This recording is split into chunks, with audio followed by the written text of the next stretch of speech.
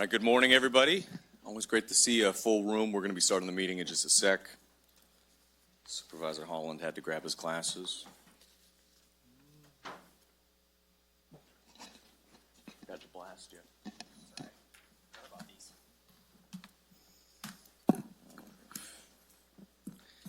Okay. All right, and we'll call the meeting to order at 9:01 a.m. Again, good morning to everybody in attendance today. This is the March 18th, 2025 Board of Supervisors meeting. So with that, we'll begin with the Pledge of Allegiance. And I'm going to volunteer somebody in the audience. Lisa, would you lead us in the Pledge of Allegiance? We love to do that to our introverts.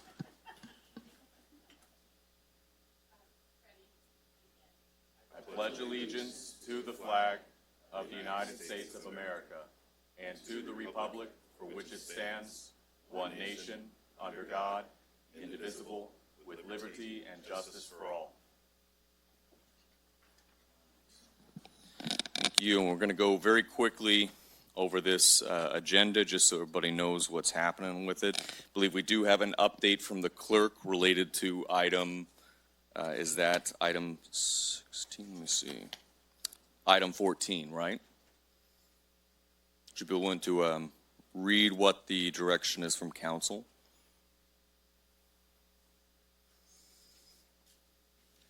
We're going to actually defer that item with the update on the dispatch for the sheriff's office until April 8th. So Okay. that item is not going to be presented today. Understood. And I know that was meant to come back at this meeting, and definitely want that to come back ASAP. Yep. As within the spirit of, I think, what was talked about at that time. Yes. So, all right. We have a number of items on consent calendar today. We also are going to have a proclamation. Anybody that has a copy of the agenda, we have them in the back. We also have them online. If you look up our agenda center, you'll see that we have a number of appointments on the calendar. These are 10 a.m.s and 11 a.m.s. These are items that we can't start earlier, so we may bounce around a little bit. There has been a request for the board if we move through consent and some of our proclamations, commendations, to be able to hear the board request earlier within that. So with that, are there any changes to the agenda, any recommendations?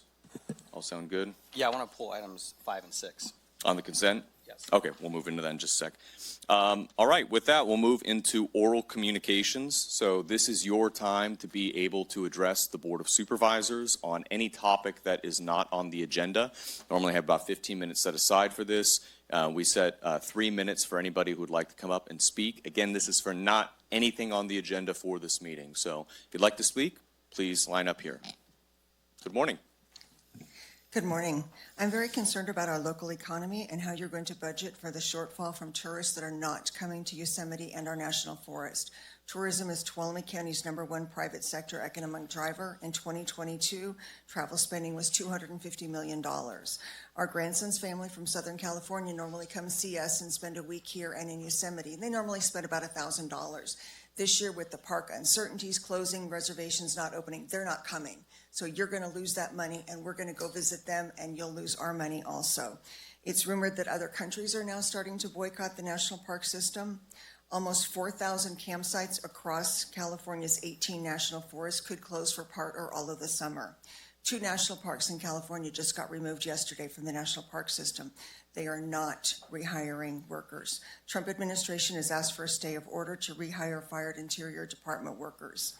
In 2024, there were over 4 million visitors to Yosemite. The county's travel industry supported approximately 2,500 jobs in 2022. That money benefits us twice, when the tourist spends it and then again when the employee spends it. Do not let current administration rhetoric confuse you. The National Park Service is 1/15 of 1% of the national budget, or about $4.7 million. The parks added $56 billion to the economy in 2023 and $415,000. The parks make money. Defending necessary park staff costs us money. We lose revenue. They'll need employment. They need housing. They'll need health care. Lawsuits are ensuing. It does not save us money. It costs us. I'm also very concerned about the direct results of National Park and National Forest Service cuts on our forest health. Zero staffing creates multiple problems. Firefighters depend on trails to contain fires. Poorly maintained trails contribute to lost and injured visitors. Multiple visitor centers are being closed. Bear petting season is going to be wild this year. You're giving up National Park Service and Forest Service money. No thinning, no prescribed burns. Sadly, I bet you're going to vote for the biomass project to make up for that. I'd suggest contacting Tom McClintock as Yosemite, Sequoia, and Kings Canyon are in his district. Perhaps as elected officials, you'll have better luck reaching him than we do. He's canceled all office staff hours. Calls to DC are referred to local offices. Calls to district offices go unanswered. Voicemails aren't returned. It's been 6 weeks. I've been calling every day. It's been 2,950 days since Tom McClintock held a public town hall in Sonora. Tom says the parks are fine, but then he wants to privatize them, log them, mine them, frack them. Golf course, big, beautiful golf course in Tuolumne Meadows. There is a Cree native saying, when the last tree has been cut down, the last fish caught, the last river poisoned, only then will we realize that one cannot eat money. Further cuts are coming. The National Park Service plans to another 30% in payroll cuts. I ask each of you, what are you going to do to protect our communities? Are you going to call Tom McClintock and tell him to fight the administration? Or do you agree that billionaires need more tax breaks? Tell Thank you. McClintock to fight for the staff. It's horrifying that we have to fight our own government to save the thank you. environment.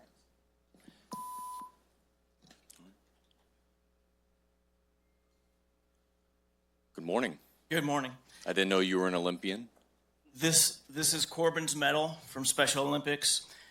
Corbin is my nonverbal, severely autistic son, and his autism was caused by vaccines.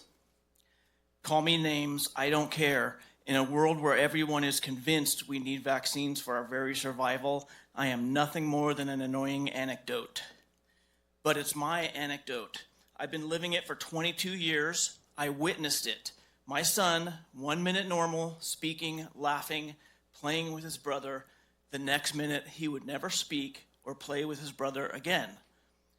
I regularly beat myself up over why I come to these meetings. At 2 a.m. before the last meeting, I was winning. I was not going to come. And then I remembered to pray. And God told me that I needed to be here because there was someone that I needed to meet. And so I came. And Ronald Owens and Julie Threet traveled to our small county to speak on their concerns about the COVID vaccine. And while everyone else was thinking about budgets and hate crimes, I was on an emotional roller coaster, and I am so thankful for God for making me come here to meet my new friends, and I will be supporting them in their efforts. I have read so much on this subject, I could talk about it for hours. For now, I'd just like to leave you with a few questions. Is it really safe and effective? Was COVID dangerous for kids? Are we born with an immune system? Is it normal in nature for us to be exposed to polio, meningitis, PCV, diphtheria, pertussis, rotavirus, COVID, hepatitis B, flu, and RSV all in one day? Because that's what one visit to the pediatrician for a 6-month-old is. How many of these are worth the risk? Whatever happened to first do no harm? Did money happen? Should pharmaceutical companies be immune from liability for vaccines? Is it a conflict of interest for so many officials at the FDA and CDC to be stockholders and on boards of pharmaceutical companies? Since Nuremberg, what happened to informed consent? Don't we just have uninformed coercion? Is it the COVID vaccine even a vaccine? Does anyone even know what's in it? When you get your kids vaccinated, were you informed by the doctor what's in them? Or were you just coerced with fear and school attendance? Is 5 COVID vaccines before kindergarten excessive? Are we so afraid of everything that we are willing to inject our kids with anything? Is fear something that could be used against us? Lord, please help us. There must be a better way than what feels like reckless abandon. In Jesus' name I pray this, amen. Thank you.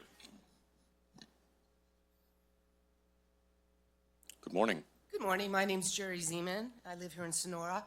I'd like to piggyback on what Eileen said, and I wonder if you know that the city of Truckee has actually issued a proclamation. Jared's bobbing his head. a proclamation to support the National Forest because they realize that their economy is totally dependent on the national forest lands that surround them.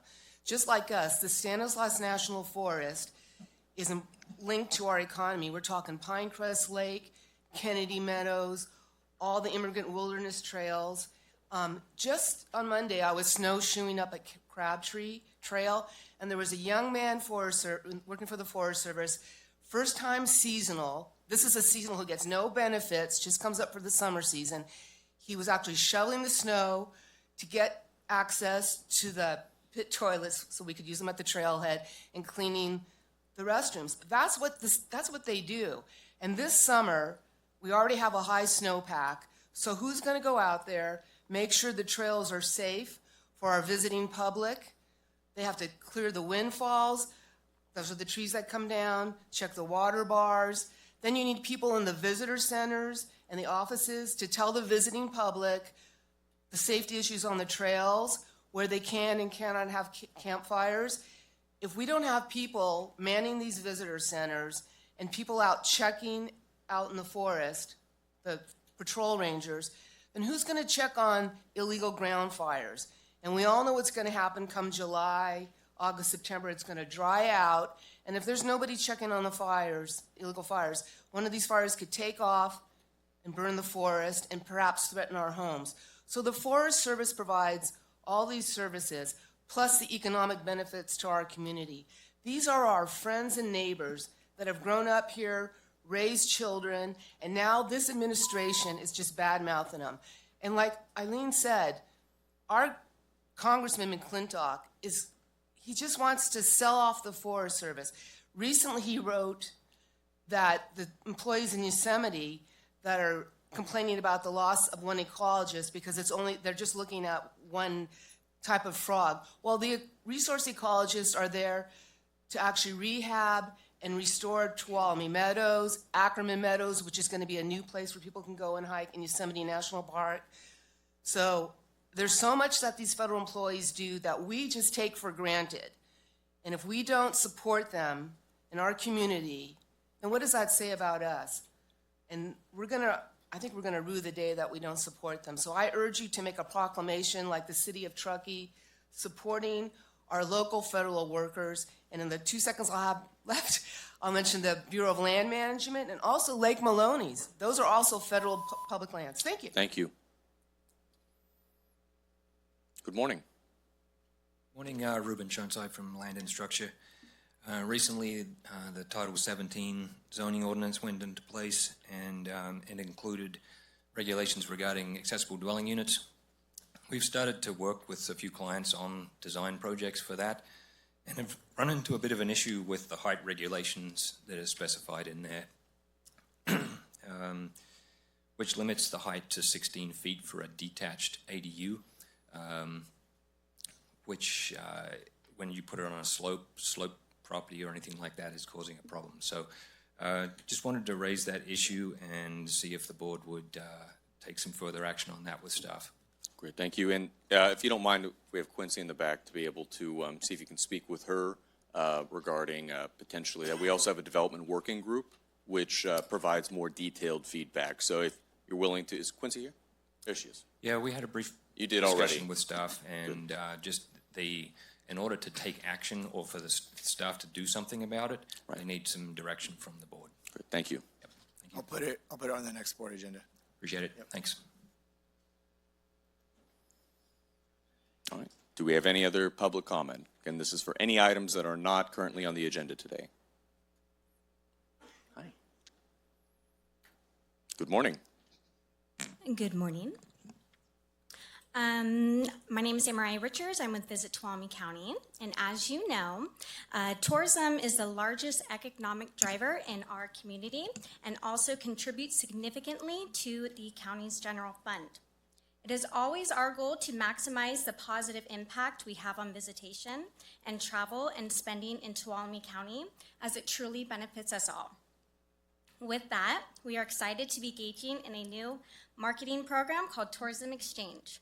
This is an international tour operator platform through Brand USA. Visit California has underwritten the cost for participation for our tourism businesses. Tourism Exchange can be a game changer for our small bookable businesses. A bookable business is one that accepts or requires online bookings. This can be an activity such as escape rooms, golf, wine tasting, local guide services, or vacation rentals, boutique hotels, and bed and breakfasts. This could be, If a business is without a current booking engine, Tourism Exchange has a free booking system to connect to that business.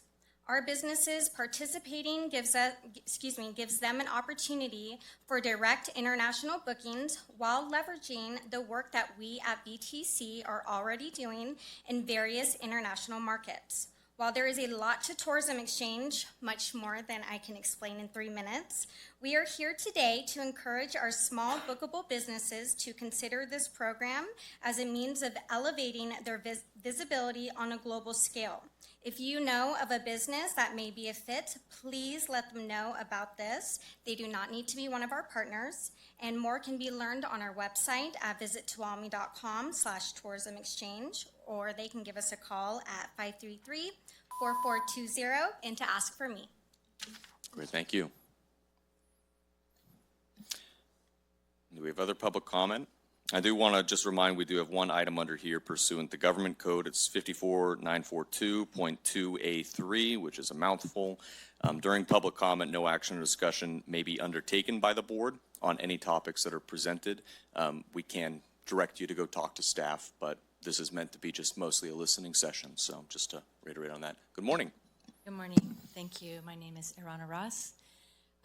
I am a citizen of Tuolumne County and born and raised in Calaveras County. I'm here regarding the proposed wood pellet facility partnership with Golden State Natural Resources and Drax, a multinational corporation. We are facing a threat, not only to the health and well-being of our citizens with this project, but a serious threat to our economy related to our threat for health and well-being. If you have lived, like I have, in crowded cities so polluted you can't see the sun clearly during the day, you'll understand what I mean. Air quality means healthy people. An article about healthcare costs of the poor air quality in San Joaquin Valley stated that the estimated cost to society in healthcare costs, productivity losses, school absences, and opportunity costs from air pollution, adverse health effects outcome totaled $498 million in emergency department visits and $223.6 million in hospital admissions for their population in 2016. I can imagine that's only gotten worse. Good air quality equals healthy citizens. Healthy citizens are better for our economy. We have a real opportunity in this county, in this rural county, to stand up for the very things which drew so many of us here in the first place. Clean air is an opportunity to live free from the burden of pollution and the noise of urban spaces. This wood pellet plant will bring absolutely no significant benefit to any of us. It only has the possibility of bringing exactly what none of us wants. Thank you. Thank you. Do we have any other public comment?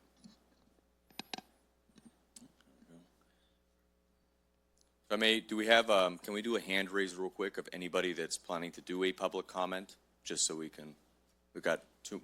Okay, great. So after that, we'll close it off. Normally we do 15 minutes, so we'll have 2 more comments. Good morning. Good morning, ladies and gentlemen. My name is Mary Hackler. I live on Creekside Drive out in the Bellevue Acres area. My husband and I bought that house 42 years next month, and we have lived there in a forested area. It was beautiful. You could lay down in the front yard and never see a car go by at night. It was, seeing the stars, etc.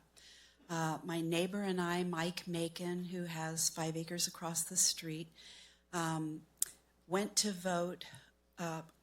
help you all vote, or your predecessors, on a little meadow that was behind his creek, on Hidden Valley Road. It was a beautiful meadow with 2 of America's largest valley oak trees on it. They call it Sullivan and Old Sullivan. You could put your whole family arm to arm around these trees. Today, this valley is a beautiful school. We built Sullivan Creek School, an attachment to Curtis Creek School, about 40 years ago. And it thrived with about 90 children. Today, I believe there's over 225 children attending, and it is a farm and garden school in which there is no busing. I have about 500 to 600 car traffics speeding by my house every day. There are children trying to walk to that school, and there are kids that know the back way to go. Everybody knew a shortcut when you were their age. I'm concerned about how much traffic is damaging Creekside Road, and then further Phoenix Lake Road across from Bellevue Road and Fern Lane and Acorn Road. I have to follow very slowly behind many cars during the 2 o'clock hour, the 8:30 hour. I waited in line for 25 cars to pull in and into the school so I could just get around one to get down here this morning. I have been wanting to come down here and talk to you all about it. I will go to the board meeting. I will go to the Curtis Creek board meetings. And yes, I'll be following up on this. But this is a real hazard in our community, and it's killing all the beautiful pine trees along the road because of the traffic. Thank you very much for listening.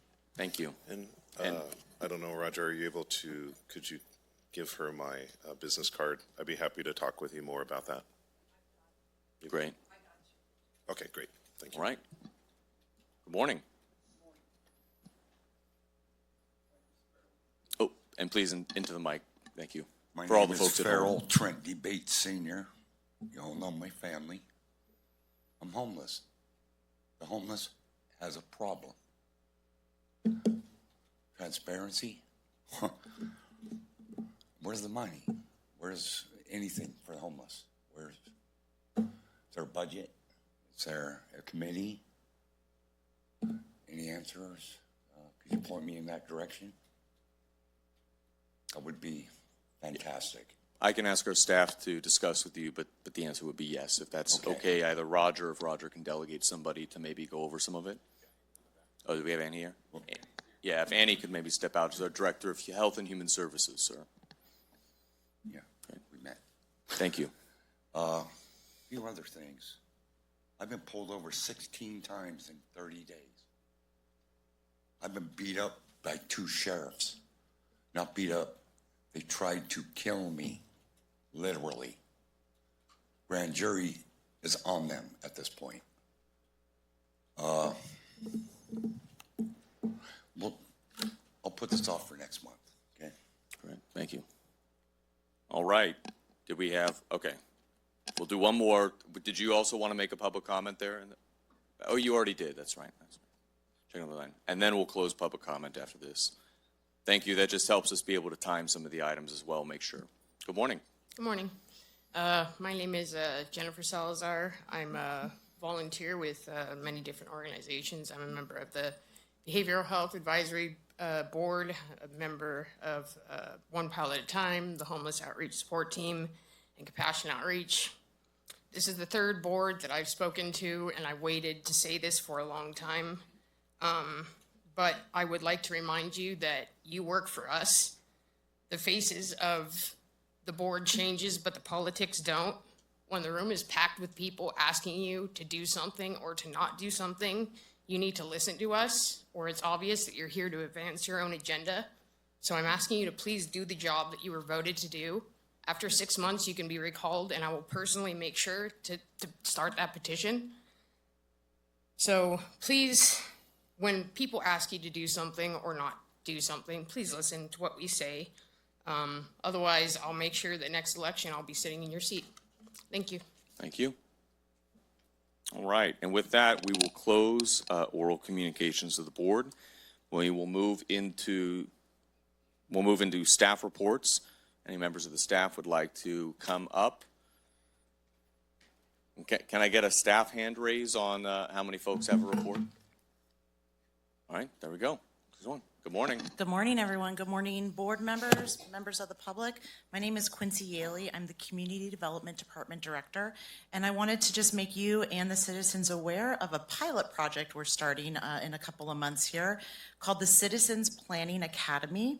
The goal of this effort is to empower community members with the knowledge, tools, and skills needed to actively engage in local planning and decision-making processes, with the hope of fostering a more informed and involved citizenry.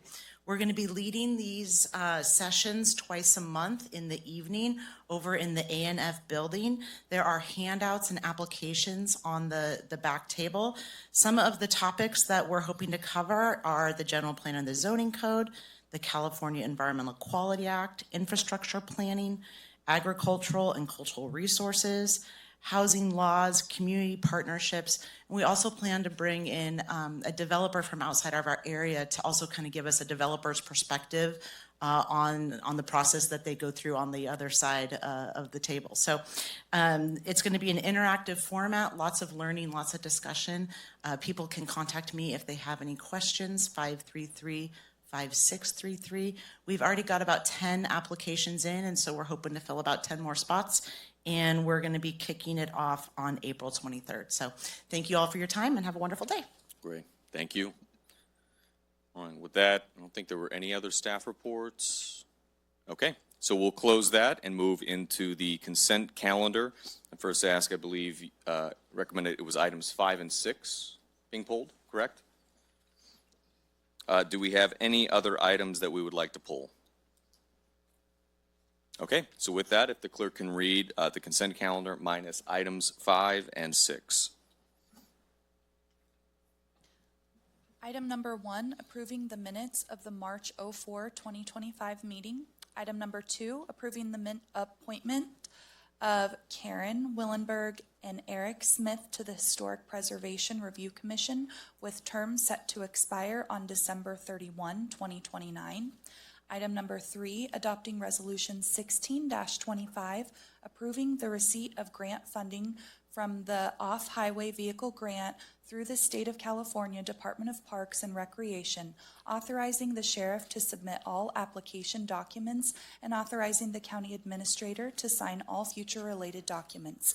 Item number 4, awarding a contract in the amount of $596,721 to the United Pavement Maintenance, Inc. to perform the work as shown in the plan specification and bid book for contract number 1657, Monoway Operational and Safety Project, and authorizing the chair to sign, included in the fiscal year 24-25 budget. Item number 7, approving the plans, specifications, and bid book for contract number 1627, Lime Kiln Road over Curtis Creek Bridge Replacement Project, contained in the fiscal year 24-25 adopted budget, and issuing a call for bids to be due on April 18th, 2025 at 2:00 p.m. Item number 8, approving an order form amendment to the OpenGov Procurement Software Services Agreement, adding a 3-year tax and revenue software service and increasing the compensation by an amount not to exceed $111,694, included in the fiscal year 24-25 budget. Item number 9, adopting Resolution 19-25, rescinding Resolutions 329-90 and 120-02, dissolving the Tuolumne County Committee on Aging, directing the transfer of $10,148 from the county to the Sonora Area Foundation, declaring the funding will be used for a public benefit and therefore is not a gift of public funds, and approving an updated 2025 Local Governing Bodies Handbook. Item number 10, approving an updated 2025 County of Tuolumne Board of Supervisors meeting calendar. Okay, wonderful. Open it up to any comments by the board. All right, seeing none, we'll open it up for public comment on those items. Again, this is every item on the consent calendar except for items 5 and 6. Well, good morning. Good morning. How are you? I'm good, Kathy. Good. My name is Kathy Peacock, and I'm here representing the Tuolumne County Committee on Aging. The Committee on Aging has served this community for many years in various events, actions, and legal issues affecting primarily our seniors, representation at other senior-related meetings, committees, and services. This has not been a loud committee, but it has been a reliable, integrated, and a sharing committee which is open to the public.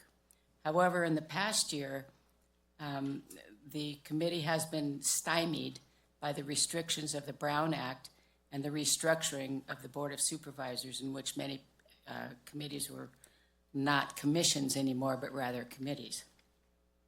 This has broken down and reduced efforts on our mission and goals accomplishments. The Brown Act, we think, may be a wonderful tool for some groups, but just not for the COA. Therefore, at our general meeting on March 10th, the direction of the COA, Committee on Aging, was discussed. After the pros, cons, and lengthy discussions and vetting some of the nebulous aspects, we concluded it would serve the county better to dissolve this committee as it is now and restructure it to reflect more committee engagement and meet the mission and intent as it was in the original format. Mr. Griefer added a number of aspects, suggestions, directions, and encouragement if this is our desire. All the members agreed. Mr. Griefer stated he will bring this to the board today. So here we are. At this time, we thank the Board of Supervisors members and staff who have taken the time to attend our meetings, support our structure and advisement. We have enjoyed participating in community informational events, and we have learned from reviewing pending legislation a lot. And most of all, we have appreciated the interactions with our senior-related entities, but especially from the wisdom, the humor, and the experiences and open concerns our seniors have shared. So we will have announcements in the media shortly about forming a citizens advisory committee, if you will, and proceed on with the senior items and concerns and share it with the Board of Supervisors on a regular basis. So, but at this time, we also would like to ask Mark Fisher to please come forward. Well, it's real Just quick. for This once. is a little unusual for a public comment item, but we'll go forward. Thank you.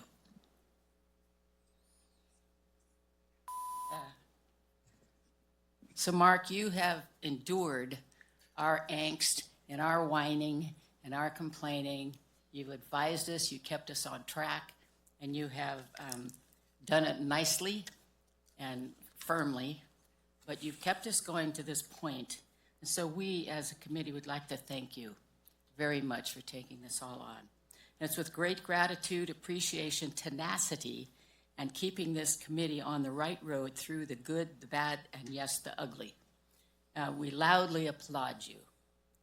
We wish you well in your new endeavors and know wherever you land, they too will look to you for guidance and advisement. So thank you very much, Mark. We have appreciated you and enjoyed you, even though there's moments that didn't feel like it. So, Thank you. Thanks. Thank you. Great. She makes it sound like it was so mean, and it was nothing like that at all. Mm-hmm. All right. Do we have any other public comment on these items? Again, consent calendar minus items 5 and 6. Going once, going twice.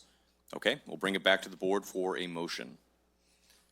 Before we make a motion, Kathy, thank you for what you do. I'm sorry that we got in there and muddied it up for you a few years ago, and I'm glad we can fix it. And we always love to hear what you have to say. So with that being said, I'll make a motion. Okay. I'll second. We have a motion by Supervisor Kirk. We have a second by Supervisor Griefer. All those in favor, please say aye. Aye. Any opposed? Abstaining? All right, passes unanimously. We'll be going into items 5 and 6. I wanted to, before the clerk reads those items, often we would have multiple commendations that would be on an agenda as a main item. In the interest of trying to speed up board meetings, which was something presented, I think, as the board to make it a little more efficient for the public and everybody up here and our staff. Many of these have been put onto the consent calendar with the direction to have potentially a recognition that would be offsite with one board member. So that's why we've been having one proclamation and one commendation on here. So only to explain the agendizing. If the clerk will read item 5. Item number 5, adopting resolution 17-25, proclaiming March 16th through March 22nd, 2025 is National Surveyors Week in Tuolumne County. All right. Okay, so I pulled both these items, 5 and 6. 6 will come up as well. Not that I have a problem with surveyors. They keep the line straight, keep us where we're supposed to be. They do good work. But it was more just about us doing proclamations. And so after our last meeting, I went back and read our policies about proclamations and kind of what the intent of it was. And it seems like our intents have kind of gotten skewed or offline. And so I don't think we should be doing proclamations all the time. That's just my opinion. And so I think it's something we should bring up at our upcoming workshop in April and have a discussion about it, because we could spend all day bringing proclamations. I could bring 12 a day or 12 a meeting, and we'd get off track and cause nothing but heartache. And so I think we need to refocus what they're for and stick to a strong guideline so it doesn't cause division and problems. And you guys know what has happened after that meeting with people sneaking into our boardroom and putting things on the signs in the office in here, stickers and stuff like that. And so it's disappointing. I commend all the people that came and talked. They took their time, they spoke how they felt, and they weren't sneaky about coming in here and doing vandalism. So anyways, that is why I brought those up. Not that I have a problem with the surveyors or the social workers. They do great work, but for us to have a discussion and get that on the agenda to rediscuss later. So Okay. that's it. With that, would it be friendly to basically have 5 and 6? We could consider them together. It sounds like that's probably the same point. There wasn't another discussion item on it. Same point. Okay. So with that, can we read item 6 and have them both considered at the same time?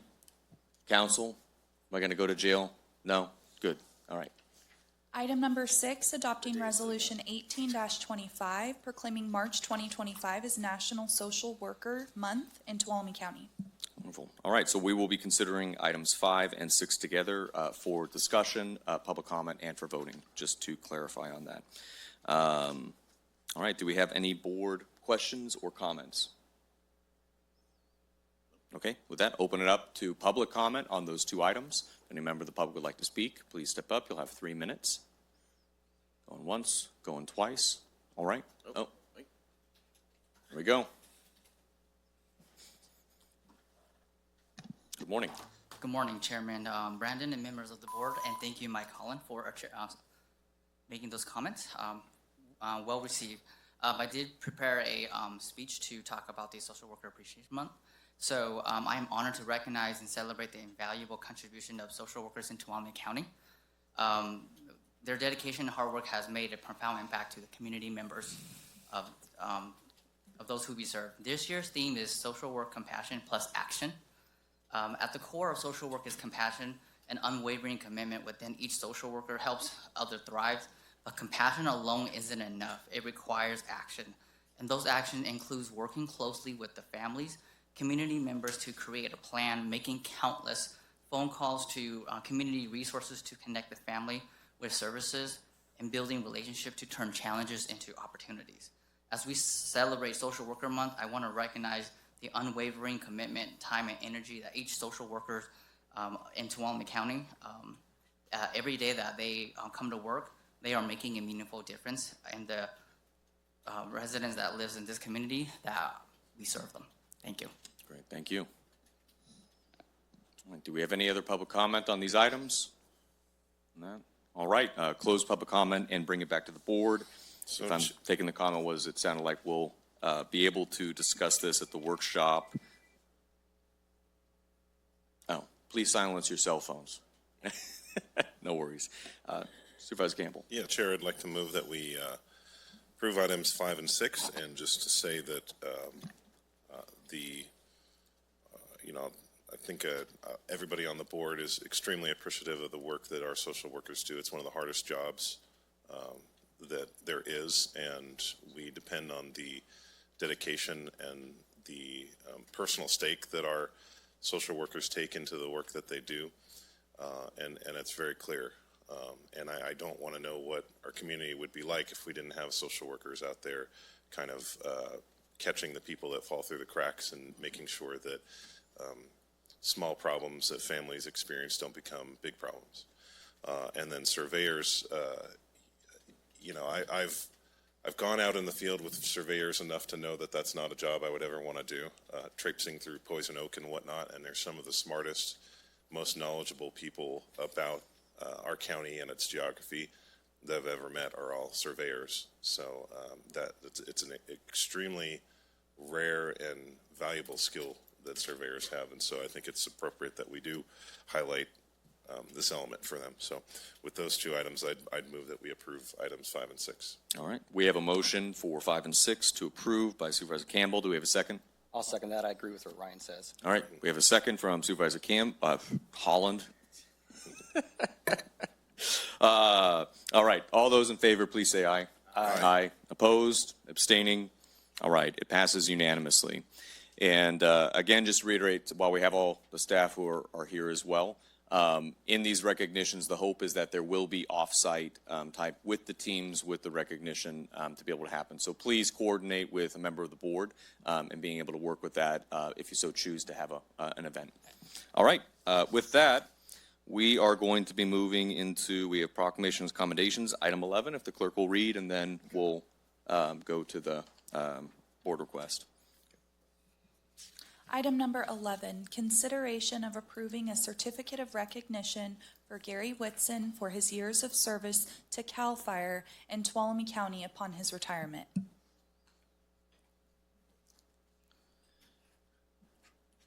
Chief, good morning. Good morning, Chairman Brandon, members of the board, county staff.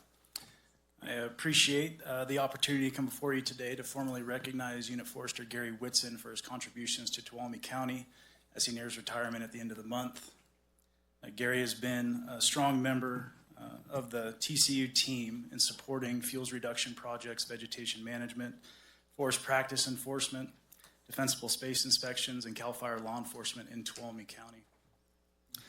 Gary, as he leaves, is leaving a 41 years of participating in forestry, as is written in the packet that you received, going all the way back to 1984. And Gary, I won't say where I was in 1984, but we were all thinking it. Are we letting them hide in the audience too? You want to come on up? It's part of the process. Right? We got him here. Let's just let him sit for a little bit. We don't Okay. So to really explain what the unit forester does, it's a really complex position, but essentially the coordination with stakeholders and cooperators in accomplishing fuel reduction projects, vegetation management projects, grant approvals. Really, Gary is the conduit to all those entities, which would include our fire safe councils, our county OES and administration, other entities like 2Care. And in addition to that, he served not only in that position, but also as a resident in Tuolumne County, really embracing the public service aspect of his position. Gary often is the first one at work and the last one to leave, and anything that he's assigned has never been met with opposition, but with an attitude of how do we get it accomplished. And it's been refreshing and quite humbling to have someone like Gary as part of our team. Gary's work is one that builds off of the people that hold that position before them, much in public service, but as he retires after 41 years, the footprint that he's left and the work he's accomplished will still be there. Most notably, in the time as unit forester, Gary has been a part of over 64 projects in Tuolumne County, including grants, vegetation management, and fuels reduction. Quite a significant number, quite an accomplishment, and that's only one portion of that 41-year career. Of note, those projects provide defensible areas of fuel reduction from a multi-directional threat along the 120 corridor that goes almost from Don Pedro with a few more pieces to establish all the way up to the forest boundary. And then in addition to that, along the 120 or the 108 corridor, specifically with Turnback Creek, southwest of Tuolumne, the Sierra Village, where it transfers into the forest until Pinecrest. Pretty significant. Those projects serve as our ability to have better success in fire suppression should we have an incident. And those projects would not have been accomplished had we not had Gary in that position.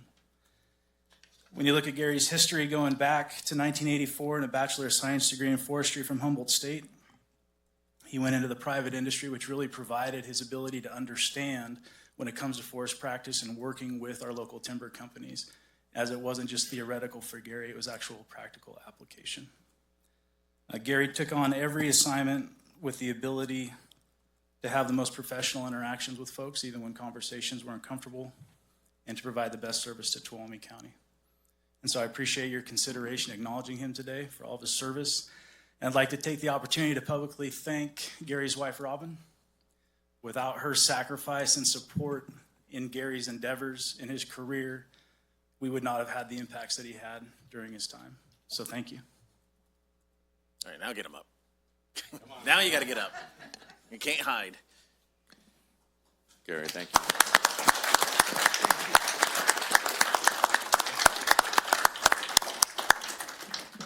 Gary, would you like to say a few words? Clearly not. The answer might be no, but Clearly sorry, not. Gary, we'd like you to say a few words. I mean, we caught him speechless. This is such a rare event. I've been very blessed with the career that I've had. And for the last 11 years in TCU, you couldn't work with a better group. They've embarrassed me a little bit by a lot of them being here today, but I just appreciate it. Thank you. Thank you. All right.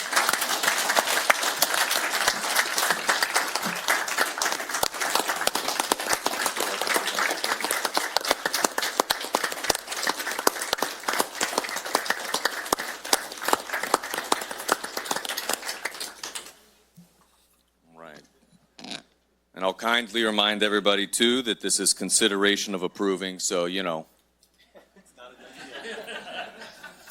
So with that, we'll bring it back to the board for any comments or questions, and we'll open it up for public comment. Supervisor Kirk? Yeah, Gary, I've worked with you a little bit on Natural Resources Committee, and you just come across as a super humble, quiet, just a gentleman. So I'm going to miss you in those committees, but I wish you all the best, and you got a room full of people who obviously love you, so I wish you the best, buddy. Supervisor Campbell? Yeah, and Gary, I mean, we worked together on a lot of different projects over the years, and I've grown to have a tremendous amount of respect for your knowledge and your expertise. I don't think there's anybody that has more knowledge. I mean, anybody that I would say could be even close is in this room right now. But it's not an accident that Tuolumne County has become kind of this leader in forest management and a nexus between public lands and the county and private lands, and you're a big reason why. I mean, if I was to describe kind of the way I see you is like you're part firefighter, you're part scientist and part historian, and like all these really sophisticated skills that you have, and I just really appreciated working with you and learning from you and getting guidance from you. And I'm very grateful that we've had you in our corner all these years, because there have been a lot of really positive things that have happened in Tuolumne County because of you. So thank you. Supervisor Griefer? We're just going to go right down the line. Mike. Sorry. So I've only been working with you since January, but I've kind of been in the same orbit as you on different projects, through whether it's through the Highway Patrol and some of the work that's been done on the road, brushing up on the 120, or it's been within PML, or not even done Don Pedro. So although I haven't worked with you a lot, I've known of you, and you're leaving a great legacy. And like Ryan said, you're kind of the ninja of the Forest Service, doing all the things that you've done. So congratulations, and enjoy your much-deserved retirement. Supervisor Holland? I think everything's pretty much been said, but thank you for your service, and congratulations on reaching your parole date. You're finally free. Great. And I agree completely with my colleagues. Gary, thank you so much for a great career keeping us safe. And as Supervisor Campbell said, it's not by accident. You do the hard work, you and your colleagues on Tuolumne Calaveras Unit, and so many more. So thank you for that.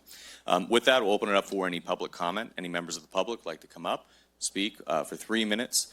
We'll also, come up. Hi. Good morning. Chuck Sloan. I'm one of the directors of the Fire Safe Council. Working with Gary has been kind of interesting. I've never heard anyone say so much with so few words.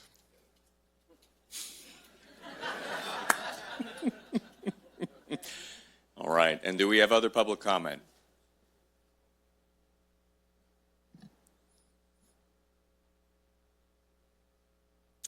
Gary, just want to say congratulations on your retirement, and thank you for everything you've done in our partnership with the Forest Service, but also, you know, we talk a lot about an all lands approach. And of course, in Tuolumne County, we have so much public land, but then we have this crucial state lands. And so much of what we do is trying to merge the two. You know, Chief Cashy talked a lot about the fuel breaks that Gary has been instrumental in.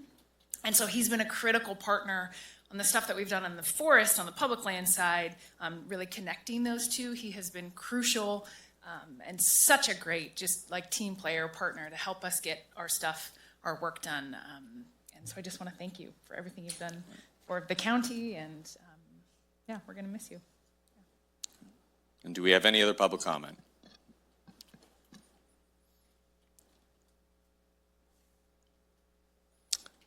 And I'll let folks know we are going to go to the board request, which should be relatively quick. I generally take a little break at 10, and so there will be a moment to further continue embarrassing Gary in the hallway and wall flow. So, Dory? Yes, good morning. Dory Beats, Tuolumne County Office of Emergency Service. Also want to congratulate Gary, well-deserved, and the work that we all do in reducing risk. Gary has been huge in that, making sure that we partner and we look strategically at the work that we're going to do in the future, and he definitely has made a mark, and he will be missed. Thank you. All right. Seeing no further public comment with that, we will close public comment on that item and bring it back to the board for a motion. Chair, I'll move that we approve the certificate of recognition for Gary Whitson for his years of service to CAL FIRE in Tuolumne County upon his retirement. And I'll second. All right, we have a first by Supervisor Campbell, a second by Supervisor Kirk. All those in favor, please say aye. Aye. All opposed? Abstaining? All right, it passes unanimously. Gary, congratulations. And we're going to have, hold for 1 sec. We're going to have, as the old guy on the board, we're going to have Supervisor Vice Chair Campbell, who's worked as staff Not and the as a oldest board person on the board.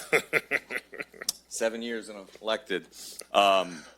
Be able to, seniority old. Yeah, there we go. You called me the oldest, though. Be able to present the certificate, and then we'll do a round of applause if that's okay. All right. Yep, sounds good. All right. And Roger, as county dad, are you getting photos? Yeah, you got to get photos. Yep. So directed. All right. And one final congratulations, everybody.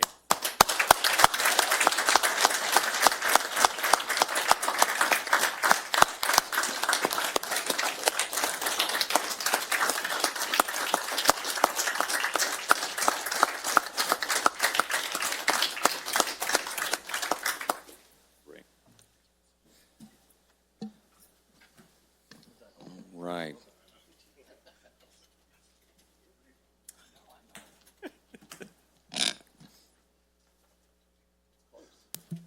All right, with that, we're going to move quickly into the board request item number 18. If the clerk can read that item, then we'll take a brief little bio break, roughly around 10 or 10:05 for about 5 minutes, and then we will go into our 10 a.m. hearing. Board clerk will read item 18. Item number 18, request for board review of priorities and legislative platform as they relate to homelessness. Kirk and Griefer. All right, and Supervisor Kirk, I believe you're taking lead on this? Sure. And thank you for bumping it up, Supervisor Brandon. We have a 10 a.m. appointment for CDBG program, and one of the items included homelessness, so I wanted to bump my item up to just start the conversation. Basically, if you read, so just so the public knows, we're not going to have a long, drawn-out conversation or direction today about homelessness. What this item is I'm bringing this before the board, asking the board at a future agenda, perhaps the next or the one after, I would like to have a more in-depth conversation specifically about homelessness. Our prior board, we made some decisions to go after some housing, some grant monies to provide for some of the housing needs, whether it was with those who were potentially drug addicted or for veterans, some transitional housing. During the process, I thought we were going maybe a little too far, so we got the homeless dashboard involved, so we were able to pair numbers with the dashboard with the amount of housing, and our board came to some great agreements, and we purchased what we purchased. The problem right now, though, is we were told that X amount of money would provide X amount of housing for the homeless population. What I'm understanding now is X amount of money is not going to be enough for X amount of housing moving forward. So what I want to do is have that conversation sooner than later. I think it could potentially hit us in the long run, potentially start drawing on county funds. So I want to get ahead of it. I want to have those conversations soon. I'm not trying to break the whole thing down, but we need to make it work financially, and we need to know where we're at pretty quick. So that's what this request is. I'm looking for support to bring this item. Supervisor, my friend right here, Campbell, thank you. I'm getting old. He did bring up yesterday. I didn't do a very good job. I brought up the legislative platform. I'm not looking to change that right now. That's going to be a longer conversation at a later date. I was simply calling out where it is in our policy and where it is in our platform. It is on our past board. It was a hot topic. Not saying that it's not going to be a hot topic for this board, but that's why both of those were called out in the memo. So my request is, can we have that conversation sooner than later, figure out where we are financially, and because that's going to also dictate how we make decisions with this 10 a.m. appointment coming up as well. So that's my request. And if I may ask staff on that too, so one of the things with board requests is explanation of why this needs to happen outside of a normal process. We haven't yet had the chance to have a legislative platform meeting or the priorities review. I know that's one of the discussions we've had at the workshop. When those two items will be coming up, referenced here in the policy, is that coming up in the near future to discuss both of those? Yeah, right now, we don't have a date for that. The workshop that we're planning in April is going to be more addressing the future budget issues, process improvements, and just collaboration throughout the county and consolidations and stuff like that. Okay. So we will set a date, but we just haven't had the bandwidth to put that forward. Okay. And then if I can ask another kind of technical question on this too. There's a number of capital projects within this, a number of funding streams, and obviously somewhat of a changing environment. And I haven't heard the same things, but it sounds like there's some projections you may have that are showing that, something had fallen through.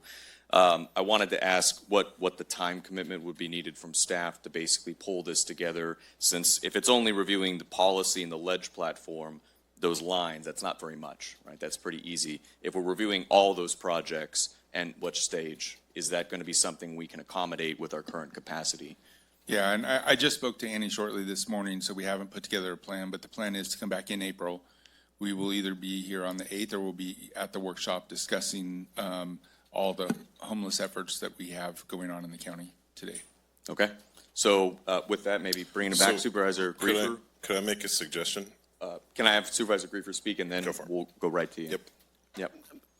Thank you. So I co-authored this with Supervisor Kirk. My concern is that we have a lot of liability ahead of us. We're obviously struggling to make our budget cuts and things like that. What I don't want to do is continue to spend money on buildings that we're not going to get open on time, and that's been confirmed. We will not be able to hit our target dates, which means we would have to give that money back. So I would rather stop spending on the buildings, reduce any additional liability. So in the event that we do have to pay back the state the $6 million, that we have a game plan in place. That was my portion of this. So I'm not really concerned about the homeless policies and procedures. You guys have that already in place. My concern is that we're committed to these buildings, that if we can't meet our obligations to the state, that we're going to have to pay a lot more down the road. Supervisor Campbell. So what I was going to suggest is, and we had talked about this yesterday, Supervisor Kirk and I, and my concern when I read this was that we're going to not do anything for the homeless in the county, that we're going to, stop providing any kind of services that we already are, that are reimbursed. And in talking with you, I understood that that's not where you're coming at. What it sounds like to me, you're looking for is an update on capital projects related to homelessness. Is that right? Yes, Okay. and that will in effect probably change some of our policy on homelessness moving Because forward. I think it's important that we all have the same information before we start making decisions, because it sounds like you're hearing something that I'm not hearing. And so I was going to make that recommendation that we just, and to me, that seems really appropriate. You know, you guys are new on the board. We've gone down this road with these different capital project investments on different sources of funding. I think it's entirely appropriate that we have an update on, okay, we spent this amount of money on this project, we spent this on this project, we have this amount of money coming in 2 years for this other project, just an all across the board overview of the capital projects related to homelessness. Does that sound?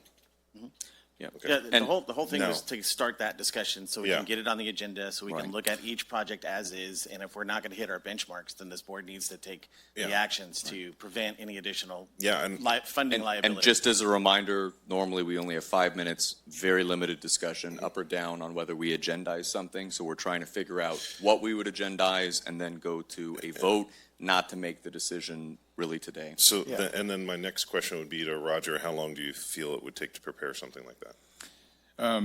So my understanding is that we want to have a presentation with an update of all the projects we have going on with homelessness, both capital and just some of the operational things that are happening today. So it'd be Navigation Center, Hotel, Columbia Way. Yep. The Camp Justice, everything we have going on related to homelessness. And I will tell you, you asked about a time frame. We will come back in April, whether it's on the 8th or on the 22nd, one of those 2 days. Yeah, I just want to make sure, be very clear specifically, Griefer and I are very interested in the capital side of it. Okay. Yes. So if I may, on kind of refining that the motion would be to basically recommend that we do place this on an agenda in the near future, according to, I think, what Acting CAO Root said, maybe not as specific as that meeting, but around that time in April, correct? I think what I'm looking for is the real nuts and bolts, right? So what is the legal ramifications if we can't make our deadlines? What's the, financial impact if we can't make our deadlines? So that would be what I would be looking for. Sure. I have no issue with that. Only want to request, puts me in a hard spot when we have a board request and we're asking for things that aren't written in there. So in the future, if there's ability to have the capital specific, because I know that's a focus and I agree, that's a good presentation, that would be helpful. But I agree with Supervisor Campbell about any assertions we need to be making need to be on a shared data presented at a board meeting. So I'm in support of it. I'll be looking for, we have to do a public comment on this. All right, so with that, we will open up public comment on this item. If there's any members of the public who'd like to speak, please step up. Going once, going twice. Okay. With that, we will close. Oh, was there somebody? There we go.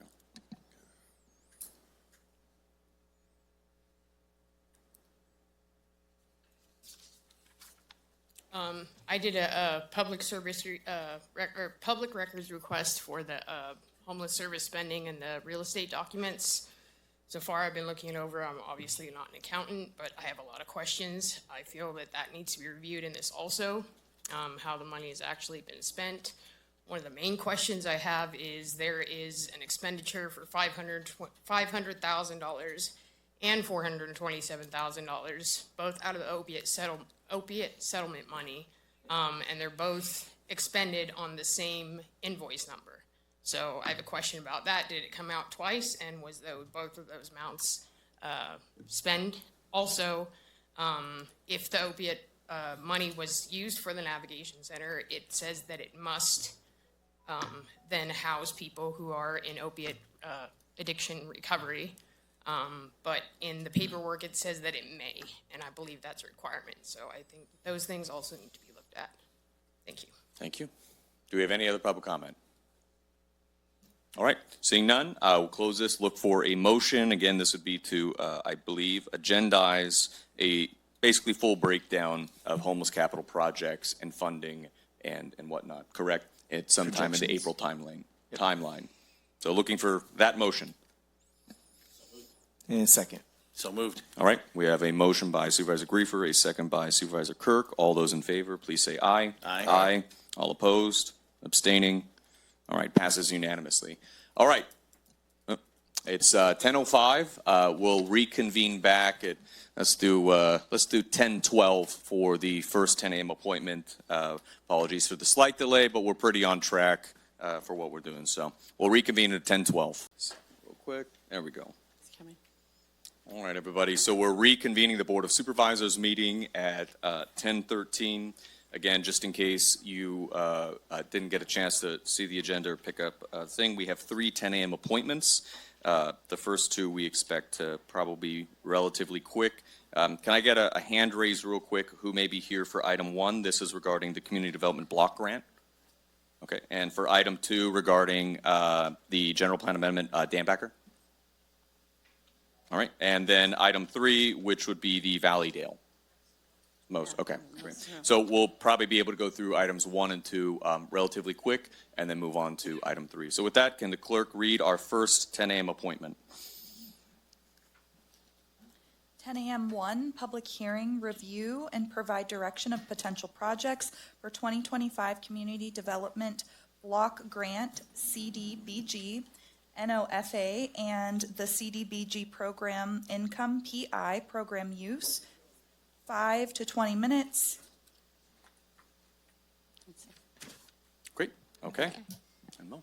Oh, sure. Hi, Mo Frank, General Services Agency Director. Oh. I'm sorry. Oh, yeah, Oh, that's, thank you. And look, you even printed the whole thing up too, and it just got shuffled into the papers. I'm banging the gavel. I'm opening the public meeting. Great. Thank you, Supervisors. My name again is Maureen Frank. I'm the General Services Agency Director. And with me today is Lori Adams from Adams Ashby Group. She is our CDBG consultant. Before you today is we wanted to provide both the board and the community an overview of the anticipated 2025 CDBG Notice of Funding Availability, or what's called a NOFA. In today's discussion, there are some items, and we apologize ahead of time. They're a little dry, but we're required to talk about them for the grant application. But what we really want to do is go over the application itself, talk about the funding, see and reaffirm some of the projects that in the past we have been looking at for them, talk about some new either programs and services that your board might want to amend into this grant if we go forward with it, and then also talking about the program income grant application before you. So with that, I'll turn it over to Lori to talk about some of the specifics. Thank you, Maureen. Lori Adams, Adams Ashby Group. It's a pleasure to be here in front of the board once again. This is an annual event, I think, that we participate in, as the CDBG funding is available annually to the county, as well as program income, which, just to provide a description of what that is, program income is funds that are received back from previous loans that were made to support the community. In this instance, it was economic development projects that have enhanced the community. When those funds are paid back, the county then can take those funds and put them back out into the community for eligible activities under the CDBG program. So it's a revolving fund in a sense, and the county then gets to determine what those uses are. And prep for the application, there's a few things that I do have to say. One, if you are going to be speaking, we do have a sign-in sheet. We do ask that you please sign in related to that. In addition to that, as a part of the HUD program, which is where CDBG is allocated from congressionally, the Furthering Fair Housing is a component of that program, and so back on the table you will find fair housing information available. So if you are interested in or need those services related to fair housing, there are some items back there for you to review, as well as the presentation that we're going to be discussing today is in a format that you can take and read at another time. In addition to that, we are required to advise the community that the county does have a local housing element, and that is available to the public through the planning agency, or also there is a website provided in the document in the back that gives you a link to that, as it is available online. The next item that I need to make sure I cover is related to anti-displacement and relocation. If you were to select a project that invoked those titles or requirements, that the county does have a plan in place to deal with that, and it is up to date. And also just to hit on that fair housing component in that packet, there is a access to an agency that can assist you with fair housing questions. So with that out of the way, let me get into the nuts and bolts of the CDBG program. So as Maureen had said, we are speaking about the NOFA that is coming up this year. We are anticipating that to be released sometime in the summer, so June, July-ish. And then we also have our program income funding that we're going to need some direction on. There are quite a few rules related to CDBG, and I think I got that limitation on time limit that I need to be aware of, so I'm going to try to run through these pretty quickly. We have what's called over-the-counter projects. Those are your large-scale infrastructure public facilities. We have competitive projects, which are housing services, public services, and planning grants. And then we have combinations of how those can make applications. There are funding limits through the NOFA. Those funding limits are based on $3.6 million total, and that can be split up into $3.3 million maximum for projects, and then you have an additional $300,000 that can be put into public services, or you can apply for less than $3.3 million for a project, and then you can go up to $600,000 for your service component. So there is a pretty healthy amount of money that's available every year. In the past, with the previous board, we had selected projects that we were going to be moving forward, and those were as follows. The Columbia Fire Station, and then the last application we were making included the food bank as well as a transportation program. That was not able to go in, so we weren't able to move forward with that application, so we're coming to the board to see if that's the status that you want to continue with, or if you have other direction. And then for our program income allocation, we also want to backfill some gap financing with our fire station. We're asking for direction to consider a Groveland Community Resource Center shade structure to further enhance that project and location.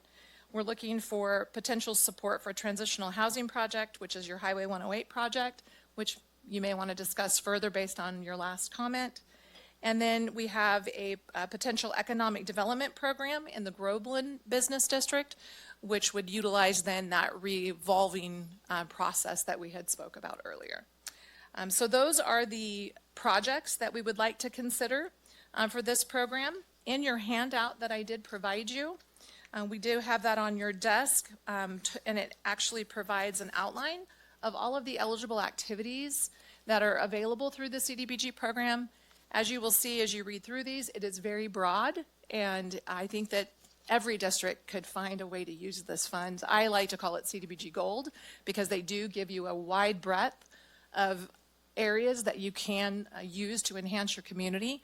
The only limit that we have that you do need to be mindful of is that you must use these funds to benefit low to moderate income individuals within the county.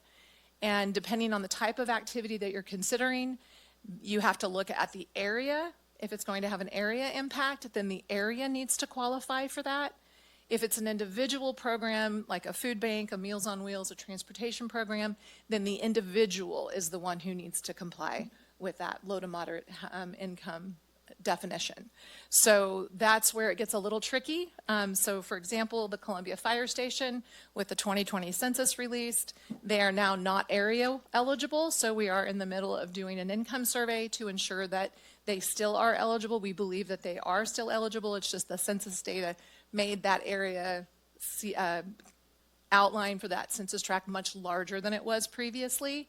So now it has shifted the numbers when the actual service area that we are looking at is likely eligible. So now we do a survey for just that mapped area in order to ensure it still complies. So with that, I'll hand it back over to Maureen. She'll fill in any gaps that I've left and then take any questions. That's basically our presentation. As we said, as Lori said, I guess let's take it in two components if we can. Is the board interested in applying for the 2025 CDBG application? If so, then staff would like to know what projects that we have. We're also, as part of a requirement for this grant, not only did we have to go through the slides that we did in the beginning, but we do have 3 public meetings coming up. They are real quickly tonight at the Tuolumne CRC Conference Center, conference room, and that is at 5:30 to 7. Then Groveland CRC, again at the conference room there on March 19th from 5:30 to 7. And then the third one's going to be Church of the 49ers in Columbia, and that's on Thursday, the 20th, from 5:30 to 7. And what we're doing is going out and reaching out to the community to see what we need to hear from the public, what their concerns are, where do they want to go in the future, and what kind of programs and services would they be looking at if we were to apply for future CDBG grant funds. And that is a public participation requirement of the state, so we are meeting their requirement with that outreach that we're doing. And then that information then we would put into a memo and get it back to the board to see what the community reported to us at those meetings. All right, and thank you for the presentation and for bringing this forward. I had a question to council as well. We've got on here for any ex parte communications. I know we've got for other hearings, more private matters. I want to see if we need to disclose anything related to CDBG. I don't think so for this. That's more for the other Figured, items. okay. Great, thank you. All right, so how this will proceed, I believe that was the applicant presentation, correct? That's correct. Or are we, because we're the applicant? Correct. Yeah, great. So we'll go into questions of the board, then public comment, and then any follow-up questions or clarifications and discussion will be afterwards. So we're first going to go just for questions from the board. This is not for comment period. Supervisor Griefer. Thank you, Chair. I have a question regarding the Columbia Fire Station. So there was a presentation by my colleague last week, or last meeting, which clearly that building just needs to continue to be used for the sheriff's training. If we wanted to deviate from a plan to replace that building, would we have to draft a plan to put in a new building there and then go after those funds to build that? At a later date, yes, because the previous board, I started on this project about 2.5 years ago. In order to be able to come in front of the board to look at the 2025 grant application, it takes that long to be able to put the required documents together for the grant application. So for example, the HCD needs shovel-ready plans and specifications. They need to be approved and the building permit pulled, which I've done. We also need to do NEPA as far as the environmental review, and that took about 7-8 months to do. So it takes a while to get these applications ready to go. So if your board decided that they didn't want to do the fire station in place that was designed and do something different, we could do it at a future grant application, but it can't be for the 2025. We just don't have enough time to prepare it. Okay, so what you've prepared now is with the intent that we would do the plans and then get the money and then fix that building up. That's correct. If it were to go all the way through. Right. Right, so if we wanted to say we don't want to do that and put in a new building on that location, then that would kill this project for this year. That's correct, yeah. Okay. Second question is the shade at the Groveland Community Center. Was that community driven? Because I didn't know where that was going to go. Or it was community. So the items on here are items that Lori and I are recommending to you are items that the board has previously weighed into indirectly. So for example, a year ago, Eric Aiken and I applied for an extreme heat grant in which the board approved, and that grant was to put up shade structure and a playground at the Groveland CRC. We didn't receive that grant, so there's an opportunity to bring it forward again. So would this be a shade and the playground or just the shade? Just the shade structure. Okay, all right. And then kind of for my own education process, how long do these funds remain available? So I'm sorry. Go ahead. Supervisor, You- I you knew apologize. where I was going with this. Yes, I did. Sorry about that. So upon the grant application gets submitted, it usually takes 3 or 4 months for HCD to review, rank, and get out the notices. And then it takes another 2 or 3 months for the state to get you, we hope, cross your fingers, a contract. Once you get that contract, you have 2 years in order to complete the project or provide the number of services if it's a program type of grant that you're going after. Or if you're going after a planning grant, the study or whatever you're trying to do needs to be completed within the 2-year period. Okay, that's all I have. Thank you. Okay. Do we have other board questions? Supervisor Kirk? The transition housing on the 108, is that the Miners Hotel? Yes, it is, Well, no, Supervisor. Just wanted to confirm. And again, these are only recommendations. If your board wishes to reallocate or do something different with the money, it's up to your board. But it sounds like we can't because we're out of time. Well, let me clarify just really quick, sorry. So the program income funds are in-house, so we can allocate those. How much money is in the program? So currently, you have approximately, probably close to 600,000 in that fund. Okay. The important part with that is we have to get those PI applications in prior to the next NOFA round. Okay. Otherwise, they'll require you to put all of that money into the next project. So we want you to have a little bit more flexibility and be able to spread those funds out throughout your community rather than just one project. So real quickly, just to add on to what Lori said, roughly we get about $20,000 a month for PI. The other thing that you need to know is we've been lucky so far. We've been able to put off, if you will, HCD from coming in and taking the money. If we don't allocate this money, they have every right to come in and take it. We call it a sweep. A sweep. So they would just take our money back because they don't like money sitting in the county or city or special districts coffers. Okay. This is a question I think more for Roger. Roger, with the cuts that we've made, obviously we know Mo's not going to be with us much longer. And who would take these up moving forward if the board approves things to continue? Well, the items that are on this list would have to be taken by the CEO's office. Okay. So, My last question, and sorry, I wrote it down, but maybe I didn't review it. Could you give me a quick summary on the economic development in Groveland, the $100,000 that's been set aside for? What, Yeah, that's- like a 20-second summary? Sure.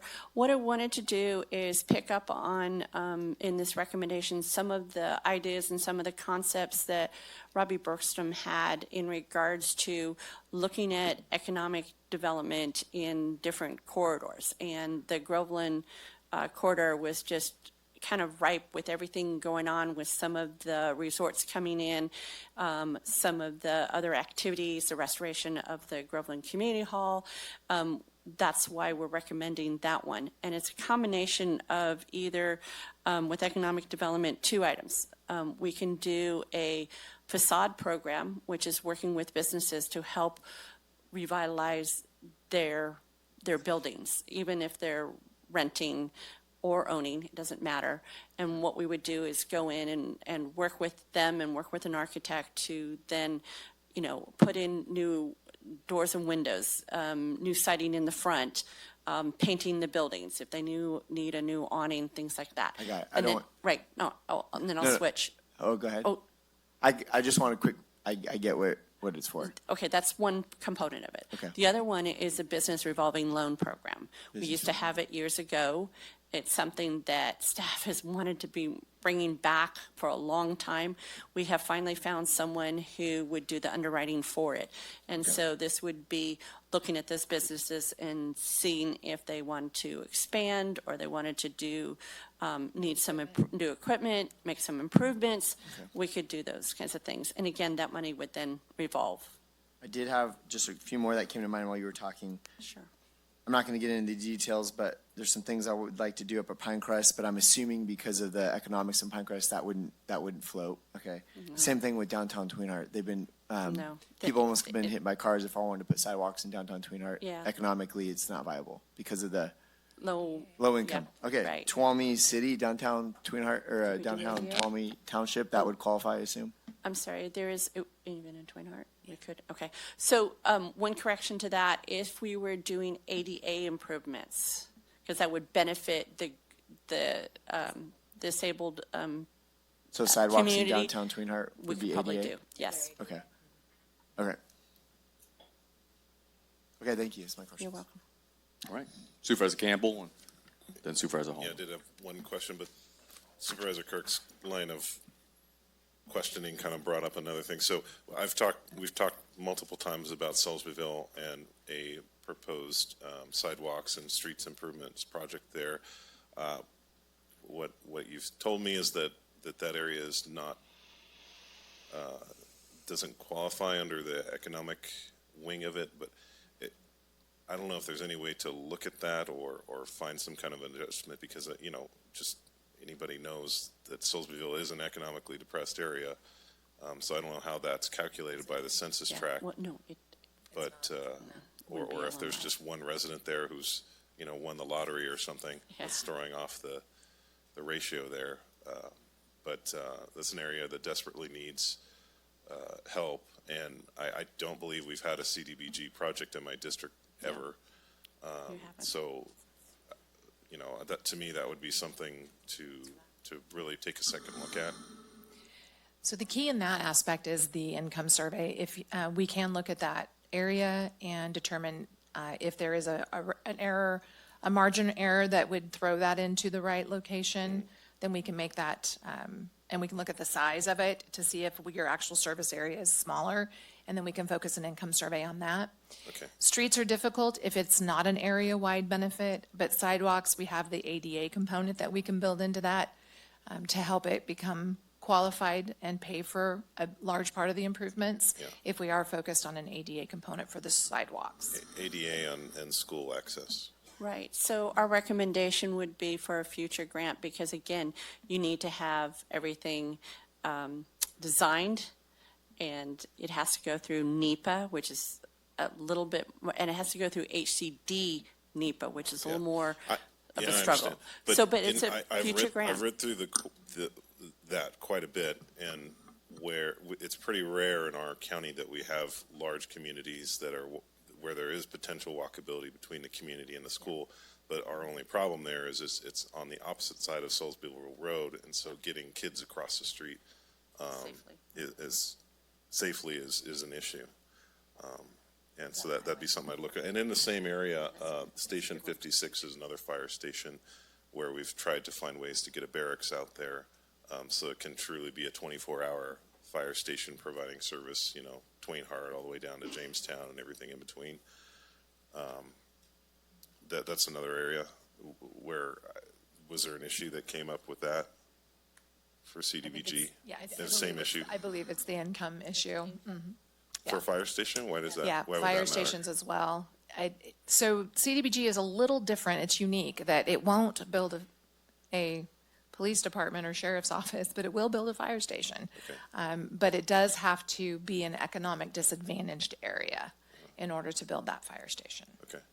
Well, I appreciate that. And the original question I had was about CDBG and the food bank.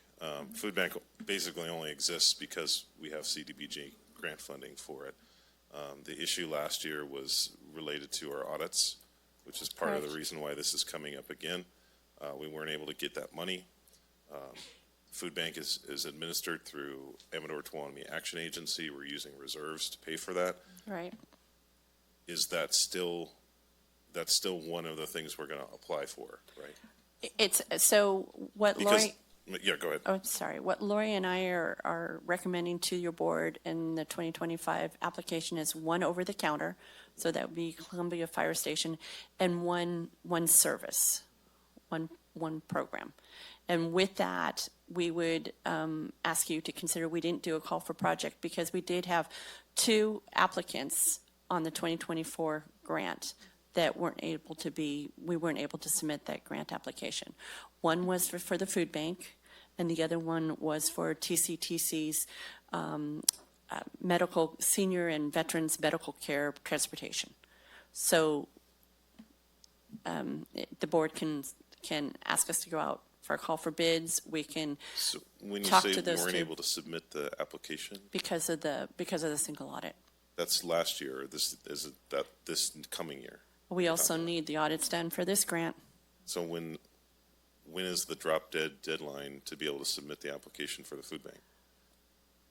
That would be as what we would know once the NOFA is released, and we're thinking the NOFA will come out in, well, June, July. It's HCD, so they've never met a deadline yet in my 30 years doing this. So sometime this summer, they said they hope to release the NOFA, and then once the NOFA is released, we have 30 days to then put together a grant application. Okay. Well, I mean, you can see why I'm concerned about this, because if you're saying June or July, if we can't submit for CDBG, that, for the most part, that is what funds the food bank, and we have reserves for that for this year, but we don't for next year. So if we can't submit for Right. CDBG, then the food bank is going Right. to close next year. We do we have have to a plan for that. 2022 grant, CDBG grant application currently open. We're in the middle of that project that is going to the food bank, and it's 275,000. What was that called? It's the 2022 CDBG grant. Oh. It's a previous grant that we submitted back in 2022 that now we just have, there was a delay in, with HCD, you can't go by even as it says 2022, it was stalled. Again, they don't meet their deadlines. And so it came out much later than that. And so right now we're working with ATCA to go through that grant application funding for the food bank services. Okay. Do they need more money? Yes, we've been talking with the ATCA staff and trying to see what we could do for their services. Okay. And just to clarify, program income is not eligible for services. Otherwise, we could allocate some of the PI to that, but they don't allow us to utilize our program income, excuse me, for services or planning grants. So. All right, well, I guess just let us know if it looks like this isn't going to happen, because this board has got we're going to have to do something about the food bank if we don't get a reliable stream of funding coming in. Absolutely. Great, thank you. Supervisor Holland, and then Supervisor Griefer after. Oh, never mind then. Supervisor Holland. So we have about 600,000 sitting in this P&I account. Can you give us a quick rundown, since it's sitting here and we can use it, what can we use it on? Absolutely. So on your handout, the first page is eligible activities under the CDBG program, excuse me. So the housing, the community facilities, and the public improvements on the first page. On the second page, you have your eligible activities for economic development, and that's going to be any grants or loans for businesses, micro businesses, or supporting businesses, your over-the-counter grants that are going to be related to the facilities, the equipment, on-site improvements are both eligible.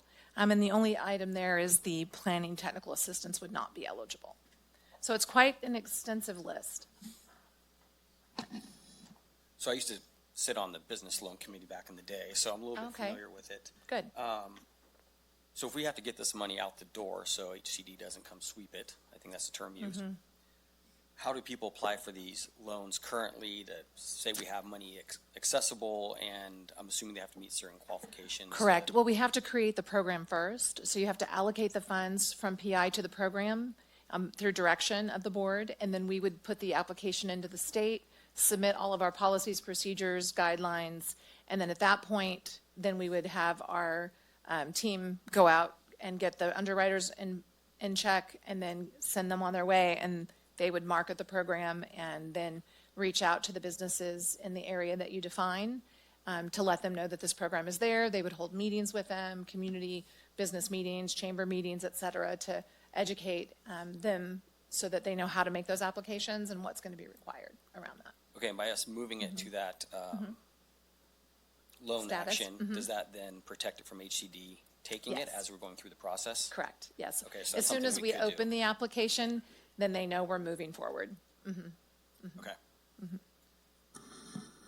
It is and I think a very useful program, as you've probably seen in your participation for Yes. communities to have. Great. Just a few questions I have. Was there any coordination in trying to make this work with tribal CDBG locally? They are eligible under the Colonias. Yeah. We do have an outreach process, which we have not done this year Okay. yet, because we wanted to get direction from the board on what direction they would like us to go in, because we've been not able to apply for this because of the audits. Right. We didn't want to take those steps until we knew if you wanted to keep the projects that you had previously in queue and move those forward, or if Right. you wanted to start again and do an outreach, et cetera. Okay. And then I wanted to ask, with the Groveland Economic Development Program, I understand that it's a qualifying thing, but when I think of, issues that are struggling, Twain Harte Shopping Center is definitely one. I know we've had the project and seen that. Jamestown, too, where we've had a number of key businesses close. Groveland, with the resorts and the traffic, I mean, it seems to be doing pretty good right now. It gets quite a bit of business. So would Jamestown be eligible? And why was the Groveland district there kind of two of these four? Right. It was, where do I begin? Yes, Jamestown does qualify. I think it depends on where the business, we might need to do an income survey again for that area. Yeah, some of it wasn't in the census. Well, anyway, so. Because generally, it's always in the disadvantaged category. Right. And so back in 2010, Terry Cox and I, the previous CDBG consultant, did do a facade project down there in that area. And because we were also doing major projects in regards to improvements with Public Works, we decided at this point for the 2025 to hone in and look at Groveland versus Jamestown. Okay. And last question on this would be if there was board interest in trying to move basically the Capital One into a different project, it basically have to be something that is shovel ready that we're already working on, right? Right, that is NEPA cleared. NEPA cleared. And so there's, as Supervisor Campbell mentioned, I think only a few projects that fit that. One of them is Rawhide Bridge, which is as old as me. Would that be something that has the planning documents potentially ready to be able to have the money to deal with the utility easement issue and move along? I don't know. You would have to ask your Public Works Okay. Director. I haven't seen the plans. Or if we have other kind of capital project things that are at that level that it could switch. That meet the area benefit. Right. Okay. Jen, I got one more question. Sure. Supervisor Holland? Back to this loan thing, could we loan the money to the food bank No. for something? No. Well, for a Business. public facility. Mike? Yeah, I'm sorry. If you wanted to improve their facilities, that would be an eligible item, but not as a public service for operations or food purchase. Okay, thanks. Okay, so with that, we'll open it up for public comment. Again, this is on item for CDBG. Any member of the public would like to speak, please come up and you'll have 3 minutes. I got 1 and 2. Good morning. Morning. Let me introduce myself. I'm Joseph Borse. I'm the Executive Director of Amador Tuolumne Community Action Agency, also referred to as ATCA. ATCA has been providing social services to Tuolumne County and Amador County for 43 years. I don't know exactly when we started running the food bank, but I think it was about 40 years ago. So I found out in December, so by the way, welcome Supervisor Holland and Griefer to the board. I've been working with the other 3 supervisors for the last 6 years or however long they've been on the board. I found out in December that there was this issue for 2024 CDBG funding, which actually would have funded us into 2025. And I found out that there was an audit issue associated with that. So please keep that in mind as we move forward, because if the audit issue isn't resolved before this NOFA comes out, there may be no funding for 2026. I just want to make you aware of that. Thank you, Supervisor Campbell, for bringing the topic up of the food bank's needs. The 2022 CDBG funding we have will run out in about July. It costs us about $500,000 a year to run the food bank. We fund it half through donations and some other funding that we get, which is very small, called TFAP, which provides food that we can procure. But the other half, roughly $250,000 a year, comes from CDBG. This year, I will be coming forward to the board of ADCA requesting the use of $230,000 of our reserves to fund the food bank through the end of this year. After that, our reserves will be gone for the most part. So I just want to urge, and I loved the question about whether we could use PI to somehow fund it. We don't need facility upgrades. We've got money for that. What we need is funding to support our staff, which are 5 full-time employees who deliver 1.2 million pounds of food a year to 14 pantries, including Interfaith. One other thing in my last 30 seconds is, if there's PI that's available for housing support, ATCA has offered and is working with Annie Hockett to see how we might be able to support housing for Snell Street or Miners Motel. So when the discussion happens in April or whenever, ATCA is willing to support housing services for the county for those kinds of works too, if that works into the PI. Thank you. Thank you.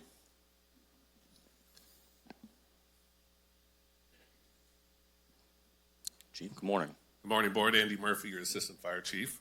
I just wanted to come before you this morning to urge your support, continued support of this board, of the board's support of the Columbia Fire Station, also known as the Pereira House, right near the airport.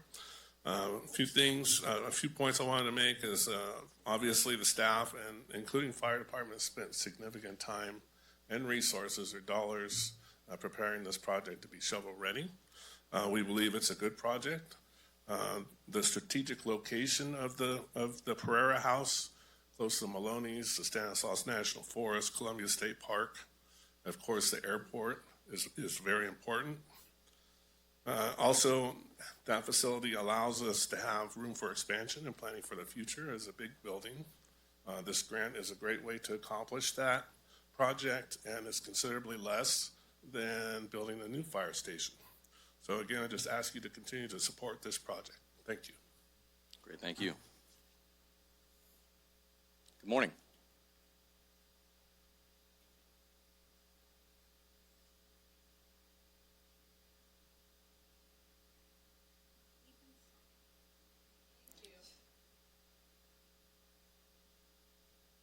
So I know everybody here except for Supervisor Griefer, so greetings to you.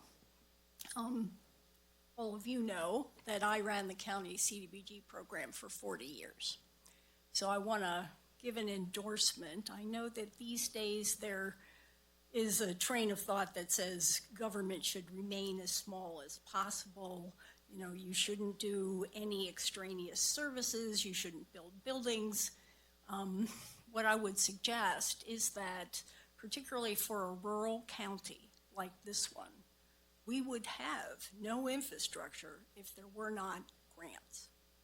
And even the CDBG program, and I know Lori's added more since I retired from CDBG a couple years ago, but during that time, we generated over $65 million in projects to the county. And an awful lot of those were either for water, sewer, storm drainage, flood protection out at Standard Park. You know, the list goes on, as well as a whole list of public services, including the food bank and Meals on Wheels and ISIS and shelters, and, you know, it's like 4 pages of projects. So this has continued to be a very important source of funding for the county. Part of why you have been so successful is you never missed an opportunity. So being ready is critical, and these projects take 2 or 3 years to put together, particularly for a capital project, so you don't want to miss those opportunities. In addition to that, you need experienced, competent staff.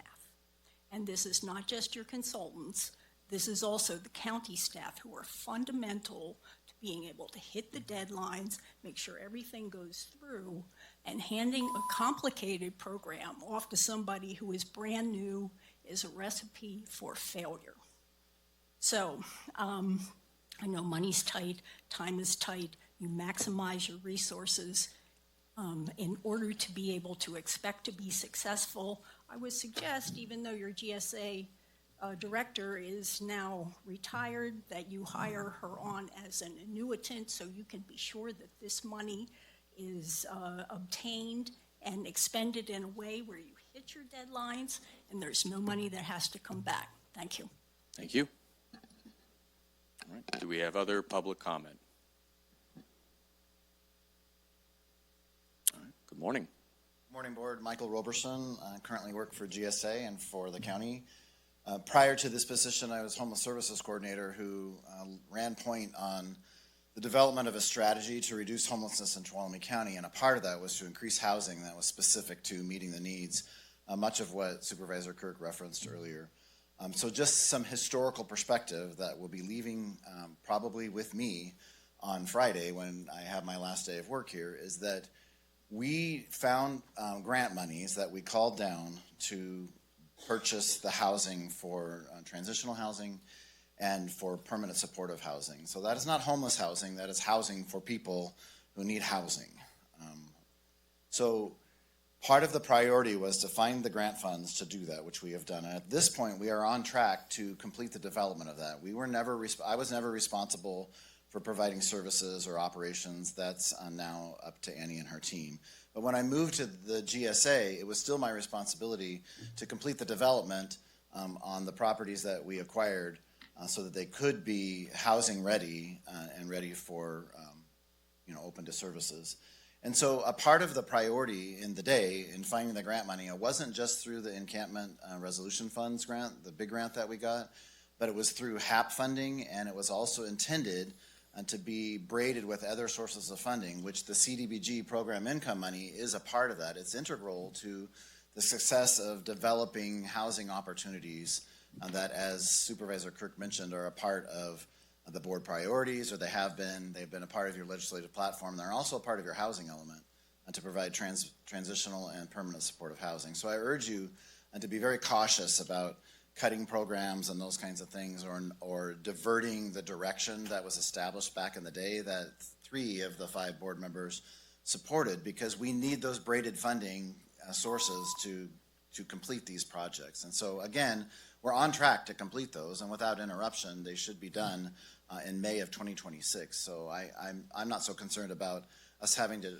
turn the money in. I am concerned that if we don't complete it by the completion deadline, then there's an issue. But we are on track for that, and I'm assuming that there is a plan for other leadership to take those. I would also echo Terry's comment. You need competent staff to run point on all of this, and I would recommend that you I would strongly urge you to consider bringing Mo Frank back on as an annuitant. You need her expertise, and you need a staff person who can run point. So you've heard that from me before, though, so that's not new news. Anyway, thank you for the time. Appreciate it. Great, thank you. We have other public comment on this. Going once, going twice. Okay, we're going to close public comment, bring it back for any additional questions of the board and or clarification and follow-up from staff based on the public comment. After that, we'd be going into closing the public hearing and then bring it back for discussion. So do we have any final questions or clarifications or follow-up? I have a question. Yep, Supervisor Kirk. On the $400,000 for the transition housing, was that part of the original master plan for that Miners Hotel, or when did we decide to go after that? No, it wasn't. It was once Michael and I started working on the design of the facility. We knew there probably might be a funding gap and looking at other resources to fill that gap. Okay.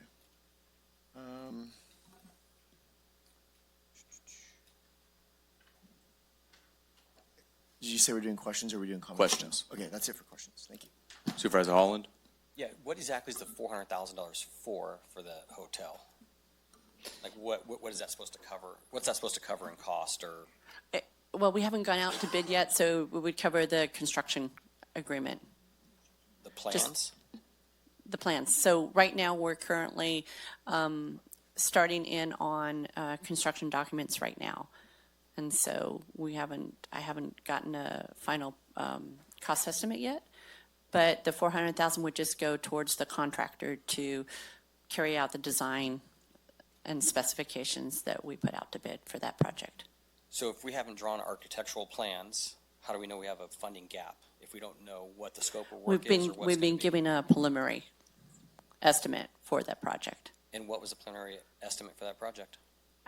I'm sorry, I don't know at this point in time. I can Guess for me. 2 million, 3 million, 5 million? I think it was close to 1.1, 1.2, I think, For everything? for everything, the house Including this and the 400 hotel. Including the $400,000 in here No, that's the expense to do the work? to do the work. So on top of the 400,000? The constructability was Right. 1 million. Right. I mean, when you do a project, it's all cost, not some cost, right? No, So, so I mean, it would include any of the soft costs and, right, that's what I'm asking. Our right. total cost. Right, What is costing the taxpayers to do this? right. So it's about, right now, again, it's preliminary 1.1. Okay, thanks. No, the fours. All right, That's how much it cost. And I don't see any other questions, clarification from the board. So with that, at 10:58 on this item, we will close the public hearing. And I thought that we'd be going a little faster through this. I want to say everybody that's waiting patiently with it, I appreciate your patience, so thank you so much. With that, we'll bring it back for discussion or deliberation by the board. Only being mindful, we do have, I think, most of the folks in here for the Valley Dale project. I would like to highlight the comment, too, that there's a lot of background that goes into these, so if we're focusing on any alternatives, making sure that we are choosing ones that actually could be implemented with the capacity and time that we're dealing with. Any board comment? Supervisor Griefer. No, thank you. So regarding the fire station, I understand, and by the way, I'm not going out to the fire station, Andy, yet, sorta. My question is that this is all grant funded, right? So if we say we're gonna start down this road on this building and we don't get this, then what? But we still have that building out there and they still need a fire station, as opposed to. Right, so that would be something that the CEO's office would need to come up with a plan. Right now, I believe we're currently, so when we took over the the Columbia Fire Protection District, the current station that we were running out of we weren't able to use it. Basically, there's a working bar inside the apparatus bay. We cannot have that as far as our part of our operations, so we needed to find another location. Right now, I believe we're at Columbia College. We already have more than extended our welcome there, and I know they're looking for us to move out of that area. I do not know, maybe our fire chief can tell you if we don't build this, where else they would go. I don't know. And I understand the concern. I Yeah. mean, we saw the video, we saw what the building is. My concern is I don't want to commit us to something that we're going to get halfway through, the funds dry up, and now we're stuck with an No. incomplete building or, something like that. And part of that could be my just learning this entire process as we Yeah. go through that. But again, I think that. So the cost estimate, I'm sorry, Supervisor. ahead. The cost estimate for this is 3.1. What I'm trying to do with the additional money from PI is make sure that we do not have that situation where someone is asking for, we get halfway through the project and they're asking for any kind of general fund money for this. I have made sure there's plenty of contingency built into this project. So I know money is tight, and I know the last thing that this board wants to do is obligate general fund to a project like this. And so that's what I'm doing here with the PI money, is making sure that there's plenty of money for this project. And it's shovel ready to go. Yes, it is. I have the permit in hand. Okay. I mean, I don't want to hold it up just because of what possibly could be, but I just want to make sure that we're very cognizant of what possibly could be. Great. And if I may too, I know that there's, Mo's had to explain it, multiple steps often in having kind of a feasibility study, then having architectural design, and then having an engineering one, and then the actual construction, same as the sidewalk projects for, I think, the, Golden, TCTC sidewalk project. My load.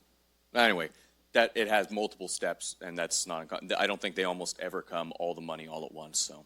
Anyway, Chief, did you want to add to this? And then we'll go back to board discussion. Yeah, good morning again. Just to clarify on the current situation in Columbia with the fire station. So the engine that is there that is county funded is located at the Columbia College Fire Station. And it's a collaboration, really a success in the community of them providing the facility through an agreement. And we're able to house the engine there because we didn't have a place to put it in Columbia at the time. However, in good faith with the college, it was never intended to be a long-term, multi-year position. It was designed to get us to where we needed to go, where we could actually get a fire station or a location for that engine outside of that. So I just want to clarify that right now. As far as other places to go in Columbia, we really don't have any place else right now. There is the relocation of the state air attack base, but that's in the preliminary processes, and the amount of years it's going to take for that to actually occur, where the current footprint would then come back to the county, will probably far exceed any of the timelines that would be appropriate for maintaining an engine in Columbia. So I just want to clarify that for folks as you're making these decisions. Thank you. Thank you. Do we have other comment, discussion by the board? Supervisor Holland? Yeah, so do we have the 3.1 million already for the, No, that's what we would be applying for in the 2025 grant application is the $3.1 million. so what's the, so I guess I'm a little confused. We're applying for the 3.1 and 300,000? Yes. Because that So gives, 3.4 million. right. Okay, so our paperwork says 300,000. That's why I was confused when you were talking about gap funding. That would mean we already have the Right. funding and we're looking for more funding. The two things with the utilizing the PI money is, one, to give your board discretion and capacity if you wanted to select a public service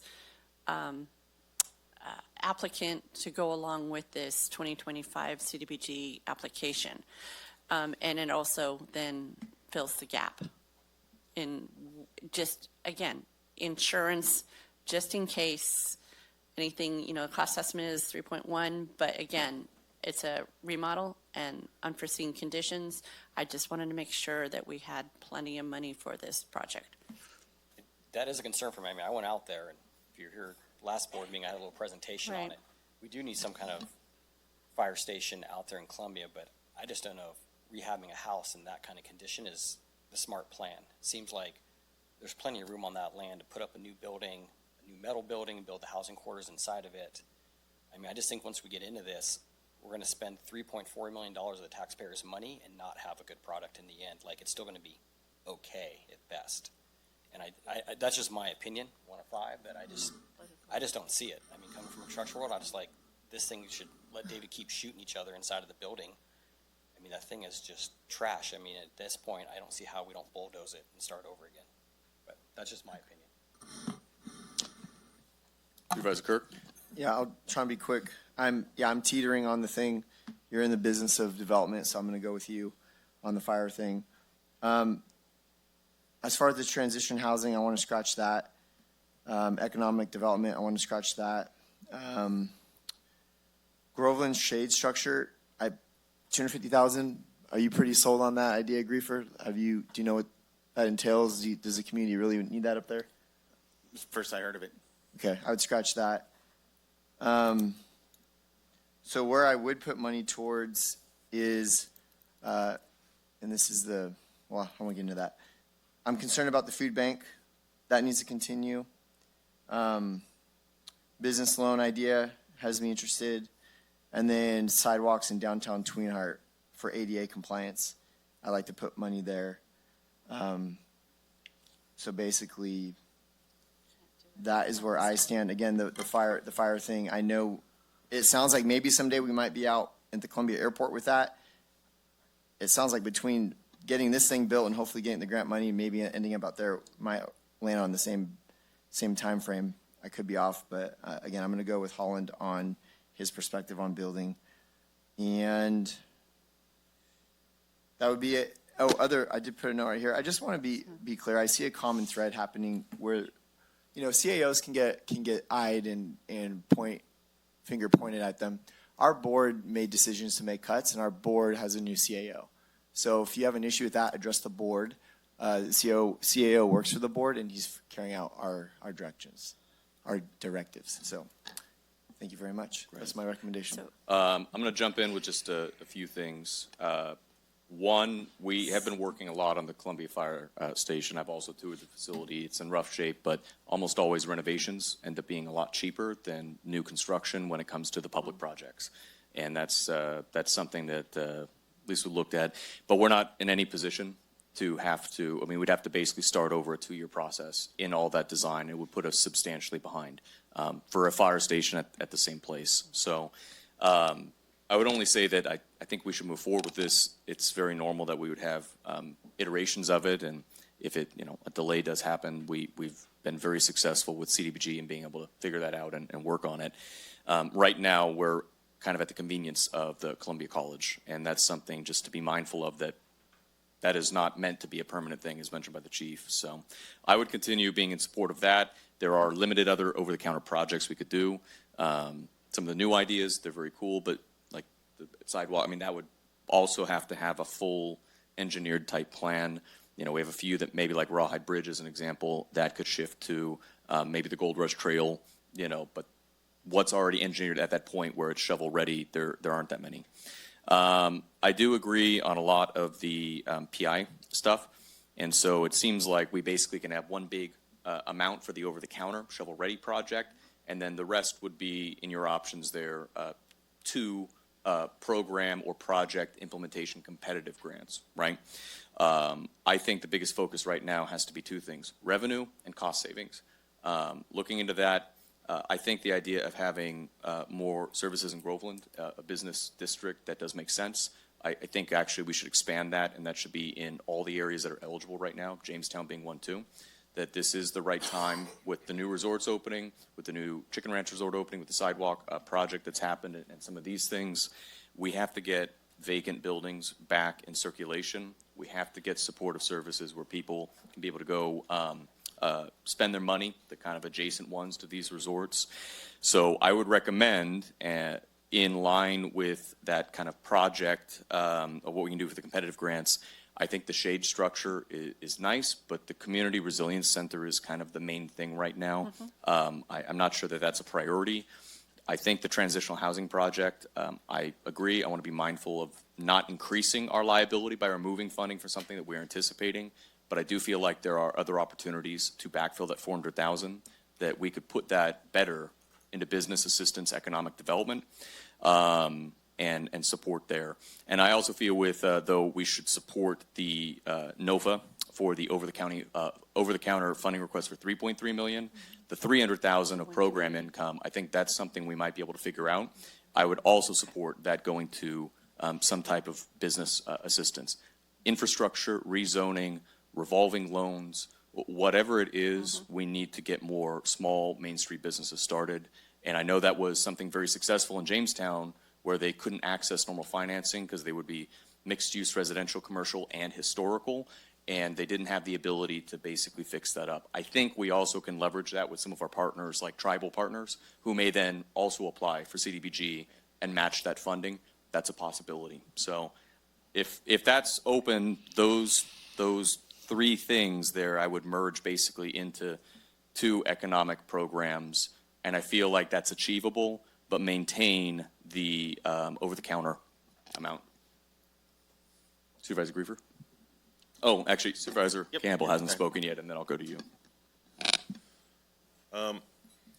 Yeah, I was kind of trying to decide how to approach this, because it feels a bit like we're getting the cart before the horse with this, because these CDBG funds are in service of projects that we've already decided to go down. And so looking at the funding, to me, comes secondary to whether or not we want to do the project. So I feel like with all 4 of these that are listed here, we needed to have a discussion first about whether we want to stop the project, and then we go to CDBG and say, okay, we're not going to do this project anymore, so these funds that we've allocated toward it, we need to allocate towards something else, and then have a conversation about what they're going to be allocated for. The chief example of that, well, I guess all of these are kind of examples of that, but the chief example to me is the hotel, the Highway 108 housing project. I have some issues with that, and I'll admit I'm not quite sure that that's viable, but we need to look into whether My concern with just pulling the funding right away from that off the top is that, let's say we do that, we reallocate those funds or just decide to not go after those funds, then we find out that we can't, sell that property, we can't just give it back to the state, we end up stuck with it. And so now, not only are we stuck with the property, we also no longer have the funds to rehabilitate it and possibly turn it into something useful, which the county is very good at taking on useless properties. So that's why I have a little bit of a sensitivity to that and a concern that we're going down that road again with the Highway 108 project.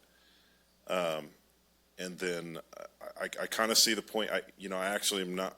I remember us discussing it, but I don't remember a lot of the details of the Groveland Community Resource Center structure there. Even if we're just talking within Groveland, I could see probably better uses for that kind of funding. I don't know if it can be just transferred over, or is it just, are we talking about, we're just not going to seek these funds anymore? Is that what we're talking about? That's up to your board. Right now, before you for consideration is, does the board want to apply for the 2025 CDBG application? And if so, then what projects? And then regarding PI, what would you like that money to go towards? Okay. So that's up to your discretion. All right. Well, I don't feel like I'm in a position to say that any of this is wrong right now. I think we need to talk about the projects themselves, and then if we don't want to proceed with these projects, which I, may well agree that we shouldn't, then we look at CDBG funding. I just don't want to pull the funding before we know for sure that we aren't going to either be stuck with properties that are not usable, or that we do indeed want to stop these projects before we know more about it. And then the last thing I would just say is, I've already mentioned it, but the food bank, understanding that, looking at if there are creative ways that maybe we haven't thought of before of using CDBG funds to backfill that, or backfill the reserves that have already been expended there. It's a big concern for me because, if we're talking about we're going to find the NOFA results in June and then we're going to be out of money by July, that to me that's a little bit too close for comfort, and we're kind of gambling on a really important community resource that a lot of people depend on. So to me, that these projects are long-term things that take years, but the food bank is an immediate, right now kind of issue. So that's kind of where my mind is. Great. I appreciate that as well. Only to jump in real quick, all five of us have had a chance to comment, and those run a little longer than we've anticipated. So as staff had mentioned, it's whether we are applying, I'd say then the big project, the over-the-counter, and then we're kind of discussing these other four items. And so Supervisor Griefer said I'd be able to make a comment. I think if we can kind of pull something together on those three things, then we're going to be able to move this forward. So, Supervisor Griefer. Well, I think that's kind of the problem, right? We've put the cart before the horse. We're trying to make a decision on something that we're not really sure it's viable, or if we want it or we don't want to do it. So I think that's the first hurdle we have to cross. My two questions I have is, regarding the fire station, how much money are we into that for?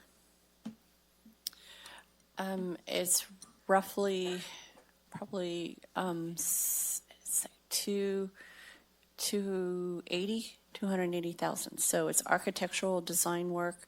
There was a hazmat study that was needed, and then we've done NEPA work on it and paid a consultant to help us through the NEPA process.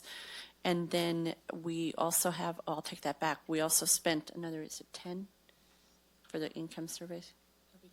It'll be 20,000 for an income survey. Okay, so I remember when this came up. I wasn't on the board, but I was watching. I remember when this was discussed. You advocated very strongly for this, which I have no issues with. But now we're at 300,000. So if we were to say no, moving on this, we just throw $300,000 out the window, right? 3.6 million. No. 300,000 is what we already spent. If we don't move forward on doing that, then we still have to come up with a new fire station. We still have to come up with something. So if we're going to be fiscally responsible, we have to look at how much have we already spent to get to this point, right? So that's kind of what I'm looking at.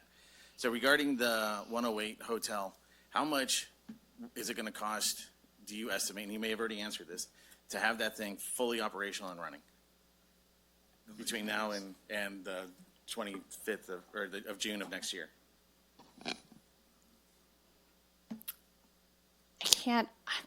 I can't say at this point in time how much. I can't comment on the operational part. That would have to be Annie Hockett to tell you about the operation part of it. As far as the construction portion of it, I still need to get the final cost estimate for it. I mean, I'm shooting to the dark here. I would say it's going to be, and I'm being very careful because I keep getting hit with that your board feels I'm lying to you, and I'm not. So I'm being very careful with my words. Well, I'm not assuming you're lying or being, not telling the truth at all. I just think it's important that we understand what are we going to be on the hook for? And I would have assumed at some point, and correct me if I'm wrong, that when the county absorbed this property, there would have been a plan on how much is it going to cost for the inspections, how much is it going to cost for filling in the pool, how much is it going to cost for staff, how much is it going to cost for possible asbestos, lead, the roof seems to be falling down. And if we don't have that number, how can we move forward on a project? Supervisor, if I may interject, there was an architectural study, and I think Supervisor Campbell said it well, is on a lot of these, we're really talking about the financial backing of it. I don't think staff have each of the projects ready to present, but I know with your board request in April, we're going to be having all of that broken out, right? Currently, the direction is we acquired it and we are moving forward until that changes, and I think this is part of that requirement, but we're going to have all the details of that, I presume, in April. So only to intervene with that, I don't think that they're prepared on this item for that, but we didn't direct that as the agenda item. Well, with that being said, then I make a motion that we table this item until the April meeting so we can have that data. You are specifically meaning the program income section, item 3. Yeah, just this, the 10 o'clock appointment. And not the other ones? Can I make a counter motion and see how you? Well, see see if there's a second, but I just want to be clear what the motion is. Well, my motion is that I'm not comfortable voting on this until we have all of the data. If we're going to start talking about funding things, but we're not really sure how this is going to have a larger impact down the road, I would rather wait 2 weeks, have the meeting or have the discussion about these buildings, which we're talking about, and then that would give staff time to put together their program, and we could put them together and have one long discussion about where we want to spend this money. Well, we won't, well, and I'm just looking for the motion language on I'll that. second We it. won't have the same staff that has been presenting and working on this, obviously. I understand that. Can I make a counter motion before you So guys there vote? is a motion and a second. Because I might jump on your ship in just a second, but I want to make my counter motion. So just, Steve, I hear what you're saying. That's, I don't know, I never called Mo a liar. My understanding is our board was presented information at one point in time about certain buildings. It's getting more expensive. I'm done. If I don't have clear information from the get-go as far as the total cost of things, I won't be voting on it moving forward. So my counter motion would be, it looks like we got about $1,050,000, unless I did the math wrong. I just scribbled it real quick. I would put $250,000 towards a food bank to get them back up and running. I would do $500,000 for Tweenheart to do the ADA compliant sidewalks so people aren't almost getting hit during the busy summertime hours. I put $200,000 towards Soulsbyville, kids walking to their school. I've been hearing that for years, and I've been texting Blossom. I'm getting some numbers. And then I put $100,000 towards business loans. I would get this in motion and going, and then we can continue to have the Columbia Fire Station conversation isn't going to go away.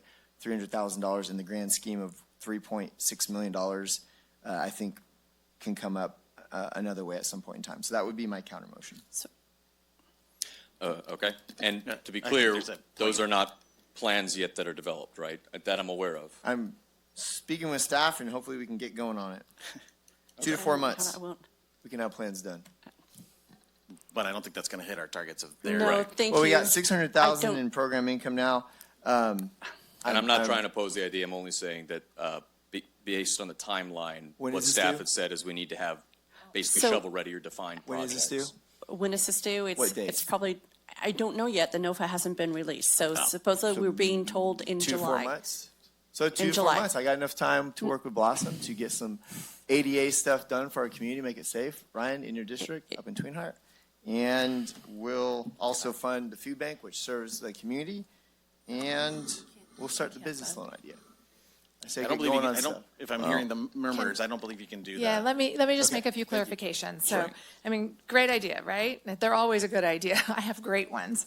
So, food bank cannot they're be defined. funded We're out not of the shooting into the PI. dark. Yeah, we can't fund PI with the food bank. So that would have to definitely be under the NOFA, but it is eligible under the NOFA. The ADA is eligible under the PI project. I would need to make sure that we have other funding sources. But if it's not an income eligible area, we can fund the ADA components, but it wouldn't be able to fund everything. So there would be some share costs there. So I would have to look at that. Well, on the PI side of it, those applications do need to go in before the NOFA application goes in. So we're still looking at having those applications done prior to July, because they have to go in prior to the NOFA. And because it's a motion, just to be clear, you're saying it would I'm- have to go in by the NOFA of July, but it couldn't use PI for the food bank, so that part of the Okay, motion so Correct. can't be remove, made. remove food bank, Correct. but business loans and ADA could stay. Whoa. So Well, for, it's not a school project. It's along a road that leads to a school. we would Kids walk only it every day. be We wanna able make to it safe. fund a portion of it. So as Lori was saying, Supervisor, we could do like the crosswalk sections and the ADA components of it. And on top of that, we'd also have to get NEPA done. Right. And I want to interrupt because it is a motion.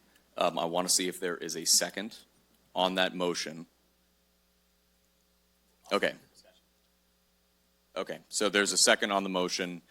I'll add that it won't pay for the sidewalk. It will probably be a feasibility study to identify it, then it needs the engineering study, and then it would be the construction if the Gold Rush Trail is indicative of that. Personally, we've generally prioritized roads over sidewalks unless it can only go to sidewalks, and I would rather, if we're talking infrastructure, it go to roads. So It can it go to roads or can it go to, no, so it can't go to roads, it can go to sidewalks, ADA, make things it safe. could go to Okay. equipment, for example, right? To be able to do pothole pay or chip sealing or some of these others, no? That's maintenance, then that's not allowed. So then I would keep my motion with the food bank removed due to those reasons, and that would be it. I hate to do it. I'm going to add a third motion, which is let's delay this 2 weeks and bring this item back with more discussion. I don't like us going and pulling random things out of our districts that are not planned. And there's obviously some considerations of this. We'll have more info. I'm fine with that. Rather than we go into it, it's gone on for a very long time. So my motion would be, let us table this public hearing. There's noticing requirements that we have to be considerative of, right? What, a month, 30 days notice? So you can, I believe, adjourn to a later date, this public hearing, and not have to repost, is that correct? Sorry, previous city clerk. Okay, thank you. So that would be the best way to do it. Because otherwise, we have to put it back in the paper and do Correct, 30 more correct. days, which limits doing it 2 weeks. So my recommendation, I don't know if then that would be a motion, but a motion to adjourn and put this on 2 weeks so we can have conversations with staff about what is feasible and fits within this. Because we're not gonna make the sausage up here today Yeah, and if we're all on different pages. I'll second, because I agree. Obviously, there's more questions that we need answers to, and I'm in favor of some of the things that you recommended, Supervisor Kirk. In theory, I just don't have enough information to know whether we can use these funds for it. I think we've talked about it quite a bit, and there's more information we need to have, and we have a lot of people waiting to talk about another issue that we have before us, so I think we should table it for later. So in the order, we've got the motion and a Point second, of order. and You've we'll al- open up. You've already made, you guys made my first motion. Yeah. So if you remove his and he reviews his, we're back to my first one. Yours was specific to transitional housing, was it not? No, I said table the whole thing. Okay, so then motions. Yeah, guess one and we're three are the back same in motion. there. Anybody wanna vote with me? Technically, mine isn't the table, but adjourn as the technicality, but that's I'm ready to fine. roll, man. Blossom's So- ready to start engineering these plans right now. Not today, that's not today, fine. buddy. All Not right, today. we're gonna lose time. But that means that Supervisor Kirk's motion is still on the table unless you want to withdraw it. Nah. Okay, so we're going to vote on the motion. right. His is in order. No. If it's the same. No, yours is first. Yeah, yours. Yours was, okay. Yours We're is going to do first. mine. The third goes first. Yep. Yours is first. And So we're going to vote on the motion to adjourn this public hearing and bring this back in approximately 2 weeks and review with staff with options. Yes. And that's seconded by Supervisor Campbell. We're going to it. All those in favor say aye. Well, it says it has to be an exact date. Council? So the next board meeting is April 8th. There we go. So amended. All right. All those in favor, please say aye. Aye. Aye. Opposed? No. Abstaining? Great. Okay. I'm sorry, public. I'm sorry. You have to hang out. 4-1-0, we're adjourning the public hearing until April 8th. And please, let's all work with staff, make sure the options are viable when they come back so we can be expeditious. Mr. Chair, Yes, for the interest of the public, could we just take the third one next? that's exactly what I was going to do.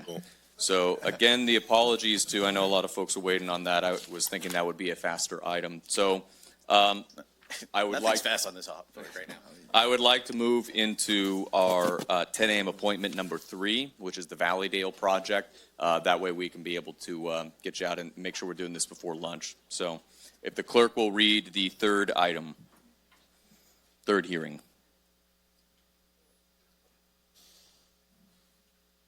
10 a.m. 3, public hearing to consider Valleydale 1, Resolution 22-25 for a general plan amendment to amend the general plan land use designation of the 4.3 plus acre site from public and estate residential to high density residential.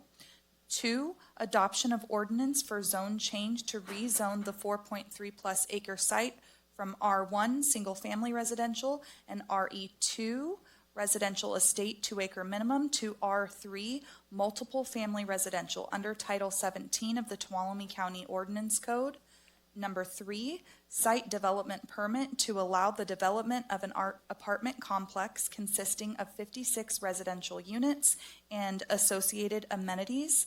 Number 4, approval of the mitigated negative declaration for a general plan amendment, zone change, and site development permit for LUNR-24-2, notice of determination pursuant to the state CEQA guidelines. I think you did that all in one breath, which is absolutely incredible. So just a check for everybody. It's 11:30 right now. Traditionally, we'll break at lunch for 12. I know we have a lot of public comment and stuff. What I'd like to request to staff and to the board is that we would basically delay lunch, and maybe we do that at 1 so we can have the public comment presentation. If need be, we're able to then have discussion afterwards. Is that fine with everybody? Yeah? Okay. So that's what we're doing. All right. Thank you for reading that. And staff, ready to present? Supervisor Brandon, if you could Yes. open the public hearing, please. Oh, that's right. The public meeting's opened, 11:30 a.m. for item 3. Good morning. Still Quincy Yaley, Community Development Director, joined here by Shady Smith, who's going to be doing a presentation this morning. Oh, Great. And I did forget there is a third step in this, that we need to, as the board, disclose any ex parte communications that we may have had. Council, can you define that Latin word? Sure. An ex parte communication would be any communication you've had regarding this project outside of this open public hearing. Great. And so let's really quick go through that. And it's basically a matter, since we are in a quasi judicial capacity, we need to make sure we're fair and mentioning conflict. So I did tour the site there with a pastor of a local church and discuss some of the things. It was an early meeting to be able to talk about the project. I do feel that I will be able to make a neutral decision on this. So just disclosing. And I've also visited the site on my own, but I have talked to a number of opponents of the project over the phone, and I also feel I can be impartial. And I have spoken with opponents of the project as well, and also I went out there with Quincy last week to do a walk around, had some questions, and so yeah, I can definitely do this impartially. Thank you. I'll get right in line. I went out there on my own. I've talked to members of the property owners as well as people both online and in person regarding this, and I can make an independent, fair judgment. I've spoken to several people, Coldwell, the Warner family, I think it is.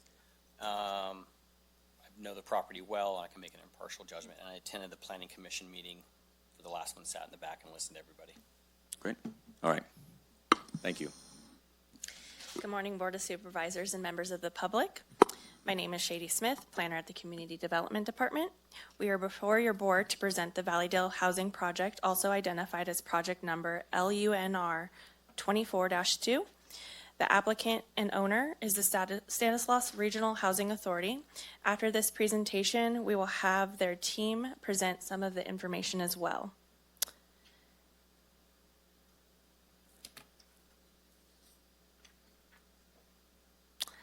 All right, so the project is for the following: a resolution for a general plan amendment to amend the land use designation from public and estate residential to high-density residential, an ordinance for a zone change to rezone the site from R1 single-family residential and RE2 residential estate 2-acre minimum to R3, which is multiple family residential. Another component of the project is a site development permit to allow the development of an apartment complex consisting of 56 residential units and associated amenities, and approval of the CEQA document, which is a mitigated negative declaration. The site consists of 6 parcels totaling 4.3 acres at 14562 Peaceful Valley Road in East Sonora. It is situated at the end of Peaceful Valley Road, adjacent to a cul-de-sac. Highway 108 borders the site to the north, while Peaceful Valley Road to the south. Surrounding land uses include residential properties, a church, and commercial business center. In the technical background report of the general plan, it states that the high-density residential, or HDR designation, supports diverse urban housing options, including single-family homes, duplexes, apartments, and townhouses. It aims to efficiently meet housing needs while minimizing environmental impacts and ensuring high-quality living through modern design standards.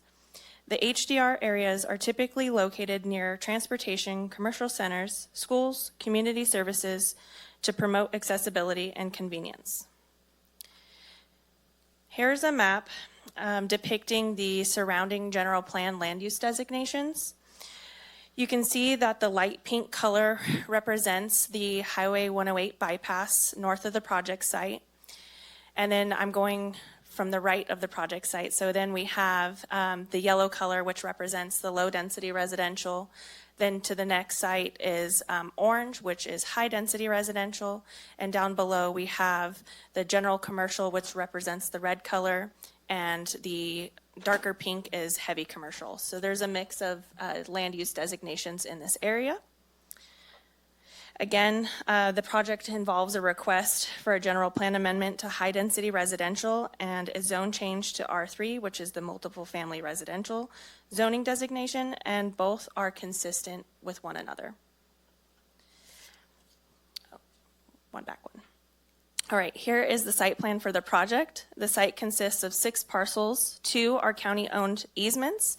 The project applicants have submitted an exhibit map requesting a parcel merger and the vacation of county-owned easements. The county surveyor will process the merger following your board's determination on the Valleydale project. The site plan features 4 distinct buildings accommodating a total of 56 residential units, and the breakdown consists of 23 bedroom units, 15 2-bedroom units, 18 1-bedroom units, and 3 studio units.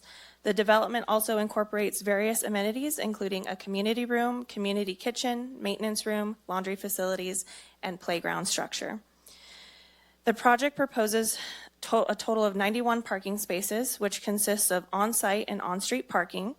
The on-site parking lots would feature solar carport structures, and there are 16 on-street parking spaces proposed and identified along the project's frontage of Peaceful Valley Road. During the Planning Commission meeting, the applicants highlighted aspects of the project related to funding mechanisms and the tenant selection process. The meeting minutes included in the report packet summarizes their presentation, which covered the applicant's development experience in past projects and tenant eligibility criteria. They outlined income ranges that are permitted under the state low-income housing tax credit program, which span from 30% to 80% of the area median income, and noted that 5 of the 56 units will be designated for veterans.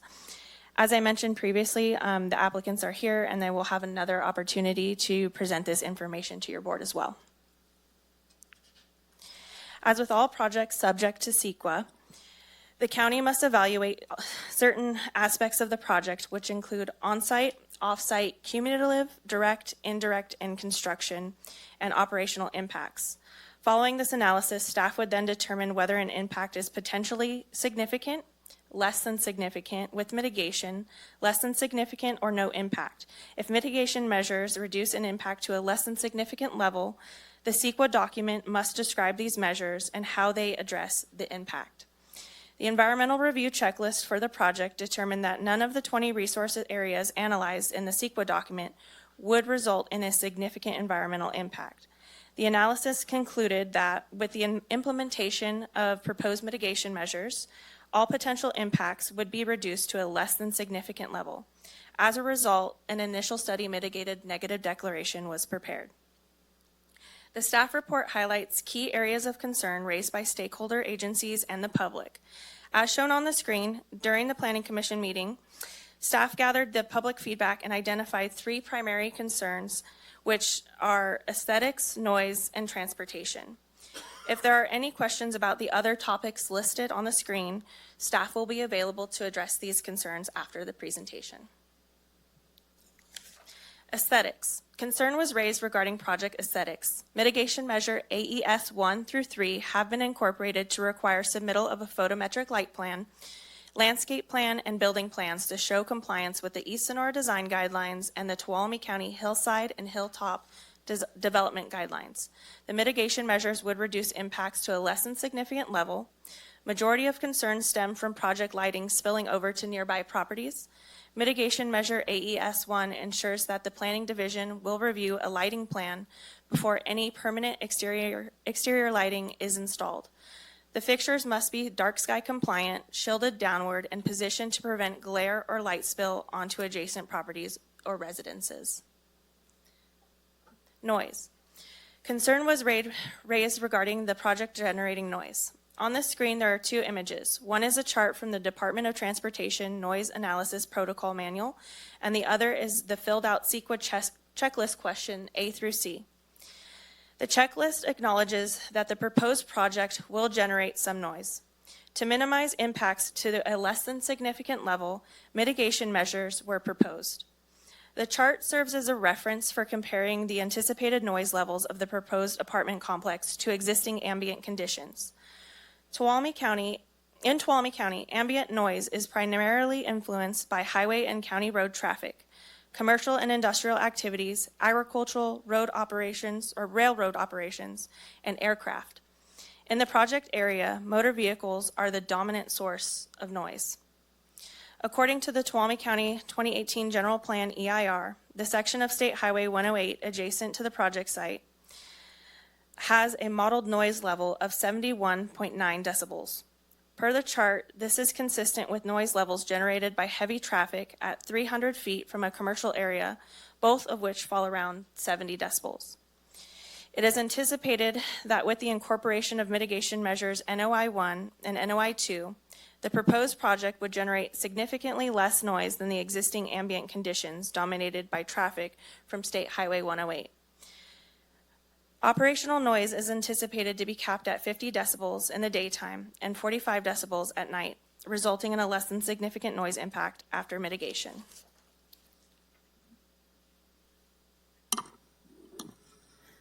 Thanks, Shady. I'm going to go over a little discussion regarding transportation and traffic and some of the concerns that were raised regarding that in the project. So the project had a traffic memo prepared by a traffic engineer that did a that estimated the number of trips that would be generated by the project. And we break those into AM peak hours and PM peak hours. And so the study found that there would be approximately 22 AM peak hour trips and 28 peak hour trips in the afternoon. Then we sit and as professionals, we ask ourselves, okay, which way are those trips going to go? Because there were a lot of concerns about access through the Indian Rock Center, which does have a public access road and utility easement across it. And so we actually have the ability through a consultant that collects cell phone data to do traffic modeling for the county.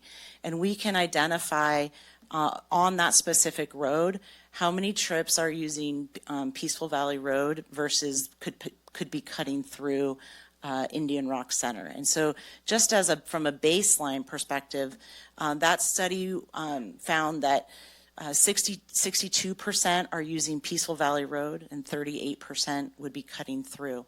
So if you look at the peak hour trips for the proposed project and do the math, divide it up versus 62 versus 38, during the peak hours, you'd be looking at about 8 to 10 trips coming through Indian Rock Center.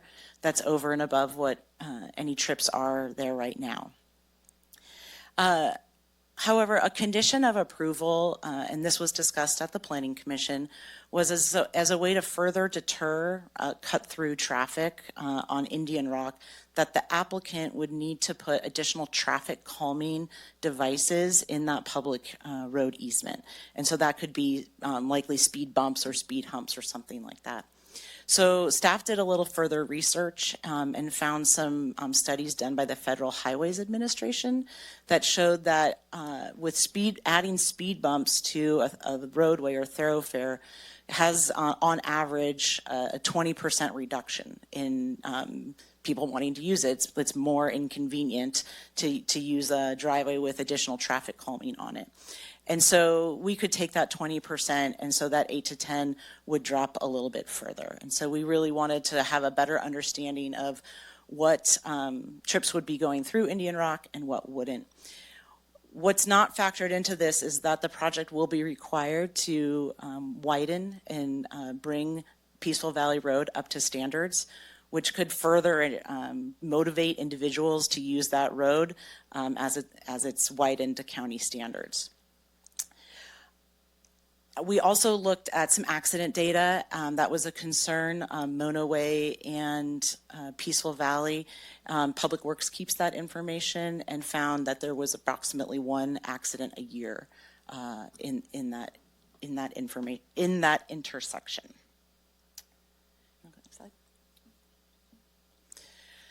Just to again hit on a couple of additional concerns that were raised. We talked about the lighting. Shady covered the sequel review. I've heard some mumblings and grumblings about the sequel review, but I haven't heard anything specific about the path that was chosen. We followed the steps for an initial study, mitigated neg deck. There will be a sidewalk required along the project frontage. And then as a part of the road widening project, the 4-foot wide shoulder would be required. We did hear in the Planning Commission a lot of concerns about the types of residents that would be occupying this site, that would be tenants, and that they would be bringing crime and security along with them. And I think you'll hear more from our applicants when they talk about the screening process that they use. But this is not Section 8 housing. There are background checks. There are income requirements that need to be met. Individuals that work at our county, in our county offices would be, qualifying for this type of housing opportunity. And I'm sure we'll be talking more about the on-street parking. That was a concern that was raised by the public. And I've spent time with the applicant looking at ways we can either partially or wholly remove the on-street parking and do all of the parking for the project on site. And they're going to talk a little bit about that, and then we can answer any questions you might have about that. Shady? Thanks, Quincy. All right, so we had met with the project applicants and also, got feedback from the Planning Commission, and staff kind of posed additional conditions of approval for the project. One being condition 17, which would require constructing a fence between the highway and the project site. Condition 72 would ensure that all parked vehicles are operational and registered. So you'd see, you wouldn't see people just leaving their cars parked there. We would just want to make sure that those measures are in place. Condition 73 would prohibit parking along Peaceful Valley Road frontage and within the turning bulb. This condition and its implementation would depend on the need for on-street parking for the project, and it's up to your board's discretion to incorporate, alter, and remove these conditions or to pose additional conditions as well. Per ordinance code, a general plan amendment, zone change, and site development permit are required to meet specific findings. Evidence and staff's response to each point can be found in the report. Here are the findings for a site development permit. Evidence and staff's response to each point can be found in the report as well. And on February 19th of this year, the Tuolumne County Planning Commission recommended approval to your board with a 4-3 vote. It is up to your board to decide whether to approve the project with modifications, deny the project, or to send the project back to staff. Are there any questions? Great, thank you. To council, I believe we then go to the applicant presentation, correct? Unless your board has any questions of staff at this point, Okay. yeah, that would be my So any questions for staff, then we'll have the applicant present, and then we can do questions to the applicant. Supervisor Griefer? Is this questions regarding the project as a whole? Because I have like a page and a half. As the staff presented, maybe anything specific to this, and then the applicant. we I'll can wait till ask the later. applicant. Okay. Thank you. Have any other questions? Oh, Is this there? yeah. Okay, great. So with no questions there, we'll move on to the applicant presentation. Can we set the timer for 15 minutes?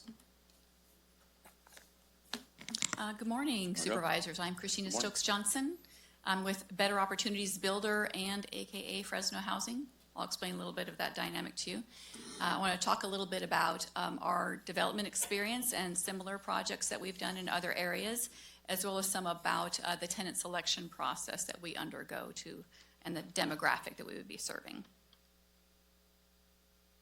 So this is a partnership between both two housing authorities and the two nonprofits that we created. So the Stanislaus Regional Housing Authority oversees 7 different counties, and they created Great Valley Housing Development Corporation as their development arm.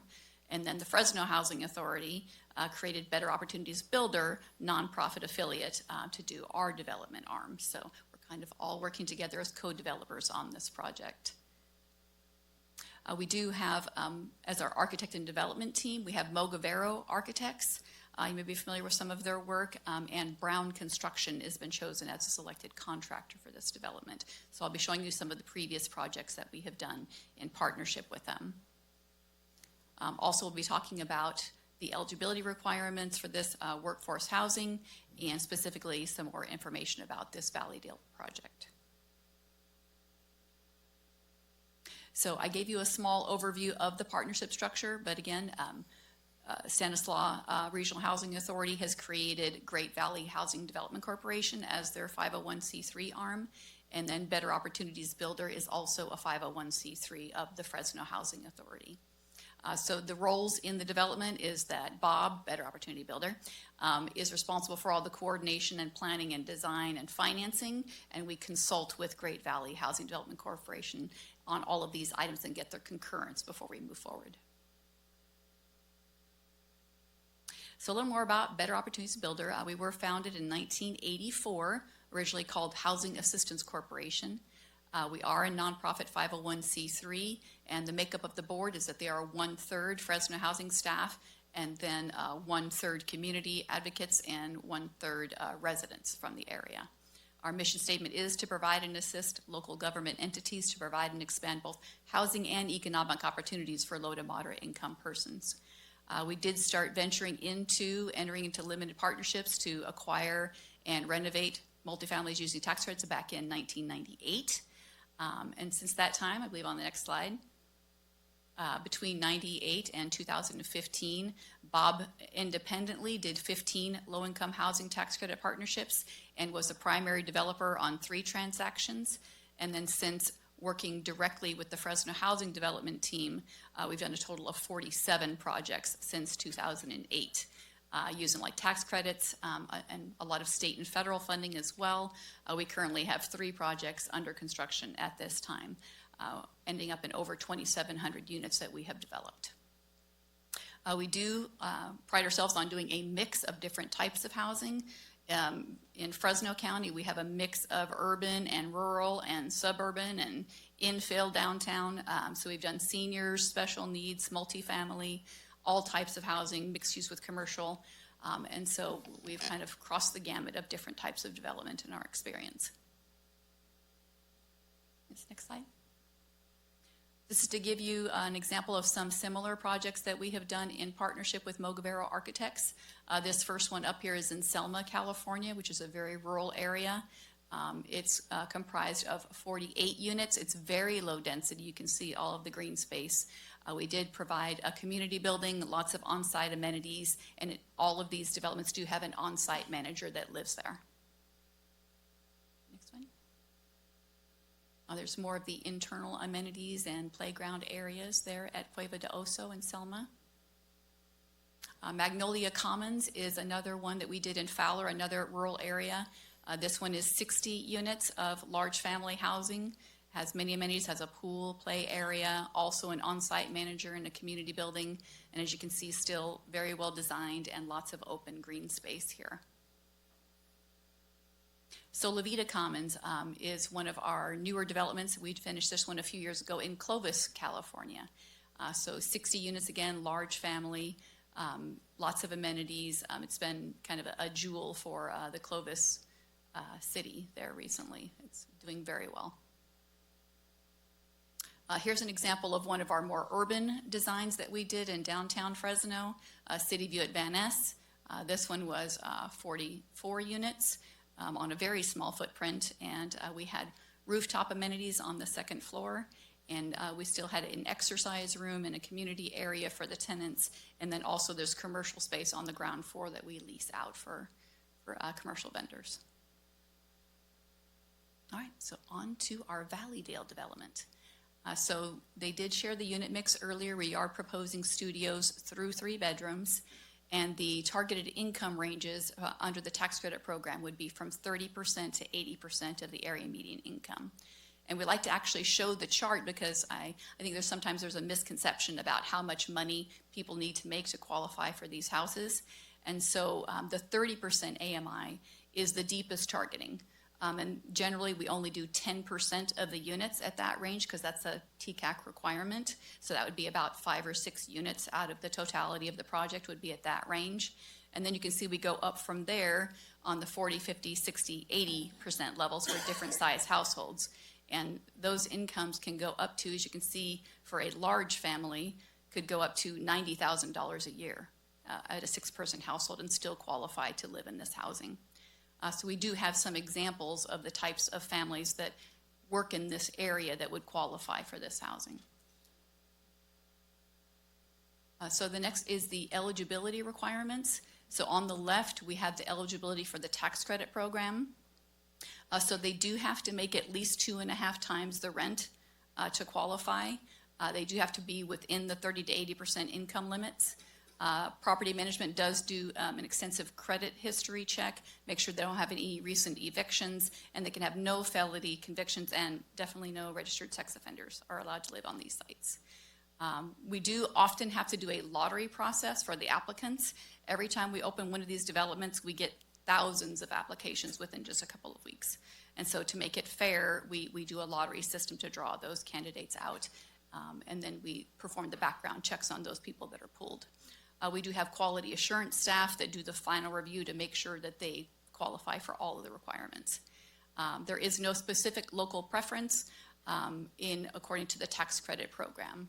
If we have any other funding sources that require a preference, then we would abide by the most strict of those guidelines. On the right, you'll see that we have an example of the requirements for the VASH units. Should we utilize any veterans assistance for this development, we would propose to do it on just 5 specifically veterans units on the development. And so it has a couple of extra layers in that they would be referred by the Veterans Office of Tuolumne County, and we would give that priority to the local veterans first before anyone else.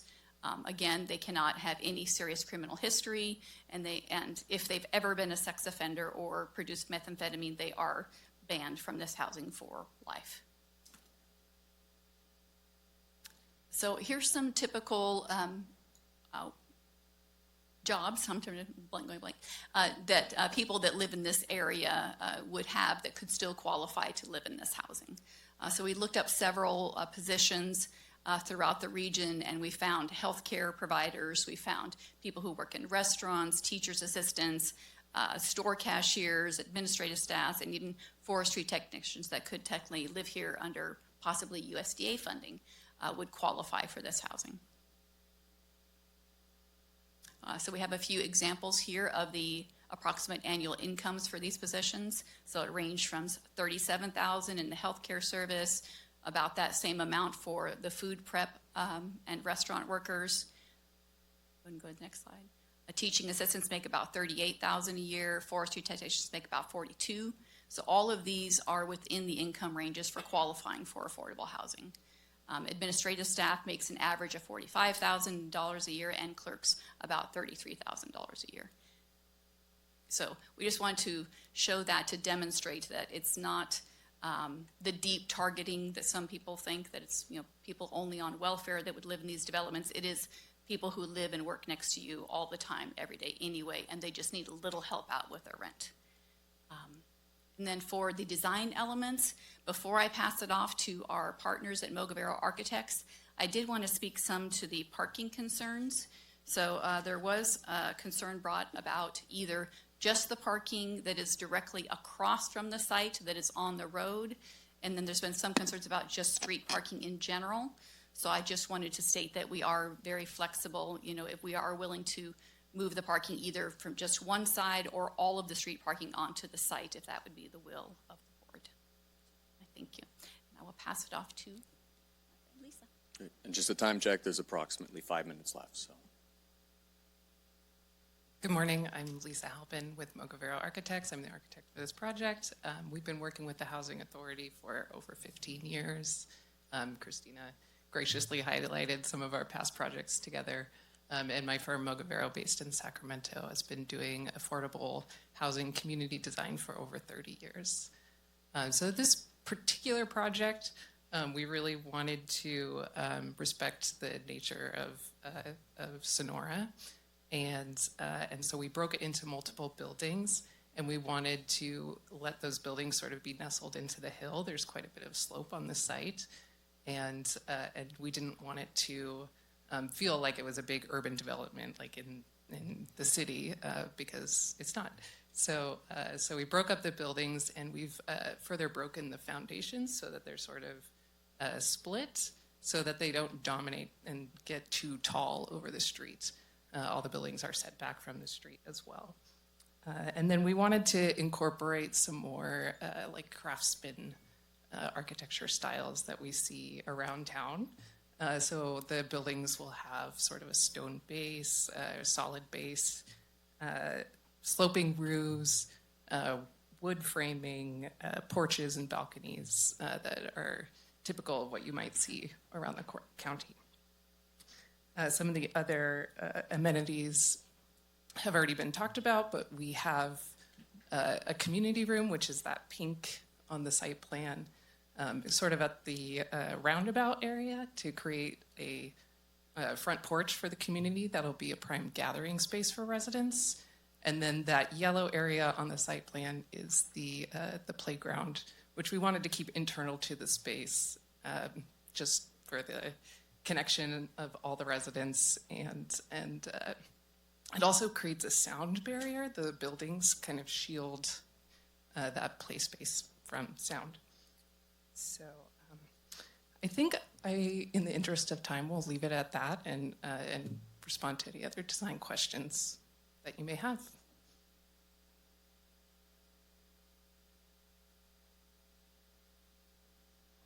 All right. And is that concluding then the applicant's presentation? I'll bring it back. I think that stops the time. Back to the board. When we have this as questions from us, then we go into public comment, and then we have additional questions as well, or discussion. So any questions from the board? I believe this is in your district, Supervisor Griefer? Oh, it's in yours? Is it District 1 all the way up there? Yeah, I know, it gets weird at Mono. Yep. All right, well, Supervisor Holland, you want to start? Sure. I do have concern with the parking on the street. I think it needs to be completely removed off of the street, both sides. So that way the new beautiful street that we're talking about to try to get traffic to go that way is clear and open, fire trucks can get in there. I think we can fit it on the side, or you guys can fit it on the side, I should say. And, yeah, microphone, and just note too, we're on just questions right now. Otherwise, Sarah's going to get mad at me and mad at you too. So we don't want to make Sarah mad. Okay, so I guess my question is, we can move it off of the street. It sounds like that's a possibility because you have discussed it. Yes. Thank you. Wonderful. Supervisor? Do you want both of them up the, because I'm going to pepper both? I think that's fine to be able to question the applicant, right? Yeah. Okay. So I'm with Supervisor Holland. You're willing to move the street parking? Yes, we are. Okay. Bigger concern I have, it's not bigger concern, but a concern that I have is, are you willing to install a fence on the back part of the property that would be between the development and the slope of the highway? Yes, that was actually brought up at the Planning Commission meeting, and it's being proposed as an additional condition that we're willing to do. Okay, and would that be a wrought iron fence, a stone fence? Would that be a sound barrier fence? Would that wrap all the way around? The details of the fence construction have not been determined yet, but we would have to look probably at county guidelines and then cost estimate. Obviously, the best case would be a CMU fence, like a concrete masonry fence for sound protection, but security-wise, a wrought iron fence would be sufficient as well. And then there's something about view corridors as well from the highway that we need to respect. So there's some details we need to look into. Okay, but it's not impossible. We can still do Correct. that. Okay. And then I know that we talked about noise. The study was that it was going to be the sound of just regular traffic in that area. Does that include kids playing outside, which obviously noise travels a lot further at night than it does during the day? So my first question is, just the general ambient noise of the building being used.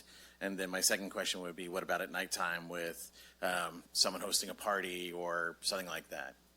Yeah, so the noise is directed by, there's thresholds in the general plan. And there also was a noise study that was done with the general plan and shows that the existing traffic, and noise is a little tricky because there's hourlies, there's peaks, and there's averages. Yep. And so the hourly or the average noise generated at that site by the highway is already higher than the thresholds in the general plan, both the daytime and the nighttime. And so the noise associated with residential is lower in volume than the traffic noise. And so qualitatively, we're making a conclusion that if the traffic is the highest, any sort of residential neighborhood noise is lower than that. Okay. 6 parcels, is that right? This is a total of 6 parcels? Yes. And we only need to rezone one of the 6, or do we need to rezone all 6? There's multiple rezones that are needed. Can you pull the table up, Shady? And it's in the staff report too. There's a variety of zoning districts out there as a result of the bypass project. So you've got R1, RE2s existing, and some that have none because they're the easements. Right, okay. I would just want to make sure that when I saw that, I want to make sure that we were talking about the same thing. All right. Yep. And there's, in this area, going back a couple slides, which you don't need to, it's high density all around it already. So there's the mobile home park to the west of that, to the east of that. So there's a number of already high density already. So it's not like we're just creating a new high density spot. That's correct. All right. And then with the Indian Rock pass-through, the property owners and you guys are willing to do something with those speed bumps or speed humps and things like that, because we all know that people are going to find the shortest route and they're going to take it. People are going to find the shortest route. We're going to take it. It's why we went and looked at the traffic data to sort of get an existing baseline understanding of what that split is. And that's why we went and got additional statistics and data on what does speed calming do to through traffic, how much does it further deter it. And so we think with the additional speed traffic calming devices, that there will be some additional reduction in there. Okay. I know you spoke about a lottery system. Does that include, or does that give priority to locals? Or is that just a priority, or is that just anybody from anywhere can apply to live in this if they're willing to relocate and move, or is there a way to? Right, there's no specific local preference to qualify for the housing. And so they would be, when they apply, they'd fill out a pre-application and they'd be pulled in a lottery from that. Okay. And I understand that under this system, the county will not receive any property tax? Yeah, Supervisor Griefer, if I could just go back to that. So also what she was saying in her presentation is if along the course of obtaining funding, there were any requirements about local preference that they would need to meet those funding requirements. So right now, there is not a local preference option, let's say, or requirement, but that could come up through the process. Okay.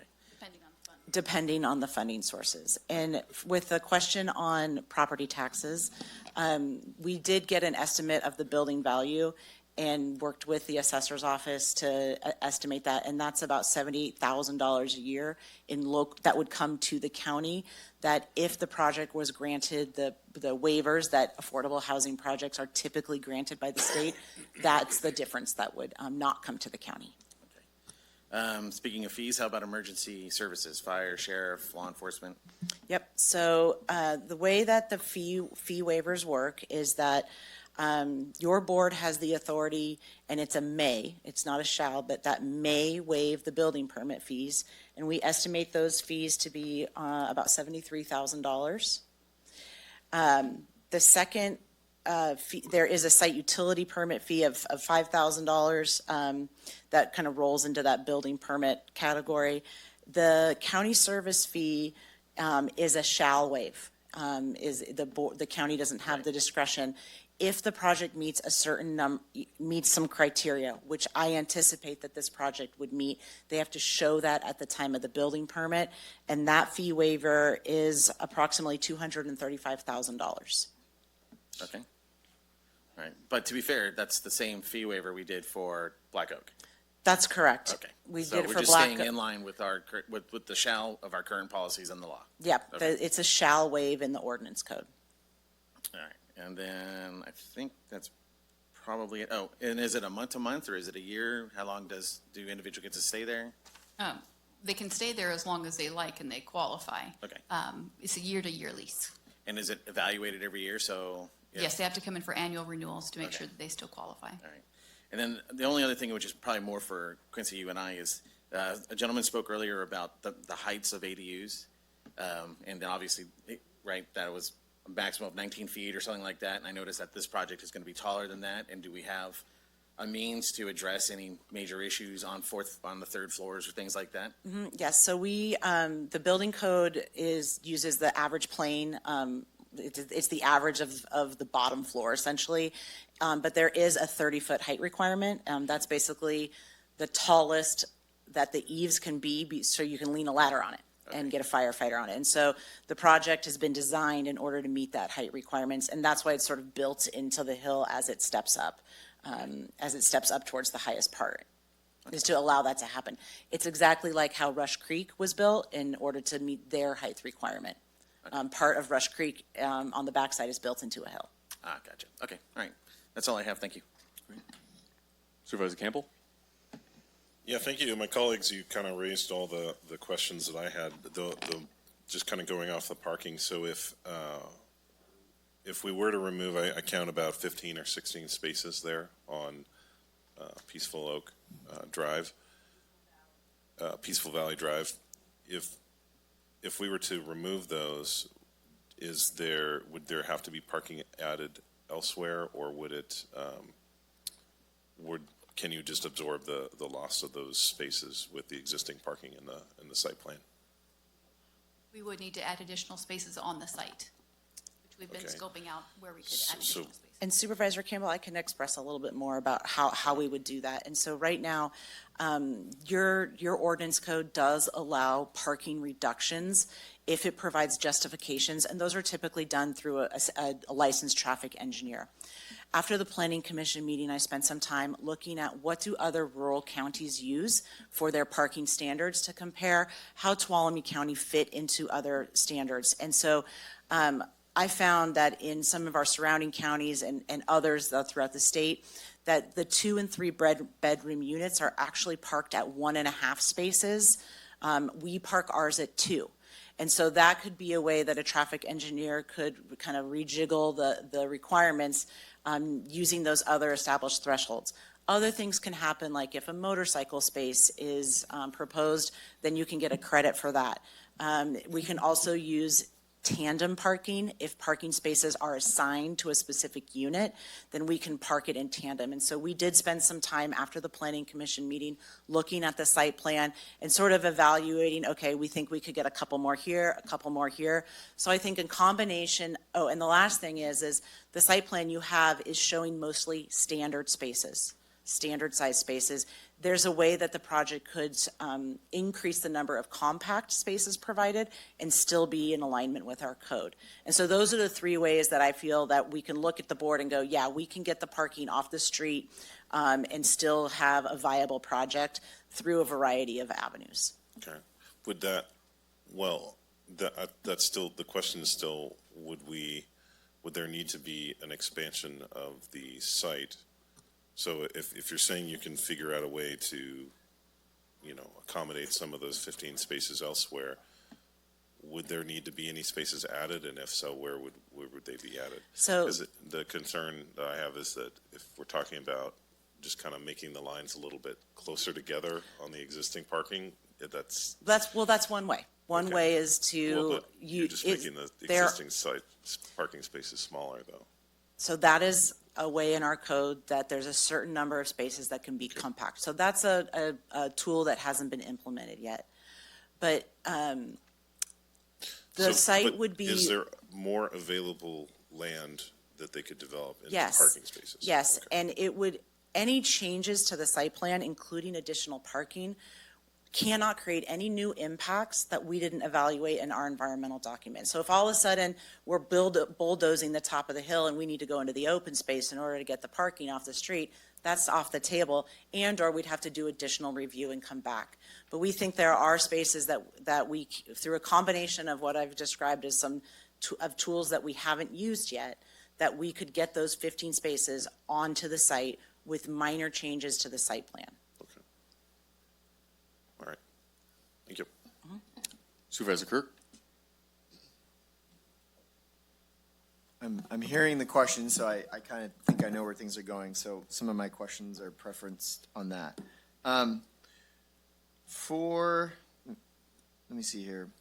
You guys, you talked about a lottery system, which I can understand and appreciate, but has it been floated to potentially have like a preference program where, city, county, U.S. Forest Service, teachers, police, people, like 50% of the tenants are reserved for that bracket?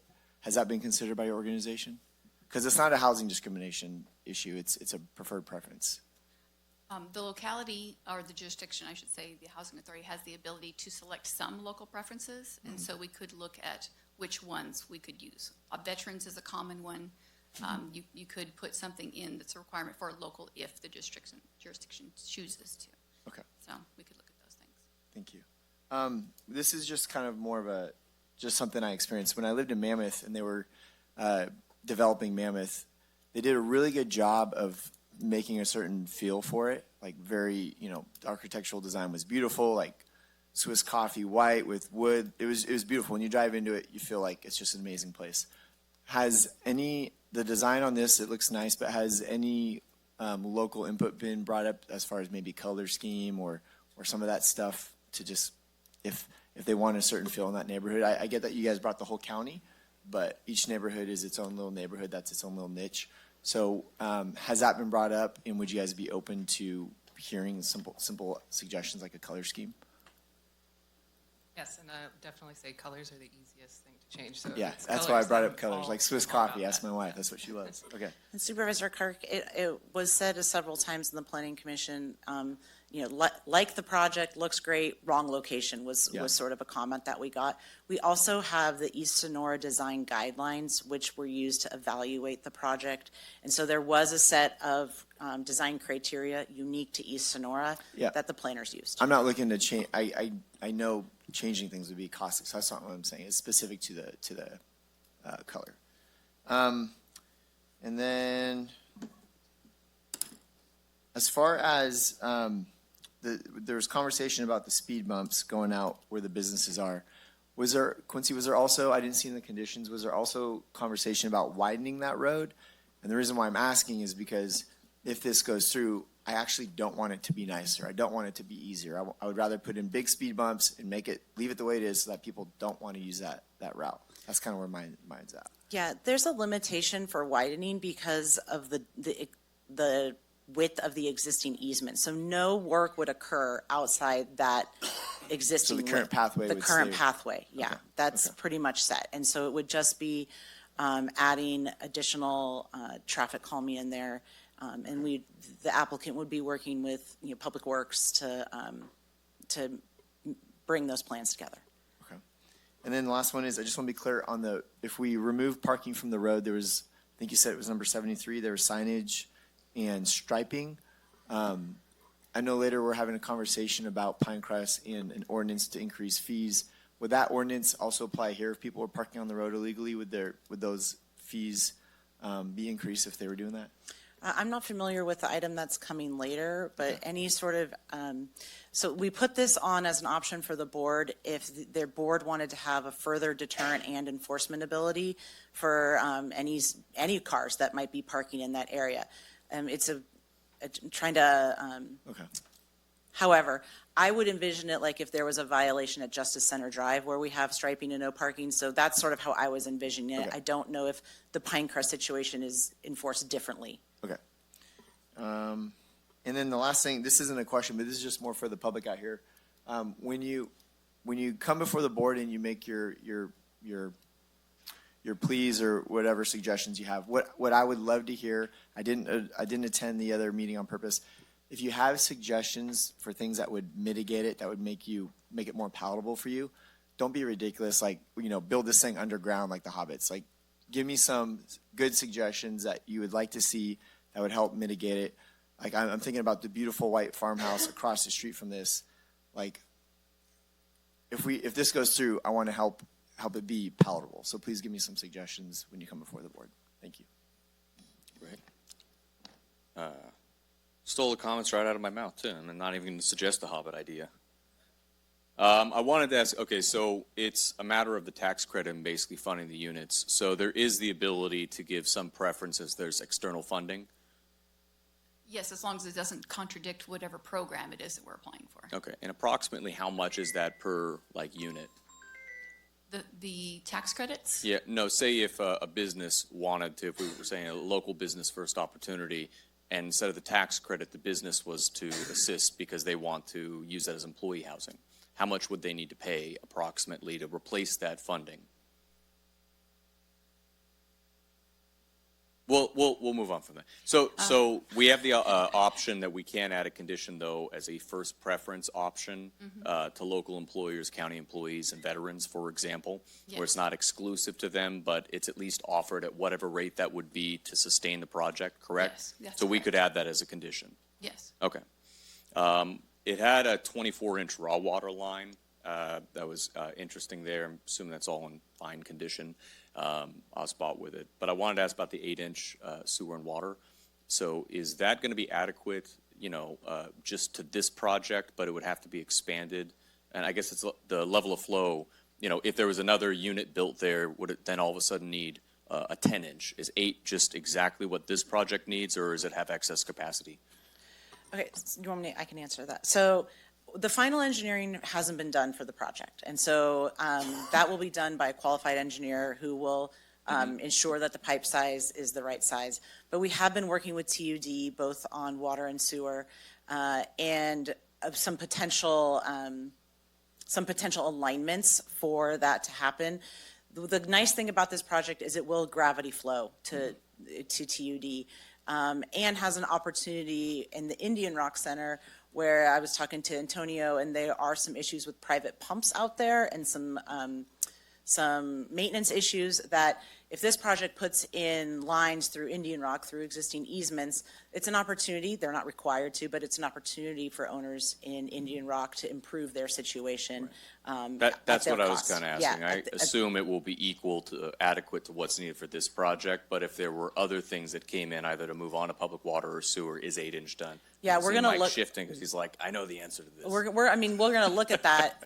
The project would not be required to overbuild. It's on what Okay. page in your? Yeah, it's on page 46. 46 in your staff report. Okay.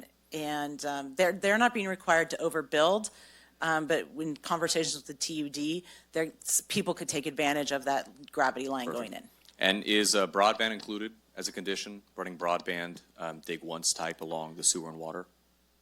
We don't have a requirement for broadband to be provided. I don't know if that's a choice in the area, but certainly they would be, if the dig once policy would be looking at that. Okay. We could add that as a condition, that this has Sure. to have broadband Well, access, right?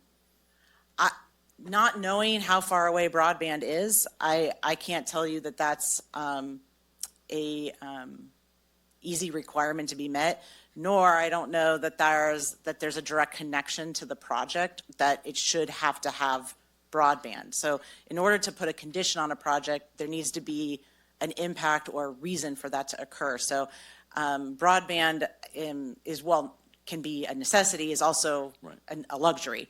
And so we can require them to follow the dig once policy, but I don't think that we can require them to provide a specific type of internet access to the units. Sure, I just mean that they will have internet. We provided that at all of our developments, either, because some areas don't have access to broadband, Sure, but we've gone to that's all I'm like asking. AT&T or Okay, other sorry, I thought you were High-speed being broadband specific internet, about broadband. Fiber, Okay. beam, whatever it is, Yes, we Starlink. do provide that access. Okay, that's all. I wanted to ask if, so Edgemont Acres Road, is that a public road? It's the one just on the other side there. Yeah, I know where it the is. I don't allotment- know the dedication. I'm going to guess it's a publicly dedicated road, but privately maintained. Okay, and I was just wondering on the map presentation, it showed like a continuation past the cul-de-sac that looked like there might be, yeah, I think it was the previous one, but that it would be potentially a continuation that could attach to Edgemont Acres as additional like fire egress, and also if there was more into the future. Was that looked at? It wasn't, but in your break, when we go to public comment, I can pull the Edgemont Acres recorded map up That'd be and great. look to see how far it goes, and I can get back to you on that. Okay, and if you can go to the other site map real quick, the more narrowed one, yeah, and see it's got the dotted lines. Looks like that was being kind of explored out.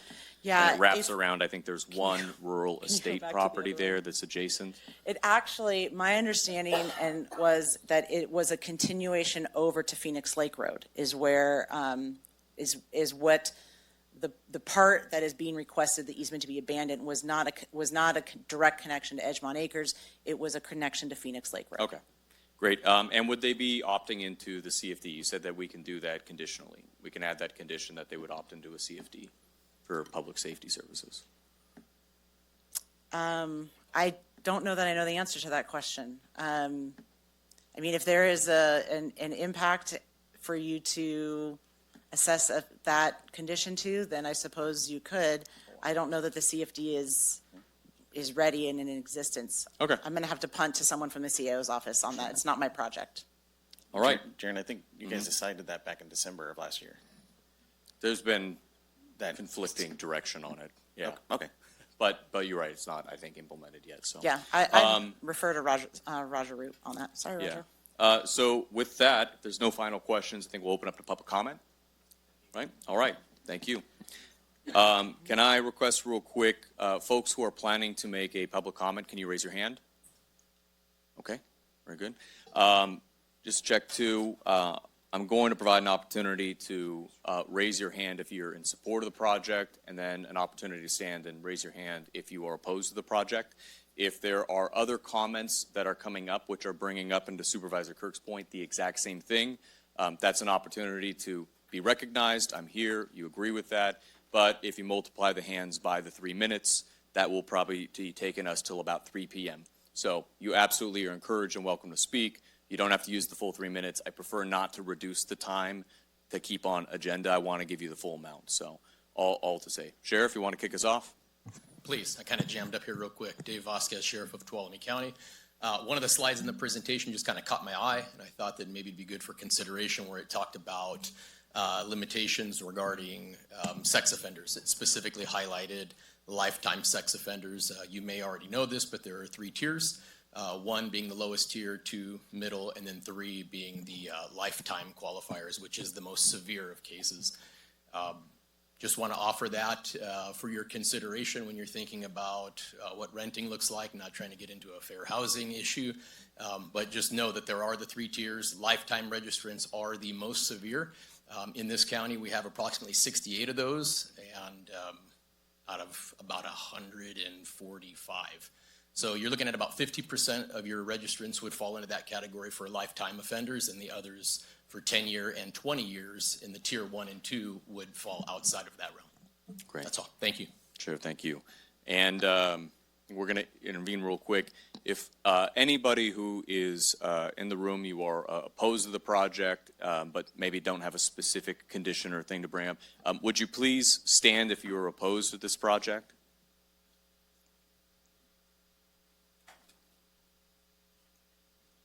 Great, thank you. And provide an opportunity if you can sit down.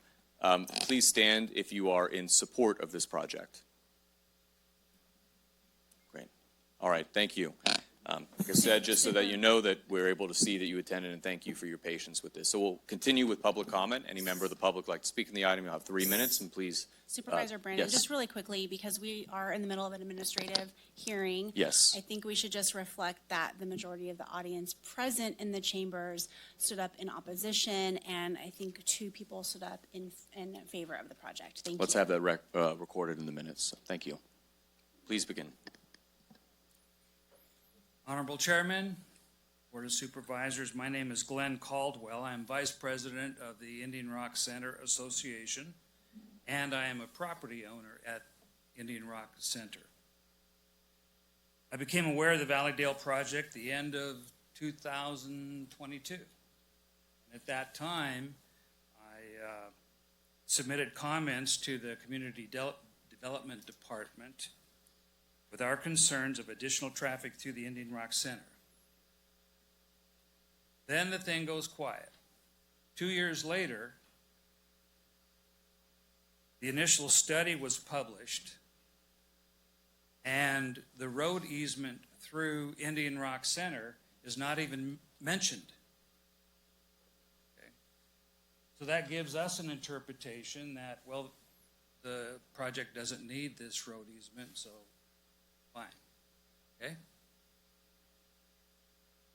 A few months later, now it goes to the Planning Commission, and this is when we find out that the road easement through Indian Rock Center has now been integrated into this plan. I don't know how that happened. I don't know when it happened exactly, but I know from one point to another, it wasn't there, and then all of a sudden it became there. Okay? Now, the road easement, excuse me,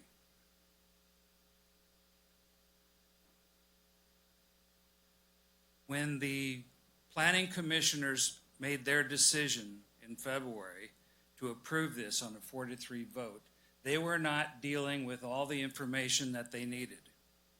The transportation element of this project is flawed. I have evidence that the Monoway right-of-way was not considered under the transportation element. I have evidence of that, okay? When staff gives you information that there'll be 68% going one way and 38% going another way, that information was derived from the study memorandum only last Wednesday. This is information that is past the Planning Commission already, and I can tell you that the packets that you have do not express this information, and you're dealing with the same bad information that the Planning Commission had to. Glenn, thank you. I would ask Chairman Brandon for an immediate denial of the project. Thank you for your comments. All right. And if I may, we've done this with some of the other meetings as well. It does tend to slow it down, and also if we're allowing applause, that means we also are allowing jeers and other speech as well. We only ask that everybody be able to speak and be respected in that too. I know this is a little more one-sided than we've had in the past, but we try to keep that expectation. We don't want folks getting booed, and we do both. We got to do both, so there we go. Sir, welcome. Appreciate your time, gentlemen, and my name is Jim Day. I live on Peaceful Valley Road. This project is right across the street from my home. My wife and I came here 11 years ago looking for the kind of neighborhood that we have. If I had chosen to have a multi-apartment building, you know, a 56-unit apartment building next door, I would have purchased next door to a 56-unit apartment building. That was never my intent. But be it as it may, I'm not opposed to the project. It's been mentioned. I'm opposed to the location. That's not the right place for it. We understood from the commissioners meeting that I attended that the road was going to be widened to 20 feet. Well, if there's a fire truck on that street and I have my F-150 on that street coming the opposite direction, 20 feet's not wide enough. Now consider a big fire. 91 cars adding to that quiet neighborhood, and there's a fire. And your mitigation report that came out, by the way, only mitigated it for the people that wrote it, not the people that live there. Mentioned the speed bumps in the Indian Rock Center. There's already speed bumps in the Indian Rock Center. They're not changing anything. So I think you need to look at that. By the way, the one accident a year, it happened last week. So I hope we don't have any more, because that report will be flawed also. Again, my main concern is the safety of the neighborhood. If there was a major fire there, how would people get in and out? They would not. And going back to the commissioners' meeting, 3 of the commissioners recognized that and said that that was the wrong place for this project. 4-3 margin. And yes, that's majority, but it's not a majority for the people that live there. Thank you. Thank you.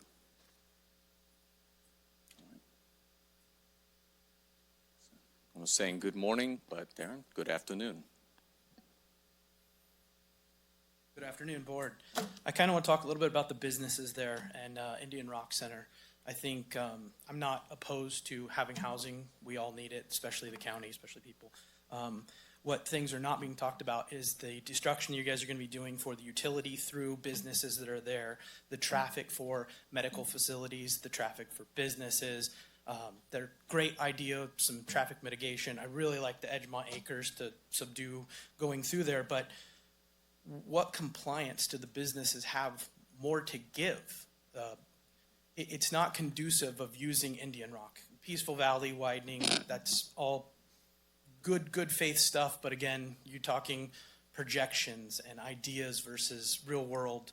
So to get back to it, I would really like to see Edgemont Acres looked more to as a thoroughfare versus going through, and I know there's some property owners and some things in there that need to go, but you could put a frontage road in through there. You could do a bunch of different things. When we look at all the utilities that are gonna go through and the business owners that are gonna have to take that. The parking lots, number one, I looked at some of the in-depth stuff and it's cutting right through their parking lots. So again, please look and see what it's gonna do to these businesses. How long is it gonna be down? What are they gonna do? And I don't wanna take all your time, but rethink that, but come up with it. I'm not opposed to housing. We definitely want housing, but think about some of that stuff. Thank you. Good afternoon. My name is Carolyn Travels. I live in Tamron Mobile Home Park. I've been there about 10 years. Oh, and by the way, our manager was here earlier, but she had to leave for a move-in appointment. And also the owners of Tamron Mobile Home Park were not able to be here due to health issues. I was born and raised in the country, in Bishop, in the mountains. Ended up being here for several years, graduating from high school here in Sonora. Left, got stuck in the Bay Area for 43 years. I moved back up here, and by the way, the last 16 years of my time in the Bay Area, I managed apartments. Moved back up here to get out of the city, which I'd hated for every moment of the 43 years being in the city. I came up here because I wanted to be in the country, in a rural area, bought my mobile home.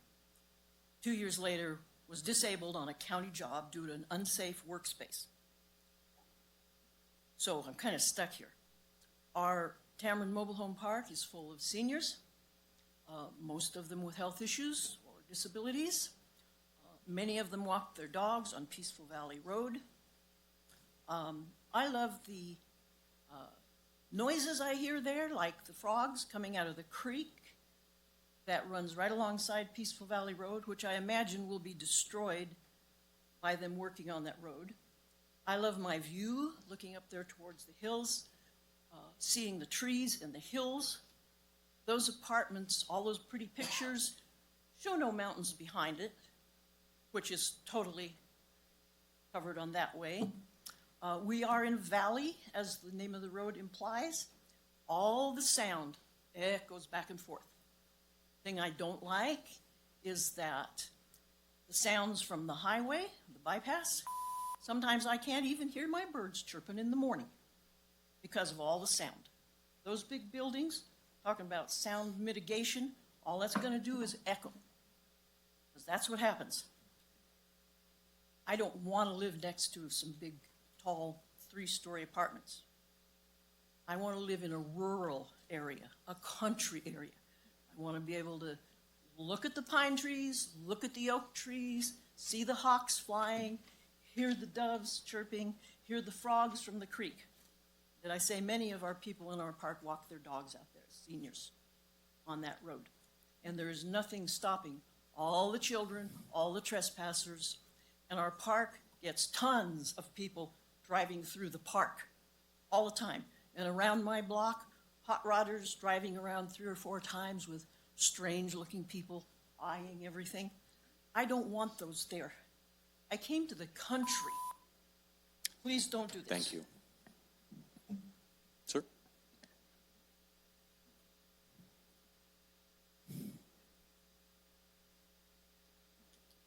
Hello, my name is Jamie Blott. Thanks for letting me speak. I'll try to keep it brief. A lot of things have already been mentioned.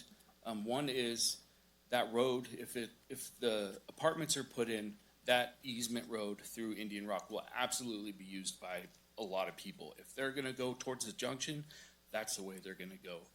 If there's speed bumps there or not, if you know the area, there's more than that one straight route out. You know, they will, if there's a few speed bumps and there's a few cars, they're gonna go right and try to go around it and go towards the car wash. They're gonna go cut towards in front of the Army place. And there's kids around that could be running in a parking lot and they get in a hurry to try to get around somebody. Stuff can happen. And I think that should be considered. Also, who maintains that road? There's already speed bumps on it. So is the apartment complex gonna pay for that road to be maintained? Or is it the ones that own the businesses in the Indian Rock Center? Because that's completely unfair and makes no sense. That's it. Thank you. Thank you. Good afternoon.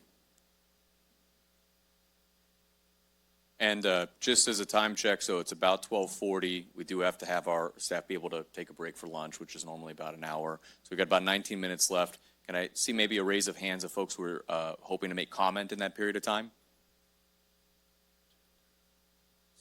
Okay, 7. So if we stick to 7, we got just about enough time.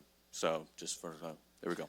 Hi, my name's Daniel Perkins, and one of my biggest concerns here, I've been listening, is that there's a lot of unanswered, we'll do it later, we'll have to review that, those type of answers. So a lot of inconclusions about what really is going to take place and how it's going to take place has been presented by these people. No conclusive answers on quite a bit of it. And so one of my other ones that I think everybody missed, they said the parking for the complex. What about all the people that are going to come visit?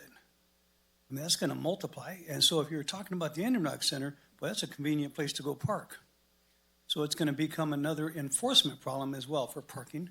And I think that we just don't have enough information about what they're really trying to do for this project to make it a good project at this point.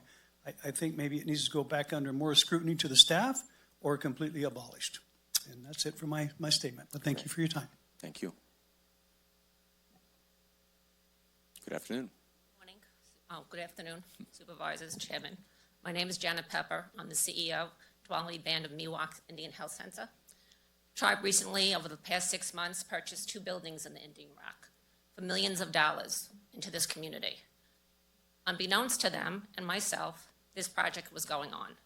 One, I would like you at the very least to delay any decision until you get a proper traffic survey, not a traffic memo, a traffic survey.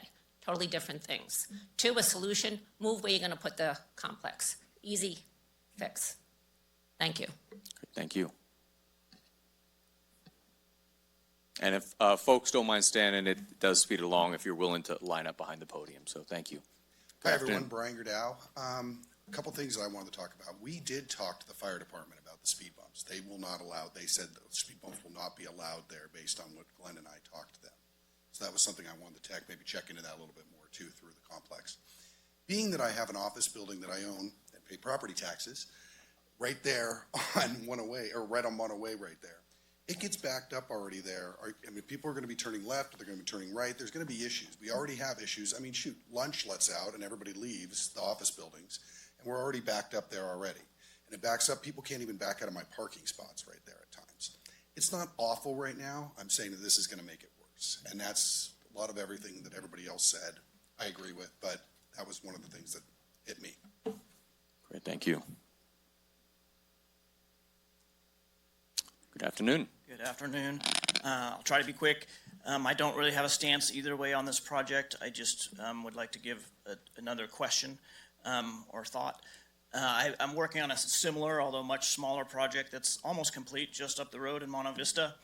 And when I got my permit, I was required to sign a document that stated that I would do my due diligence, every reasonable effort to try to hire local subs and local workers. So I don't know if that's a consideration on this project or not, or if this is going to be this company, Bob, I guess, is the builder. Bob the Builder, it's great. If they're going to be bringing all workers from out of town, or if this is going to be an opportunity for some of the local contractors to get some jobs. And then also, if they are bringing all workers from out of town, are we looking at, what's the distance they'll be traveling from the valley? Are they going to be just coming in and out, daily, or are they going to be spending the night? And is there potential there for some TOT income because they are going to be taking up lodging locally? So that's something that I would think should be considered. And then also, I'm very jealous of the fact that they don't have to pay property taxes. But I understand, because I looked into that for my own project, whether I wanted to go that route or not. So I chose not to for other reasons. But that's another story. Thanks. Good, thank you. Good afternoon. Good afternoon, gentlemen. My name's Randy Gerhart.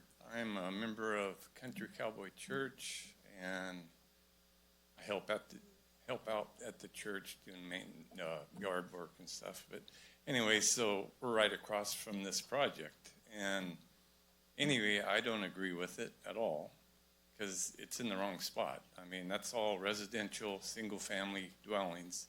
They want to bunch it up with high-density property over towards, Mona Way. And these businesses along Mona Way were built off of Mona Way, not off of Peaceful Valley. So they're grouping that with this project to make it look like it should be there. No, it doesn't. So another thing, if they're going to be exempt from property tax or whatever, isn't the county struggling already? And we need all the money that we can get off of any new projects. So I don't think that's right. So I just hope that you vote against it, or at the very least downsize it and amend it. So anyway, thank you. Thank you. And please come forward. Good afternoon. Good afternoon. My name is Charlene Winreed, and I am a member of Country Cowboy Church. But I also have multiple friends who live along Peaceful Valley Road, and I am a lifelong resident of Tuolumne County. My primary concern is the general plan is being asked to be amended.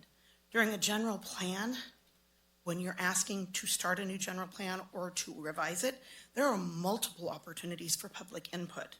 Changing the zoning from rural to high density is not appropriate in this area. And for anybody that bought property there, or for those that invested in Indian Rock, if they looked at the general plan, they would never have expected high density to go in that area. That goes against the general plan. That makes it leapfrog development, which this county has been against for years. In November 2024, when this went out and the notifications went out, it gave a limited amount to respond to because it was during November. That has multiple holidays. It reduced many of the owners to only about a 14-day window to respond, which is not nearly enough. Currently, the businesses that are high density have a frontage road of Mona Way. We're talking about those properties that have a frontage of Peaceful Valley. And if they widen that road, they will be impacting the setbacks for the private property owners.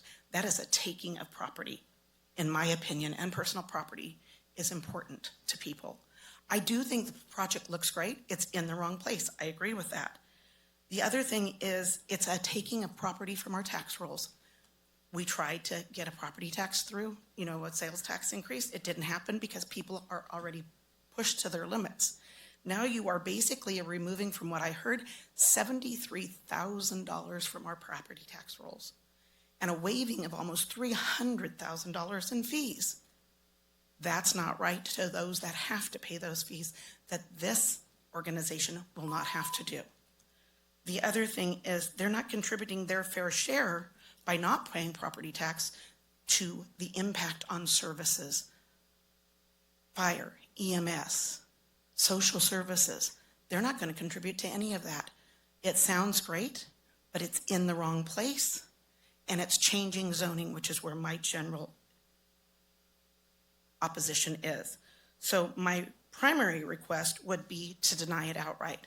If you don't choose to deny it, I do think it should go back to staff to address all of the questions that were brought up in all of the comments. You need to read the comments letters, especially from the church and from the days. They make really good points that need to be addressed. I think staff did a great job. It looks great, but I think we missed many things that need to be addressed in order to approve it today. Thank you. Thank you. Do we have other public comment? Good afternoon. Good afternoon. I'm Trish Warner, for those who don't know me. I think most of you do. My husband and I own the property across the street, the little white farmhouse. Most of the things were addressed. I just want to reiterate parking. We obviously saw that that was an issue, and so they've already tried to mitigate at the very last minute. And in order to do that, they've just cut back. That's not a solution. The already minimum 91 units, to cram even more on there is not the solution that needs to happen here. So we obviously, the elephant in the room is it's too big. I'm not saying that it's not the right place. I'm not even saying that. I did it first. I'm not now. It's too big. And these things need to be addressed. Also paying property tax.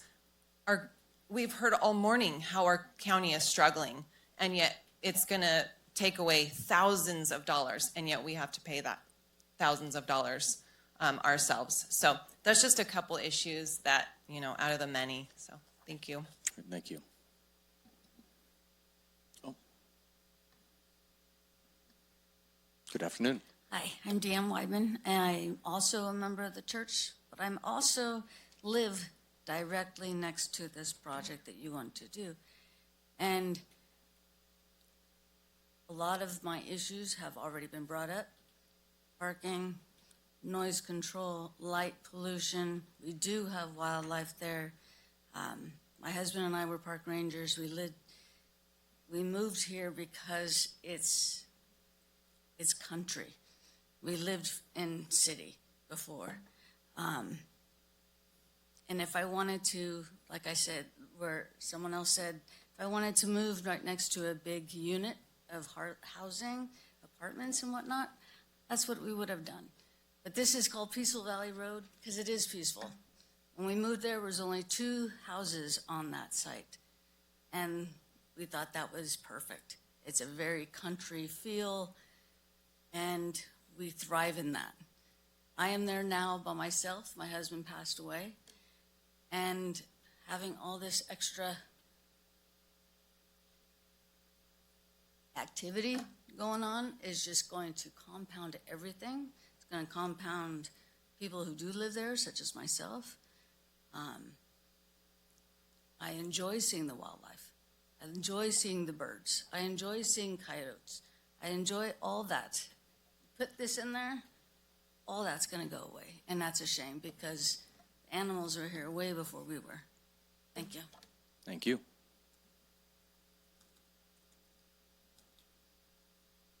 Good afternoon.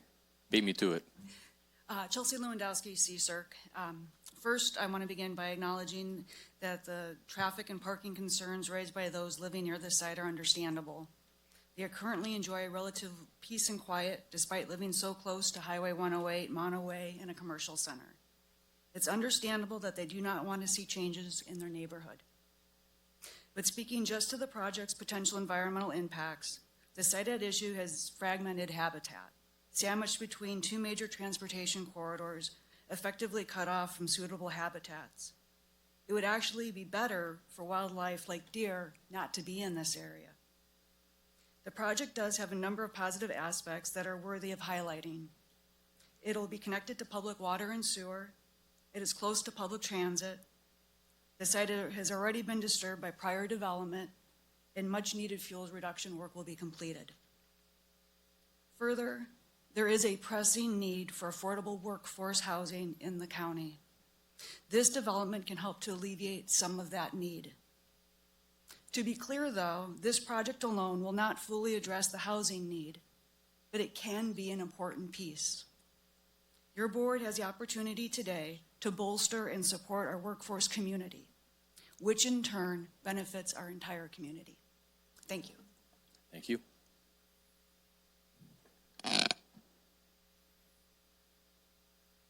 Good afternoon. Good afternoon, gentlemen. I can say that I'm honestly glad to be standing on this side of the microphone and not on that side of the microphone. But with that, I do think that there are a couple of pieces that are very relevant. You've already heard them, but I would make 3 requests to you, that you send this back to staff and that they actually coordinate with Indian Rock. There has been a lack of communication. There have been a number of assumptions based on traffic memos. And I'm here to tell you, I am a member of the church. And if I'm coming down Mona Way, I'm making a right-hand turn through Indian Rock. Anybody that's going to be traveling west on Mona Way or coming up Mona Way, they're going to go through Indian Rock. And I don't care if you put a couple more speed bumps in there, it's not going to deter it. And I do have a question about speed bumps and fire vehicles because I've heard fire say that they don't want speed bumps. If I'm going to access 108, I'm going to go down Peaceful Valley and I'm going to get on 108. And so they're just simple realities, and there hasn't been a coordinated effort. There's some assumptions on sewer, and I don't think that has been explored adequately.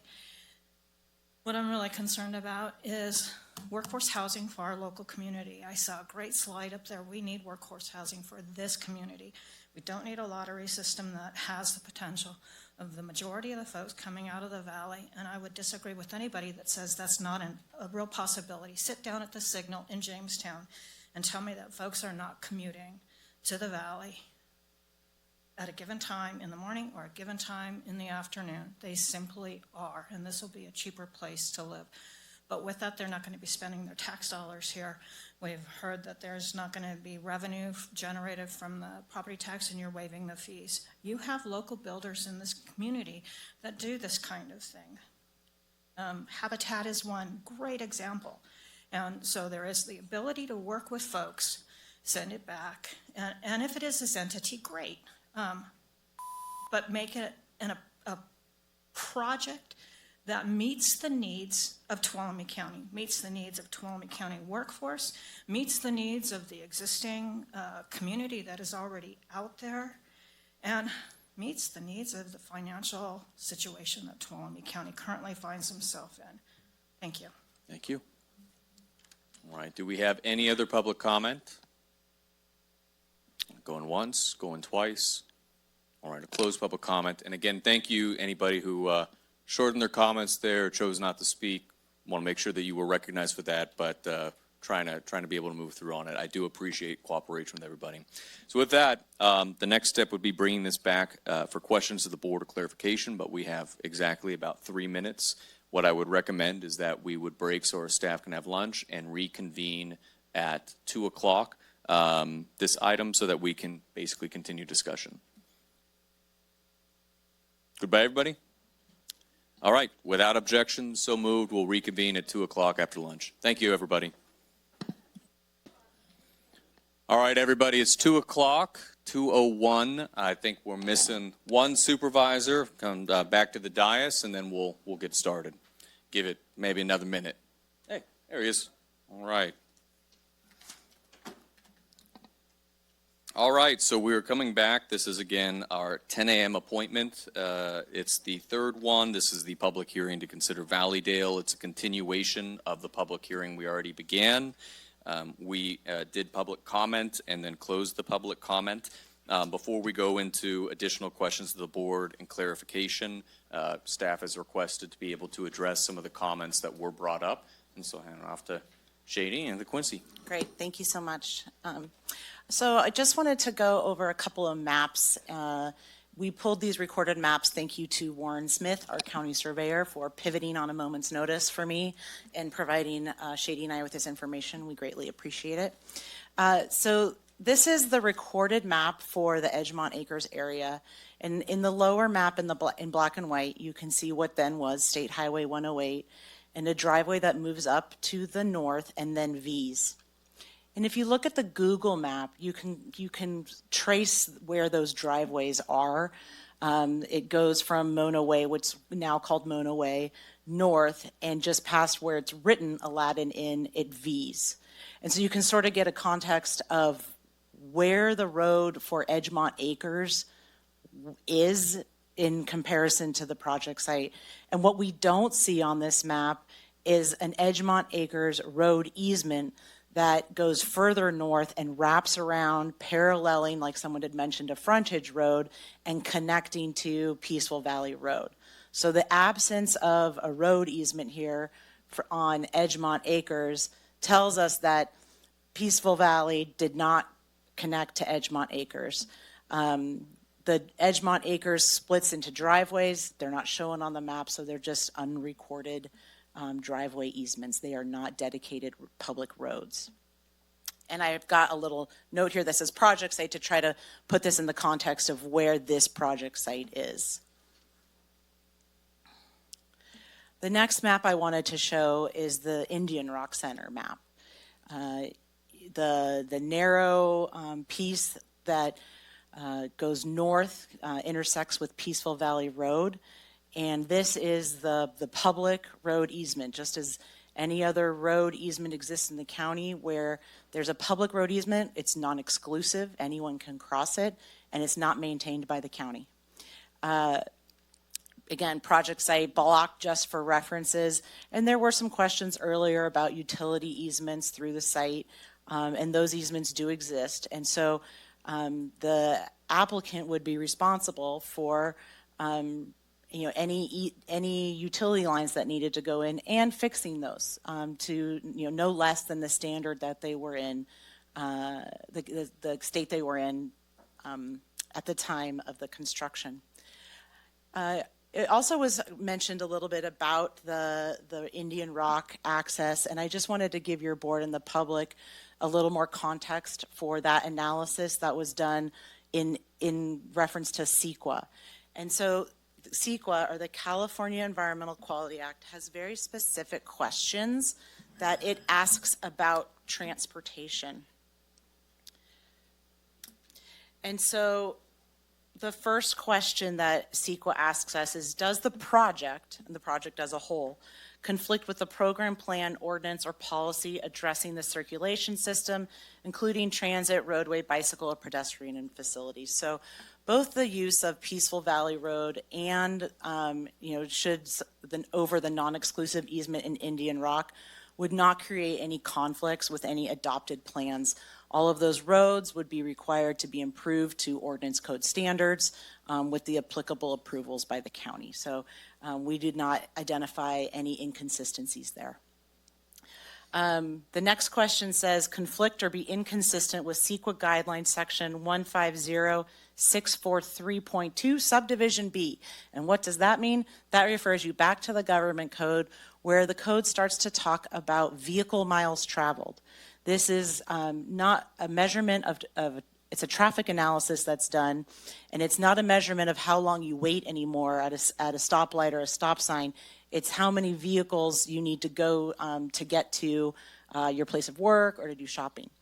And the county has adopted thresholds for vehicle miles traveled, and it has a number of exemptions: local serving retail,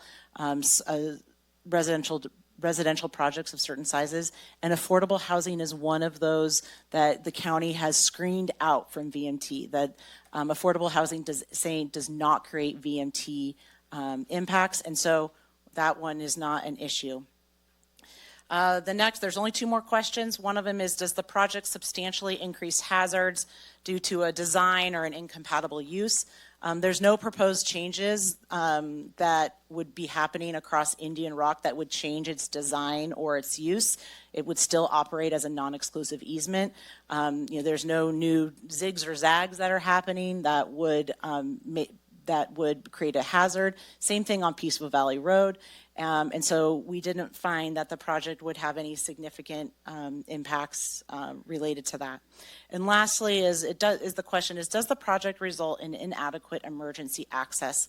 This is discussed programmatically in our initial study, so I'm just going to limit my comments here to the concerns about the Indian Rock easement. And actually the use of that public non-exclusive easement aids in emergency access and does not decrease it. We do have an application that was submitted by a property owner to vacate that public easement across Indian Rock, and I think it's important for your board to understand that because of the existing high-density residential land use designations that already exist on Peaceful Valley, our staff would be recommending denial of that with or without the Valleydale project. So if the Valleydale project didn't exist and that easement vacation request came for us, it would be our recommendation that it's inconsistent with the general plan. I think the last map I wanted to show, this is of the project site. And again, just kind of speaking to how the connection between Edgemont Acres and Peaceful Valley. And again, just showing that they weren't intended to connect. Peaceful Valley turned into the old Mono Toll Road, which connected into Phoenix Lake Road. And so there was not, at least in the existing recorded maps, an intention that Peaceful Valley would intersect with Edgemont Acres. So that's there was also some concerns regarding the sewer that the project will be required to put in, as again, those will be engineered, if and when the project is approved. Those have to go through utility easements and engineered. So we're not there yet, and they have to meet standards to be approved by TUD. There was also a concern regarding takings of property with the road widening. There is an existing road easement there, and so like in other places, road easements can extend on into front yards for utilities and/or roads. And so any work would be done within that easement, so there wouldn't be any takings of anyone's property. And those were the points that I wanted to make and Shady wanted to make, and we're happy to answer any questions, any other questions you might have. Great, thank you, and we'll bring it back to the board. Did actually wanted to ask one other thing I think was brought up by the public was the payment of fees in the ordinance, as well as the current ownership of the property. There was some discussion that the $78,000 number, I believe the property is currently Caltrans surplus public, right, which is not paying taxes? Correct. So actually on all 6 of those properties, we asked the assessor and no taxes are being paid on them. Okay, so it is the potential if it was private, 78,000. Yes. But it's not a loss because it is already public. Yes, but it was a concern of the public. We wanted the board to understand the magnitude of what it, if this development went in, it was not receiving any waivers, that's plus or minus what it would be. And the fee waiver is on nonprofit housing that's in our ordinance code adopted, correct? The county impact service fee waiver is for affordable housing that meets specific criteria that we anticipate this project at the time of construction will meet. Great. All right, we'll bring it back to the board. Supervisor Holland? Okay, I got a couple questions. I also went and checked on the property taxes because that came up. According to Kanan, our assessor, there's been no property taxes paid in 25 to 30 years because obviously anyone that's lived for that long knows the bypass got put in and Caltrans bought up that property. So the last time we collected property taxes was that far ago. One of the questions I had was about the speed bumps, and someone mentioned that fire said we couldn't have them, and I see Steve is sitting there in the back. Maybe he will come up and answer that question if we can have speed bumps or not. Well, Steve is the guy.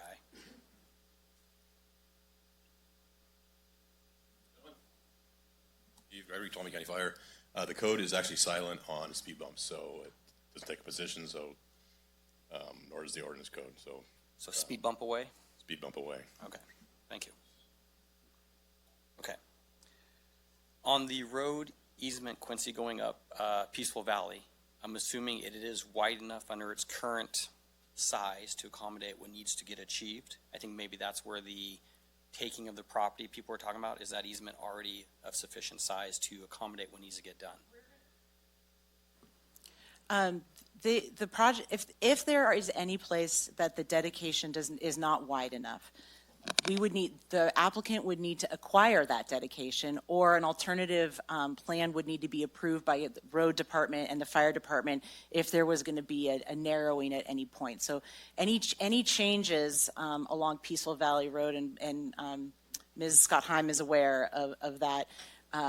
Someone had mentioned that they have a well in their front yard. And so it's not uncommon for there to be things in the right-of-way. Blossom said she would be working with fire and the project to line out that final design. So they might need to acquire some more easement in certain places if needed. Public Works will be running that.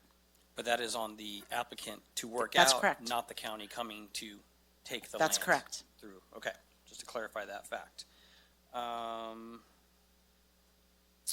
Taxes. Okay, why 56 units? I know this is probably more for the applicant because I think that's one of the questions that come up about size, and which relates then to parking. And so, I mean, obviously, as a builder, I understand you want to maximize the units on the land, but is there a specific reason why 56 units or 55 units or whatever? Yeah, and I'll let the applicant answer if they have anything else to add, but that's the cap based on the property size with the allowed density. So at 15 dwelling units an acre, and mapping it all out, that's what they would get. At the Planning Commission, they also talked about that being a size that's consistent with other projects they've done that they find manageable, and that they have good history with operating a project that size. And I think there were also some funding thresholds for to have a certain number of units in order to achieve certain funding. So if there's anything I left out. And just to make sure, for anybody at home, it needs to be in the microphone. Thank you. Yeah, just to add to that, there is a certain economy of scale too.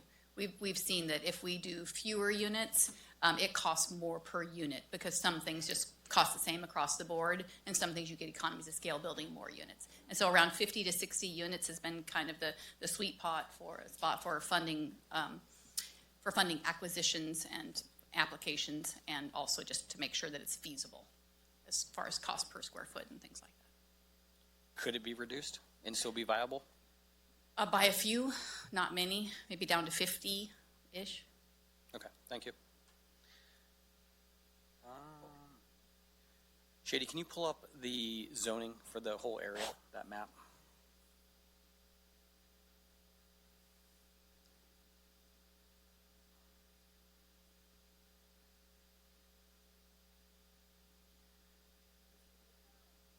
Yeah, that's fine. Sorry, yes, this is the general plan map. Okay, so down towards the end is residential estate planning. But I keep hearing we have the church down there. So how do we have a church in a residential neighborhood? The church was built, I believe that property is RE5 actually. The church was built at a time when churches were a permitted land use in the RE5 district. At some point in the past, probably 30 plus years ago, there was a zoning code change, and churches became then a legal non-conforming use in that residential estate zoning district. So if someone was trying to put a church in there today, they would, I think, need a use permit, or it wouldn't be allowed. Okay, and one last question. If all the high-density residential land, which is across from the mobile home park, if they decided they wanted to put apartments in, would we be sitting in this meeting today, or would they, under our current code, be allowed to start to build and?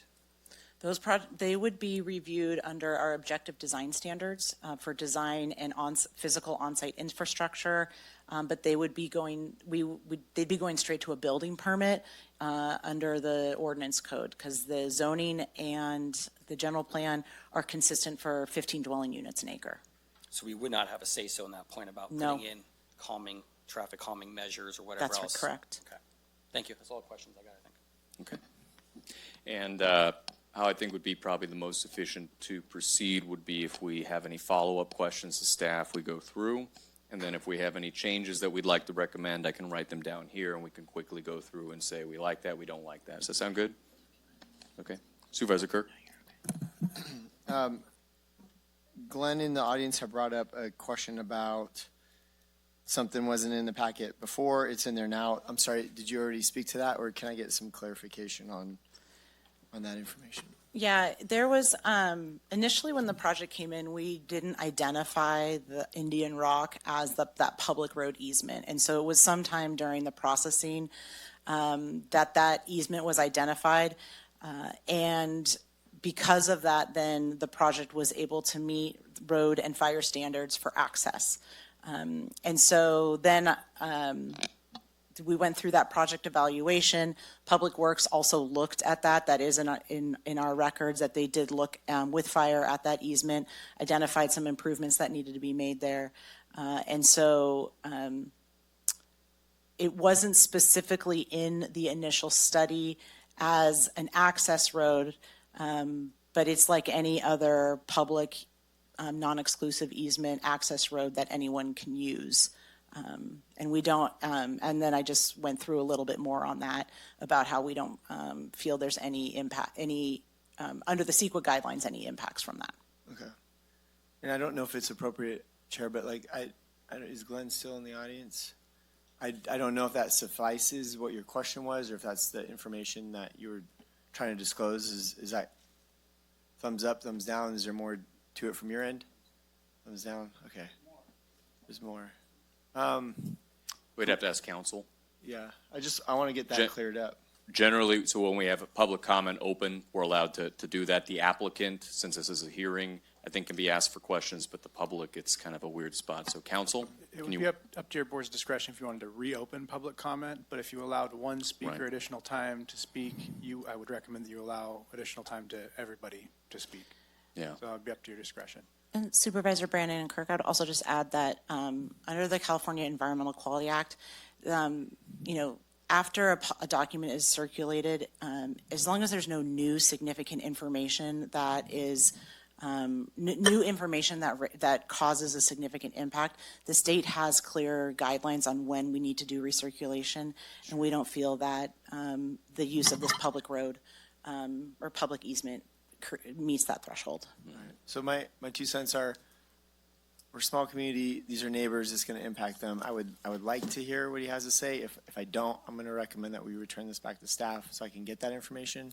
I don't know if I'll have a full board for support of that.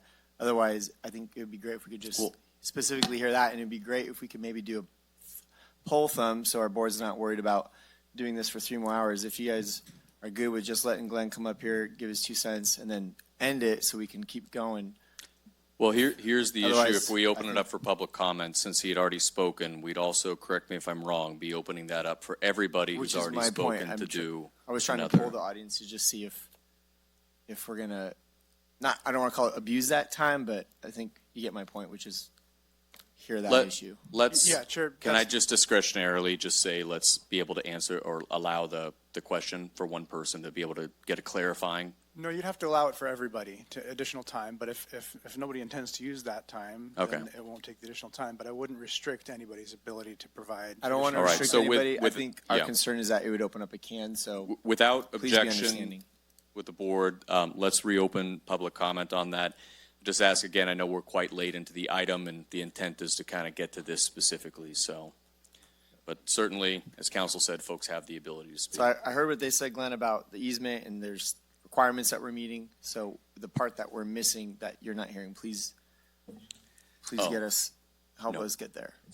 One of the parts that's not in your packet, nor was in the commissioner's packet, is my comments about the project from 2022, okay?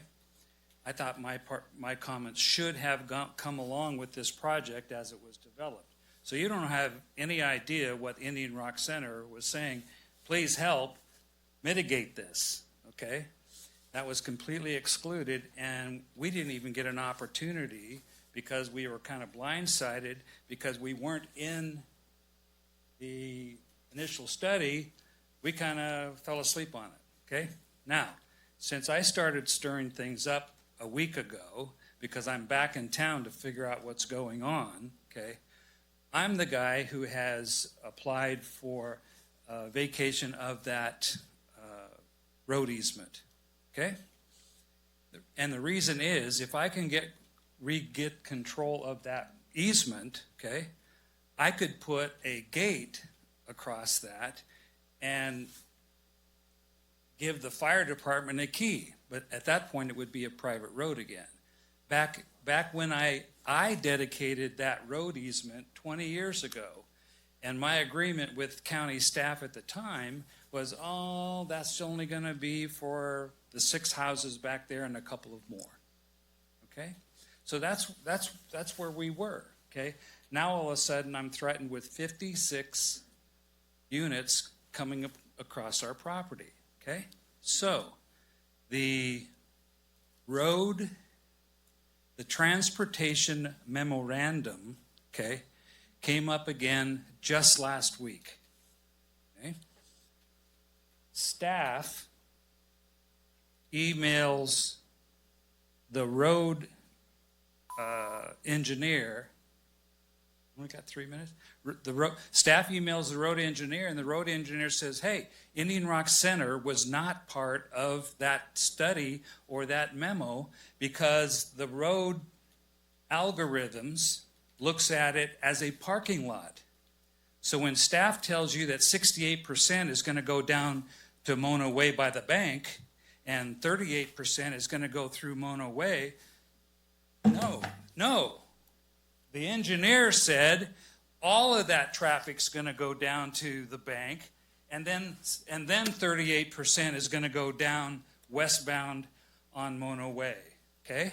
As a matter of fact, staff is also telling I forget the name of these people, the engineer people, they were expecting that 50% of the traffic was going to go through Indian Rock Center. Sorry, and that's the time. Thank you. All right, thank you, Glenn. Continue with any further public comment? Going once, going twice? Okay, and we're closing public comment again, so we're bringing it back to the board. Supervisor Kirk, I'm happy to answer any questions about that. Sure, if you want to respond. Yeah, Sure, respond. great.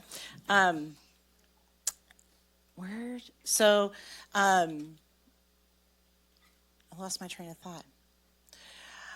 When Do you want me to ask my questions and you then come back to it? Well, when planners look at traffic, we look at worst case scenario, and it seemed prudent to split the trips 50-50. That's what Shady and I talked about. It was just a guess.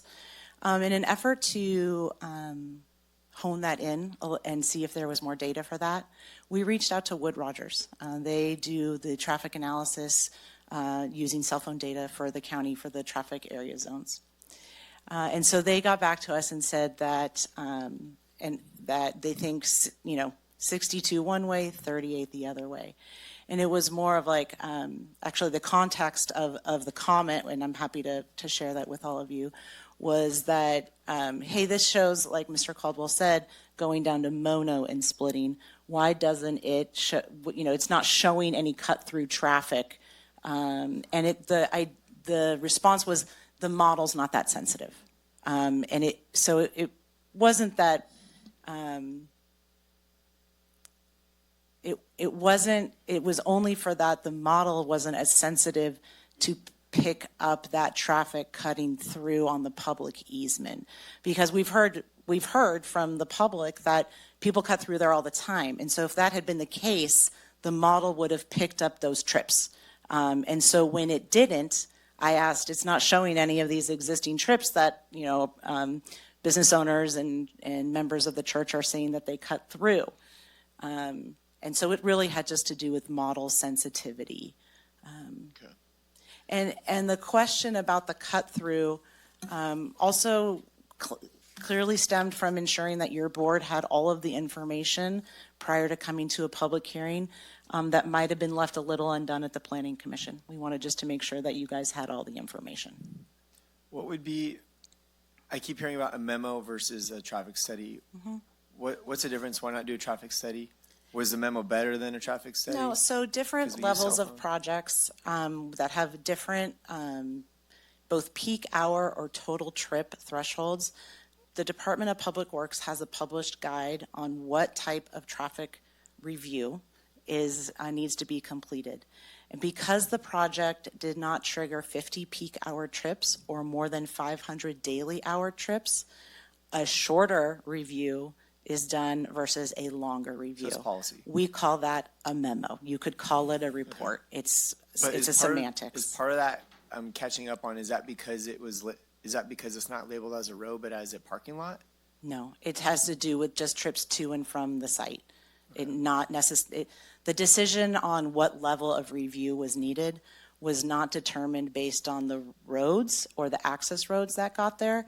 It's based on the peak hour trips at 50 and total trips at 500. Okay. Tracking a little bit. Okay. And then this conversation about Edgemont Acres and Peaceful Valley, I understand it was never created to connect. What would it cost? What would it if we wanted to make that connection, what would need to be done to make that happen? Is there? I can start and then council can correct me if I miss anything. But essentially, if the county wanted to take private property, you would go through an eminent domain process unless those people sold that property to you. So those lots are to make that connection, there's homes with. Yeah, there's homes with driveways and and yards. And so you would either need to have it be sold to you. Not doing that. Or take it on eminent domain. I'm not doing that. Okay. And then, we keep talking about this egress route. I'm just going to, I'm getting to my question, but my point is, this to me does not look like a road to make a connection. It looks like a parking lot. It feels like a parking lot. It smells like a parking lot. So my question is, why do we even need to use that? Is that because of the state forcing those fire regulations that just came down the pipe recently? Yeah. So it's not necessarily recently, but as a component of that, and Steve Gregory, if I get something wrong, please let me know. But there is a concern from the state about increasing density at the end of cul-de-sacs without having a through road without having another access point or another through road. And so when the project first came in, it was very quickly That was identified. about 5 years ago, right? Yes. That we went through this? Yeah. I was quickly identified that the project exceeded the cul-de-sac length limits. It was too far down the cul-de-sac to be allowed to increase density. While we were processing the project, and truly at the encouragement of board members encouraging staff to find solutions and get to yes, we were able to identify that, hey, there's this driveway that smells like a parking lot and looks like a parking lot is actually dedicated to the public. And we reviewed that with Public Works and Fire. And as long as that is, meets the width requirements, height requirements, things like that, then it would suffice to solve the issue that a cul-de-sac, that the long cul-de-sac presented. So it really was staff looking for a solution and trying, rather than shutting a project down and being able to bring that to your board of this is the solution that we found for the property. My last question to that would be, is the state firm on those regulations, or is there any way to present it in such a way that we could still move forward with this project but not utilize that for egress? That's a question that that the Public Works Director and the Fire Chief would most likely answer. I don't know that's appropriate for me, but I could tell you that I think that approving projects that are not consistent with state law would present challenges outside of the. No, I'm asking if there's like exemptions. Oh, like that. exemptions. I'm not aware of any exemptions. The state went to a one-size-fits-all road standard requirement. Previously, we did have unique road standard requirements for Tuolumne County that were negotiated with CAL FIRE, or the Board of Forestry, not CAL FIRE, the Board of Forestry, and we don't have that anymore. Like in my mind, I'm thinking like if you could somehow on the back end of this put an on-ramp to 108 to get out of there in a hurry, that would be your escape route versus having to go through a parking lot. Like has that idea been floated? We did not explore adding an on-ramp. We'd have to go over and under, well, unless you wanted an on-ramp east. That was not an option that was explored, of creating an exit for onto the highway for this property. Okay. And I think that is it for questions. Thank you very much. You're welcome. Supervisor Griefer? So regarding the parking, I know we've kind of kicked that around. So you had stated earlier that we would reduce the size of said parking stalls. Another option is building other parking stalls, right? So it's not an either or. It's not that we're going to have smaller parking spots or no other additional. I think that we're going to need all the strategies that I mentioned earlier. Right, but it wasn't an either or. It's not that we're going to shrink need this all one the and nothing else. strategies. Okay, because somebody had brought up earlier, what about, Super Bowl Sunday or the holidays and things like that? Where would all those additional parking vehicles go? And then, although I'm going to ask a question, I don't expect an answer from the gentleman in the back row, but you said 20 years ago when you gave the easement, or you had allowed the easement occur, your intent wasn't to have a 56 home project on the backside of that, right? Okay, that's kind of what I suspected. That's all I have. Thanks. Okay. And Supervisor Campbell indicated no questions there. So I had a few, and I think this is where we get into the hard part with it. So generally, I wanted to ask, has the direction of the board been to basically reduce required studies and red tape on a lot of these developments? And that includes above what's required studies, analyses, conditional kind of negotiations over the past 4 years? So I think if your question is the direction to me and the Community Development Department to do what we can to facilitate growth in housing? Yeah, and generally streamlining a lot of these Yes, policies. that's been your board direction. And generally in alignment with our board priorities, it's also been fire safety in planning and land use decisions, right? Sure. So it gets hard when it's a specific project, but I wanted to just make sure that some of this stuff, we'll talk a little bit more on it. Wanted to ask about, are we able to add a condition to establish a Firewise community within this as part of the development? So the project will be required at the time of the building permit it's in a high or very high severity fire zone, so it already will be building to WUI standards with construction on the property. It'd be required to meet 4290 regulations.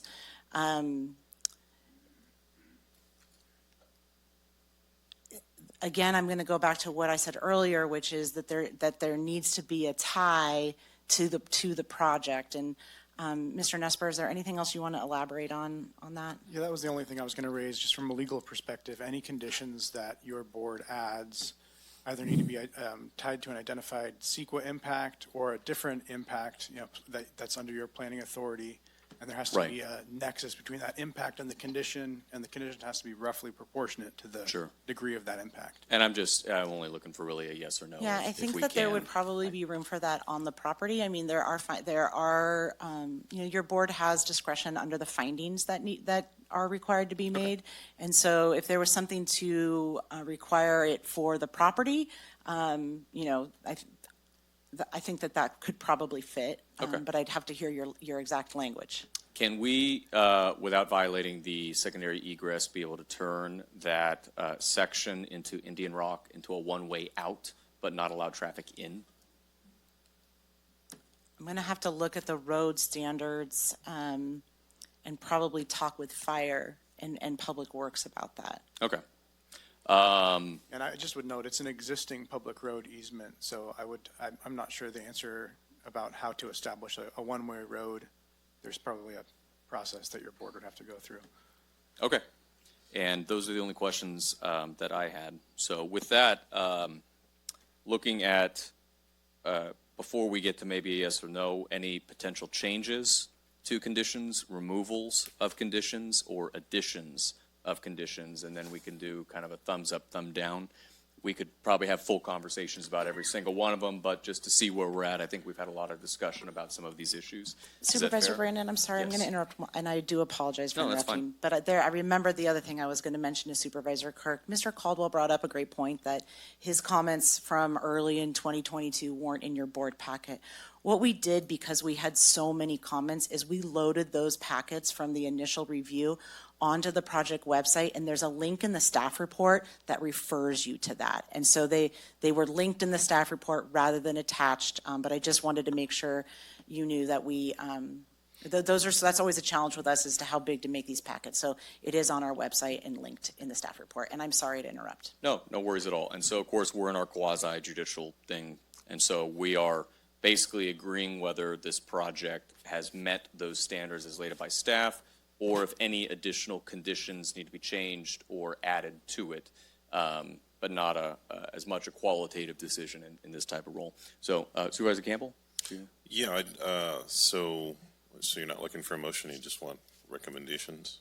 We could do a motion. I think if there were additional conditions that we wanted to add to this, I was open to that discussion first, and then maybe we'll give that a little bit and then go to a motion. I mean, based on discussion from my colleagues and where I'm at, I think that it makes sense to remove the parking on Peaceful Valley Road on the north and south sides of the road, both sides. And, I'm comfortable allowing the applicant to work with CDD to find a way to mitigate that. Then the fencing that I think Supervisor Griefer raised the issue of fencing on the north side of the project. I think that's a good idea. That should be included. I believe that's already in, correct? Mm-hmm. Yeah. Yeah, and I think the parking too was something that was already. And those were the two big ones from listening to property owners. Oh, and the third was the speed bumps on the pass through to the Indian Rock Commercial Center. Add? Yeah. Okay. If I could briefly interject before anybody makes any motions, before your board makes any motions, we should close the public hearing. If of course you need any more factual information or evidence, I'd recommend keeping the public hearing open, but it seems like we're at that stage where we could close the public hearing. Right. Also, I just wanted to note regarding your board's role in this, quasi-judicial setting and whether or not to approve this, it really should be tied to whether or not there is evidence to support the findings that staff is recommending. It's not necessarily whether you like the project, whether you think it's the best use for that particular parcel. It's whether or not the evidence meets the staff's requested findings. So if there are any questions about that, I'm happy to address that more. Great. Thank you. Thank you. Supervisor Holland? I think Ryan got most of them, the parking. So Quincy, these are going to be added already. They are added, right? 17, 72, and 73. Yes, so 73, I just wanted to touch on and make sure that this was a staff proposal, again, as a way to have enforcement on the road. So I just want to make sure that we understand moving the parking, and just make sure that we would bring this back as a separate item in the future to do that. What's not in here is a condition that I would write something to the effect of, prior to the issuance of a grading permit, the applicant shall submit a traffic calming plan for the Indian Rock Center that shall be reviewed and approved by Tuolumne County Fire and Public Works. That's what Supervisor Campbell talked about. That is not listed in any of the conditions, so I would add that one onto the project. Got that on our list, Jared? Mm-hmm. Okay. Okay, so if we got those on the list. Okay. Supervisor Griefer? I have none. Supervisor Kirk? If it's gonna go through, so we're not making comments, we're just making conditions, correct? Discussing, I think, sufficiency of the mitigations and any conditions that are needed to expand that. Okay. Because, I'll make a motion later. If you have comments, then, but yeah, we have to close the public hearing before we Okay. move to a motion, so right So- now I'm just writing down ideas. If it's gonna go through, I would recommend that we do have 50%. So I agree with my colleagues on, let me see, I got remove parking from roads, fencing along 108, speed bumps. 50% would be preferred tenant program. I'm talking about county staff, city staff, U.S. Forest Service, teachers, state park staff, basically have a preferred tenant program for 50% of the housing. That would be a condition I'd like to add to it. And then two other conditions. One would be, because I understand the individual is going to request a vacation of that easement. I don't know why it wasn't explored to have an on-ramp on the 108 on the backside of it, because that would give you a clear drive-in, get you to the apartments, and then if you need to exit, you can just go out the driveway or out the parking lot and on-ramp on the 108. So it would be that we put an on-ramp on the 108 for that exit route so that the other individual can exercise his rights. But to me, it just makes sense. It looks like a parking lot, feels like a parking lot. Let's make it a legit area for cars to come in and leave. And then the other thing is, Quincy, I just emailed you a color scheme. My wife, who's a professional interior designer, we came up with 3 colors that we think would look awesome if it does go up. Swiss coffee, warm gray, and charcoal. I think if you added those color schemes to this, it would look well in that area. So those would be my conditions. I'm more of a Riverstone fan than a charcoal. But the only one that I wanted to add was broadband according to FCC standard, that would be figured out for the project. So with that, you have one more. Supervisors, then- just with some of these conditions that are being proposed here, the occupancy preferences and broadband preferences, I'm not aware of any evidence in the record of impacts from this project that would justify those types of conditions. So if there's some evidence that you would tie those to that we can explore, certainly open to discussing them. But if we were exploring adding those types of conditions, we would need some time. And is it okay if we open that up after closing the hearing? There was one more comment, but then in the discussion deliberation section? That'd be fine, as long as Okay. you're not receiving new factual evidence. And if you are, I'd recommend you reopen the public hearing. Understood. Although I don't believe you have closed the public hearing at this point still. No, we have not. No, this is just writing down to make sure. I think that the questions or things coming up are going to be, legal. So there we go. Supervisor Holland? Can we put signage going into Indian Rock Center that says emergency exit only?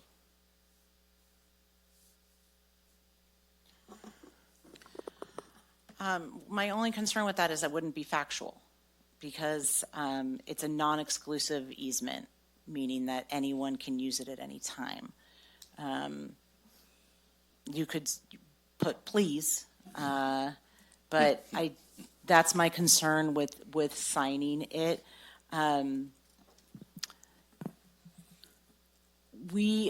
trying to, when we review the plan for traffic calming, I can work with Fire and Public Works on signage as well, if there's any additional deterrence, so not just, traffic calming is much more than a speed bump. I read a whole manual last night on it, and so there's lots of options, and we might find some that are better suited for this project or for this area than just, as someone said, there's already speed bumps in this area. There might be some other solutions. So I wouldn't want to commit to something that is not factual, but we could have the condition to include looking at what signage we can put up. So maybe I'd want to put the most aggressive speed calming methods we can do, if there's options beyond speed bumps. And I have traffic calming on here. Okay. Supervisor Campbell? Yeah, I just want to make sure we don't stray too far away from what our role is here. This is private property. This application, our job is to make sure that the applicant is following the law, that the project is not going to unfairly impact the neighboring community. I just have concerns when we talk about telling them what color to paint the project. I mean, what if it ends up that the paint color doesn't look good, or that the majority of people don't like?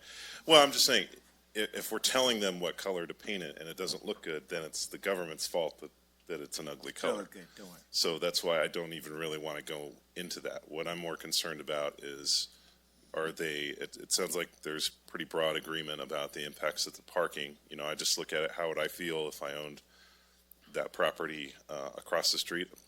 Probably wouldn't like to see people parking in front of my property. So are we doing questions or are we doing comments now? Well, I'm just saying we're getting into an area that's really not covered by. And that's why I think I should close the public hearing right now, and that way we can go into discussion, deliberation on these, if that's fine.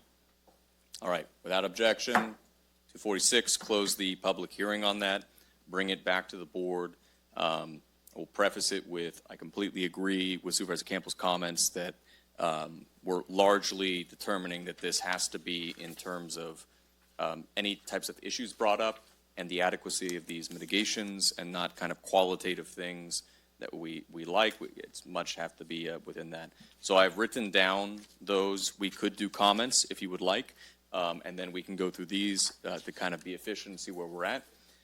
Each one of them needs to, I think, relate to, again, some type of issue. Supervisor Kirk, would you like to start with some comments? Jeez, okay. First of Procedural all, question. Sure. So before we get to all of that, shouldn't we just have a vote on whether or not this is going to move forward or go back to staff? Because if it's not going to move forward, then the following conversation doesn't need to happen. If we want to kick it back to staff with these recommendations, then they can address it. And if it's not going to move forward at all, then we know where we're at. We do have the capability right now for a motion on the table. So if a motion wanted to be entertained and voted on to table it or approve it or deny it, I think we can do so right now. I would recommend we just do comments, and then, that way we all have our say, and then have a vote on whether or not we want to add on. Okay. Okay. Supervisor Kirk? Try to make this quick. High level, I don't like subsidized housing.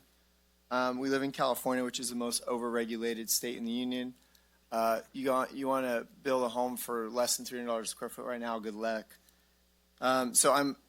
This isn't directed towards anybody in the room or staff. They've done a great job. It's mind-boggling to me that we have to do subsidized housing, and yet we don't address the issue at the state level, which is we are overregulated and it's too expensive to build. And so this is what it looks like because it's too expensive. We have to do projects like this. And on one sense, it's good because it's going to get people into housing. On another sense, it's like, why don't you just go fix the freaking problem, which is it's too expensive. I got to put solar on my house. That's going to jack my price per square foot up by $33 per square foot. So I just think, big picture, I'm one guy in a big state, but we don't address issues in California. We just keep doing madness. So with that being said, yes, Quincy, we do want to get to yes. And I think you guys have done a great job of figuring out how to get to yes. I was pretty much kind of against the project for a variety of reasons until I did a walkthrough with Quincy and I saw this map right here, which you guys saw. Because around the project site is a ton of high density. There's commercial, general commercial, heavy commercial in pink a little farther down the road. So like the big picture is it can absolutely fit on this area. It blends in with the rest of the zoning,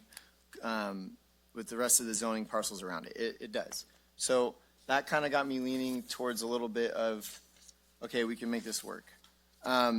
I gave my recommendations for what I like to see added as conditions. For me, the biggest holdup, and this is kind of back to the state of California thing. The state comes out 5 years ago and says, if you're in a high fire zone, if you want to build where there's a cul-de-sac, you got to have a ingress egress. And when I look at this, I don't see one. I think we're fudging one. I think we're making something kind of out of thin air with this backyard parking lot. Let's put some speed bumps to figure out to make it work. Yes, we are getting to yes. But again, where the hell is the state in the room? Where are they in the conversation? Where this is what it looks like when you come up with ridiculous requirements that rural areas have to abide by.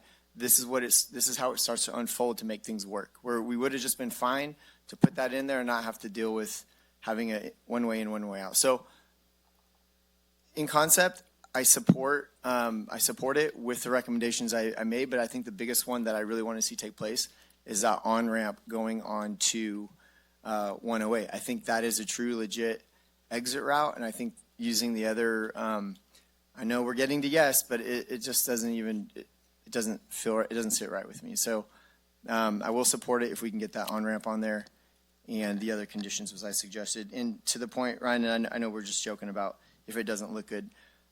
It's on 108, so when people are coming up the 108 corridor and they see that, that's going to be one of the only housing developments that they see in that area. So I do want it to look clean, crisp. I do want it to blend in well with the local community, and that color scheme is what works. And if people are going to say we're getting in the weeds, well, excuse me, you guys are asking for a general amendment. So if people are going to come to me and ask me for an amendment, I can give a color scheme, and if that's going to ruffle feathers, and so be it. I'm not saying it's ruffling feathers. I'm saying if you come to me, I'm going to have suggestions. Those are my suggestions.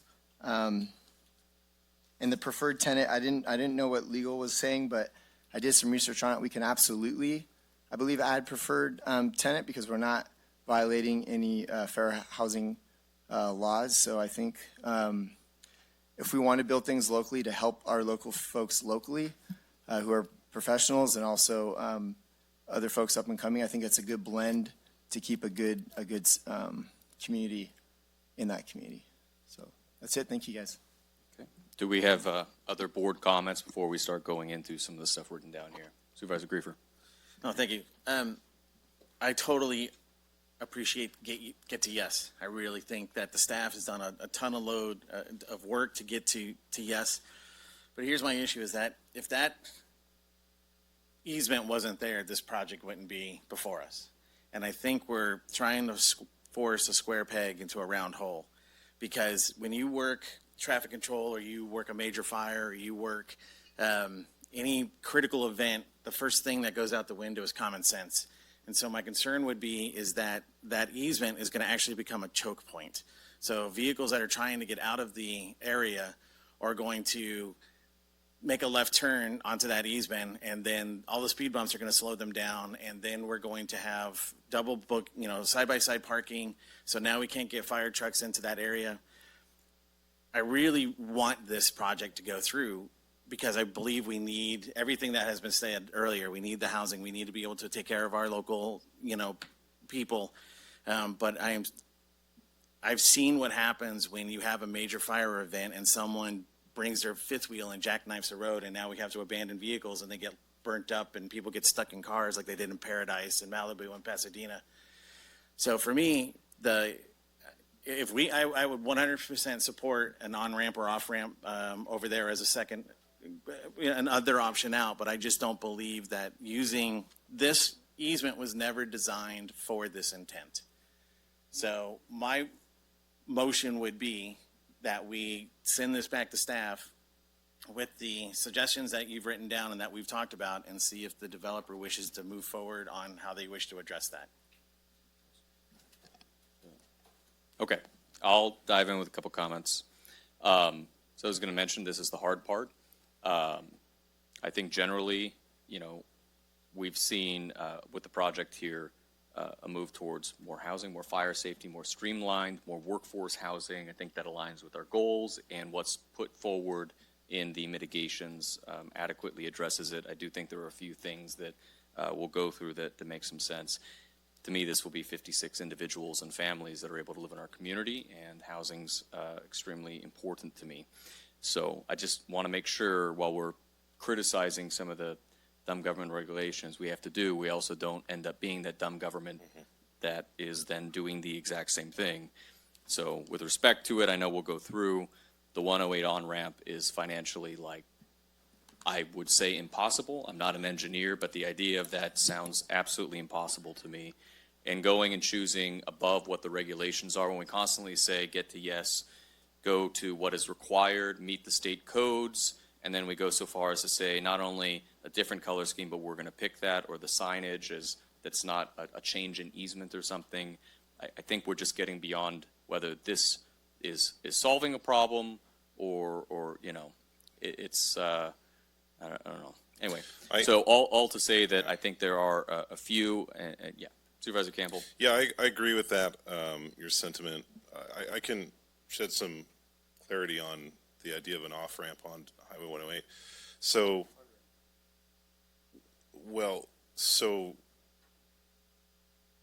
I was involved with building the Peaceful Oaks interchange, which is right there. I mean, to me, that is the on-ramp and off-ramp for that location. There's actually an on-ramp and off-ramp network very close to this site, which to me is one of the benefits.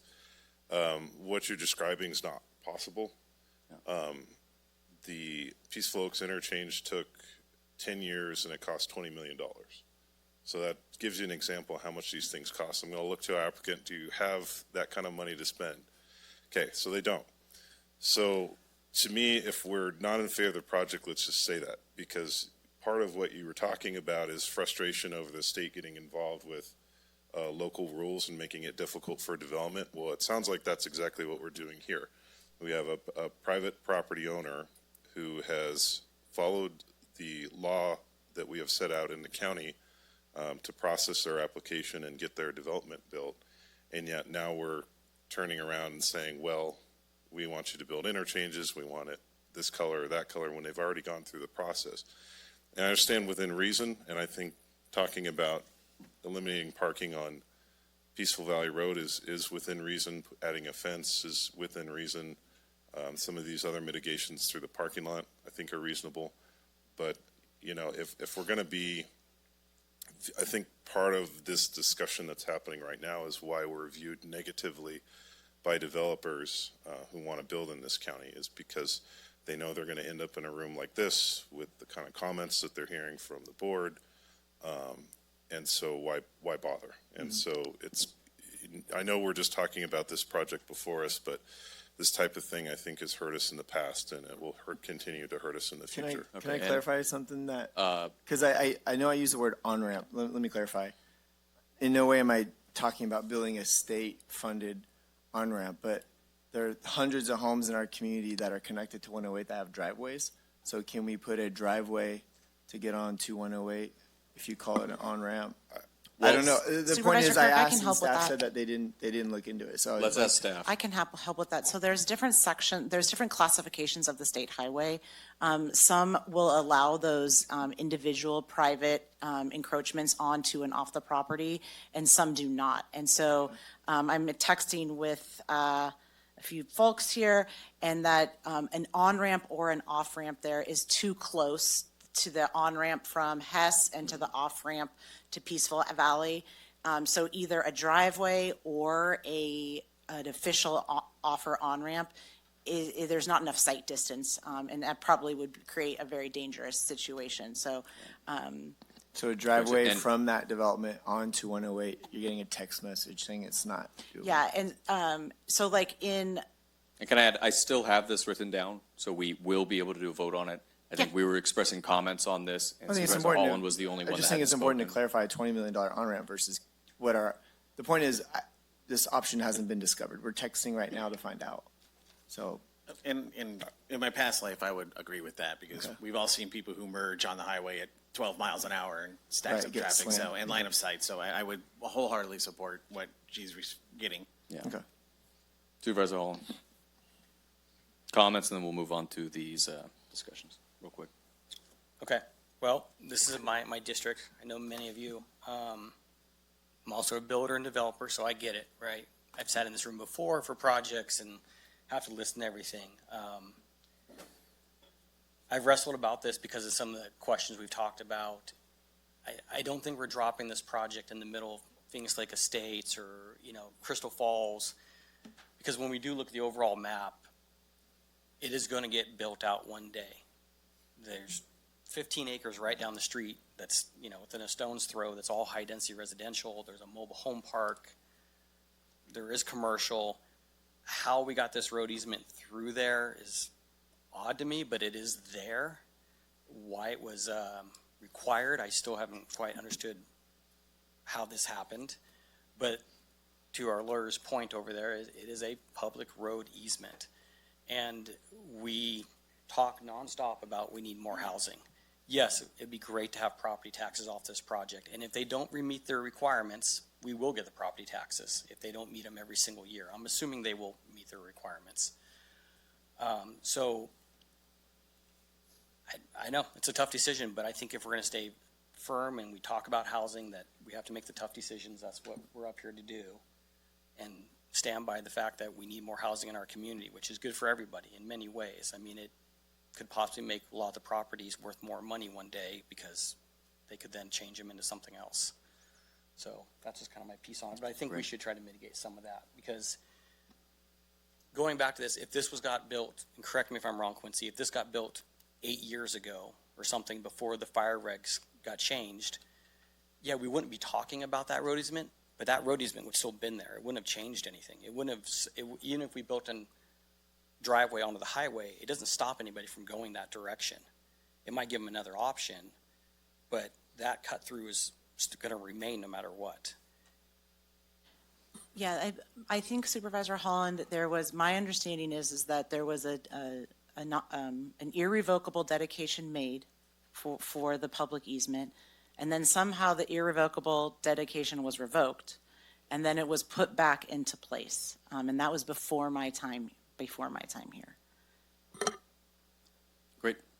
I want to say that too. We'll go to figuring out whether we want to do this or not. Thank you, everybody, hanging in with us too. Looks like we're going to get to our second 10 a.m. appointment at about 3 p.m. So I just want you to know we do take this seriously, and a lot of it is being able to have good discussion and hear your comments on everything. So I believe the first, as you had recommended, and I was hoping to get kind of a straw poll thing, so we may craft a motion that then will cover majority opinion. The first was a yes or no in general. Point of order, actually, my position was that we should take a vote on whether or not we want to move forward with it. That's exactly yes or no. That's what I meant. No, I don't mean each line item. I mean as a project. I make a motion to send it back to staff Okay, with any particular, with the items that have been brought forward. okay. We would still need to direct whether we wanted to have these or not, because we've only listed them, right? Or you could just give them the list and let them figure it out and then bring it back. Because There's not majority direction on most of these, is what I'm saying. We haven't, I brought up broadband, for example. Right. I'm the only one that said it. They wouldn't be able to do anything with that, because it's just me. So, Yeah, and does it necessarily need to be given back? Because it sounds like they can accomplish some of the things that we've asked for without it. Okay. With approval contingent on those things that we've asked for. But I'm willing to entertain a motion basically to do that. I just think it'd be premature before we give direction on these. If the intent is for it to come back with this stuff, we should direct them what we want them to develop with Right. it. And with all due respect to Supervisor Kirk, I don't think we should talk about paint colors. So I think we could scratch that off the list with his blessing, of course. So shall we go through I mean, these and find consensus and then figure out whether we want to direct it back There's to a staff reason why or vote? Mammoth looks nice. Wait. Decision makers make decisions. Let's move through. So what I heard was consensus pretty much on removed street parking, fencing on the north side, and a traffic calming development plan with Indian Rock Center, correct? Is there any disagreement with those three conditions? All right. So we would have those within it. Please, we're trying to make sure we're moving through. I mean, to be very respectful with it, but we have to be able to move through this item. One other thing that had brought up a couple of times is the idea of a preferred tenant. I would think it was a first option right to public or private employers to basically to go through. It's mentioned that that has to be tied to some type of mitigation. I'd say it's probably related to limited land use, developable land use, and workforce impacts. I don't see that evidence in the record. I'm not well versed on preferred tenant law, but I do understand that source of income is a protected class and it's not something that we can base preference on. Right. So if there is a majority of the board that wants to explore some sort of condition related to tenant preference, I think staff would need some more time to look at that. Okay. So, does a majority want to do this? My understanding of that would be if they're able to replace what you would be getting in the tax credit, light tech or anything like that, a business would then be able to designate that for workforce housing. And if they're not able to pay for that, it'd go to a tax credit system. It does sound more complicated, and maybe that's something that can be worked on in the future. So is there thumbs up if you want to have something like that? Well, which means that we're going to have to develop it and put it back to staff. Well, for a clarification, I believe they said that they could dedicate X number for, right, there was some discussion that you guys could, in your business operational plan, could come up with an X number that would be county or, they can decide who's going to be in those rooms. I don't think we need to tell them who's going to need to be in those rooms. They've already said that they're going to dedicate some of them to the veterans. Well, the veterans is because it's attached to a funding source. They're on a lottery system. The research I came up with was you can have preferred tenant programs where, like, we could say a condition is 50% has to be, county employees, city employees, U.S. Forest Service. And I believe they said they could do that. Do their lottery on 50%, and then other 50% just give first preference to that. And if you don't have 50% preference, then the rest goes out to lottery. So how about we add in, sounds like direction that if there is something we can do for preference for local workers, public or private, that we would add that in, if legal. Yeah. Is that fine? If we could hear from the applicant, if it's an easy thing they can do, I'd like to hear what they have to say about it. They know more about it than we do. Would you like to briefly respond? Yeah. Is this fine with council? Okay. Technical question. Just to speak to his point that he made, it is a source of income is a protected class. So you can't say you have to have this source of income to qualify. We can give local preferences, we can give veterans preferences, things like that. But we can't say you have to make this kind of income from this source. That's the only thing I want to clarify. So like we can't say you have to work for the county or Correct. Okay. Can we say local employed though? You could say, no, you have to say, because that's, again, a source of income. Okay, understood. You can say local, you live locally, but not, you have to work. Okay. Since we can't do that, then I will pull back my recommendation on that. I don't know if there's a majority that would still like to move forward with discussing that. I don't hear a majority. Okay, so I'm scratching that off. I had broadband. Are there two other people that think it's a good idea? All right, scratching that one off. We're going through it. All right. Supervisor Kirk had mentioned the 108 on-ramp and also the color. Do either of those sounds like have? that's not feasible. Okay. We're not We're feasible, scratching those off. It's a safety issue. And Supervisor Holland had the signage with Indian Rock. I would say that fits in the traffic calming, if that's fine. Okay. What's the maintenance plan for the easement if people are going to be driving? Is that still going to be a public easement or is it county? Who's going to be taking care of that? That would remain a public road easement unless your board Yeah. takes some sort of separate action to change, to vacate the easement or change it somehow. Yeah.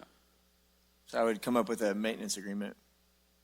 That'd be my recommendation, that the county come up with a maintenance agreement. Okay. So that would be putting a maintenance agreement for our public easement onto the project. Is that something we legally could do?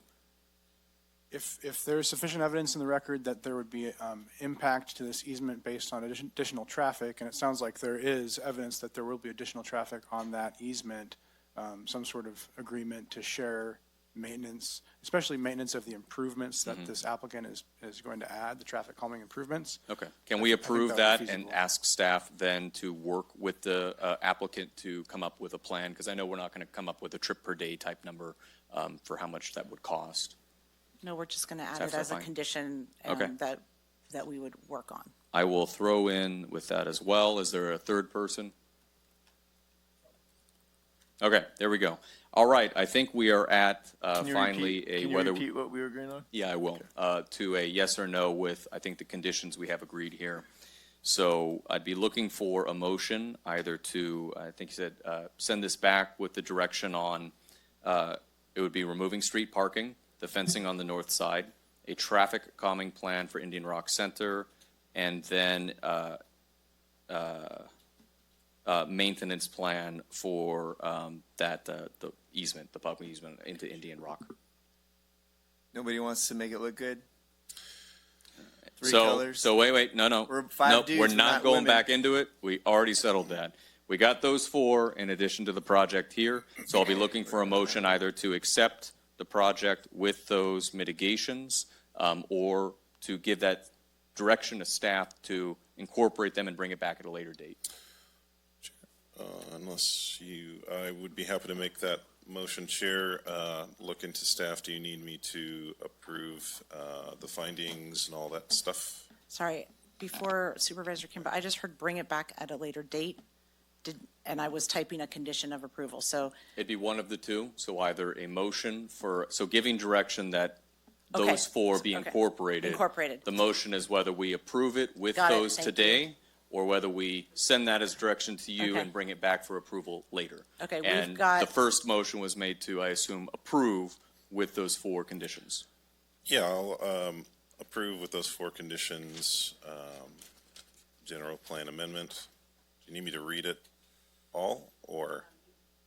Because You sometimes can with move these on staff public- You can move on staff recommendation with the additional conditions, the additional conditions outlined by your board. Okay, because there's a lot here, so I wasn't, the chances of me making a mistake are fairly high. All right, so I would move to approve staff recommendation on this project with the four changes mentioned by Chairman Brandon. All right. And is there a second? Not. I'll second. Okay. All right, with that, we'll move to a vote. The motion is to approve on staff recommendation alongside the four conditions that we discussed there and agreed. All those in favor, please say aye. Aye. All opposed? Opposed. All abstaining? Okay, so it passes 3-2. And staff, do you have the direction you need? All right, great. Well, thank you, everybody, for attending. Really appreciate it. Let's take a little 5-minute bio break, and we'll finally be able to get into our other 10 a.m. and 11 a.m. appointments.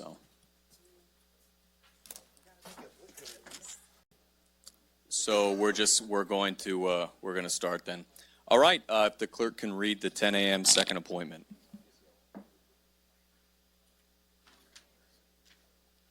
10 a.m. 2, public hearing to consider Dam Backer 1, Resolution 20-25 for a general plan amendment to amend the land use designation of a 5.17 acre parcel 085-280-007 from rural residential RR to agricultural AG and 5.17 acres of a 61.2 acre parcel 085-050-025 from the agricultural AG to rural residential RR under Title 17 of the Tuolumne County Ordinance Code TCOC.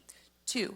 Ordinance for zone change LUNR 23-7 to rezone a 5.17 acre parcel from residential estate, 5 acre minimum, RE5 to exclusive agricultural 37 acre minimum, AE-37, and 5.17 acres of a 61.2 acre parcel from exclusive agricultural 37 acre minimum, AE-37 to residential estate, 5 acre minimum, RE-5 under Title 17 of the TCOC. 3. Resolution 21-25 for agricultural preserve alteration AP 24-001 to amend the boundaries of agricultural preserve 164 with no net change in acreage. Notice of exemption pursuant to the state CEQA guidelines. Great. All right, with that, staff ready to present? Go ahead. Good afternoon, Chair and Board members. Joshua Wazinski, Planner 1 in the Community Development Department. I'm here to present Lunar 23-7, General Plan Amendment, Zone Change, and Ag Preserve Alteration for 2 parcels owned by James and Eileen Dambacker. The proposal before you is a resolution for a general plan amendment to amend the land use designation of a 5.17 acre parcel 085280007 from rural residential RR to agricultural AG and 5.17 acres of a 61.2 acre parcel 085050025 from agricultural to rural residential under Title 17 of the TCOC. Next is an ordinance for a zone change Lunar 23-7 to rezone a 5.17 acre parcel from residential estate 5 acre minimum, RE5, to exclusive agricultural 37 acre minimum. I'm sorry to interrupt, but I believe we did not open the public hearing, so if we could open the public hearing. Darn it, council, you got me. All right. We're going to reopen the public meeting at 3:19. Thank you.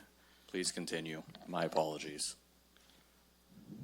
I'll just restart from number 2. Ordinance for zone change Lunar 23-7 to rezone a 5.17 acre parcel from RE5 to AE37 and 5.17 acres of a 61.2 acre parcel from exclusive agricultural 37 acre minimum to residential estate 5 acre minimum, and to add the agricultural preserve AP combining district to the new boundary of APN 085-050-025 under Title 17, and agricultural preserve alteration AP 24001 to amend the boundaries of agricultural preserve 164 with no net change in acreage. This is an overhead look at the project site and the surrounding general plan designations. The site location is at 22394 Lions Bald Mountain Road in Sonora. This project involves 2 parcels, APN 085280007 and APN 085050025. And this project site is surrounded by AE37 and RE5 parcels.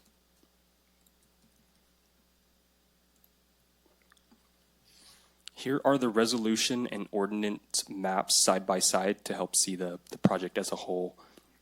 At the top left of both maps, you can see that APN 085280007's general plan designation is proposed to be amended to agricultural from rural residential with a corresponding zone change to AE37 AP from RE5. And this is in advance of a lot line adjustment where this property line will be removed and it would combine with the adjacent parcel.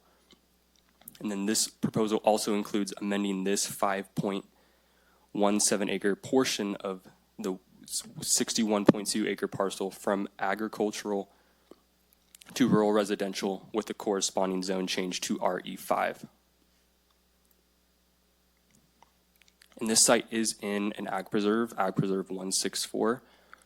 This map shows the new 5.17 acre residential parcel to be removed from this ag preserve, and this newly proposed 5.17 acre agricultural parcel to be added to ag preserve 164.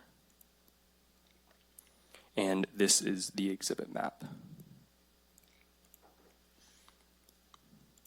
We notified 14 property owners surrounding the project site on January 22nd, 2024. No responses or objections were received. Public agencies were given the opportunity to review the project, and no objections or concerns were raised.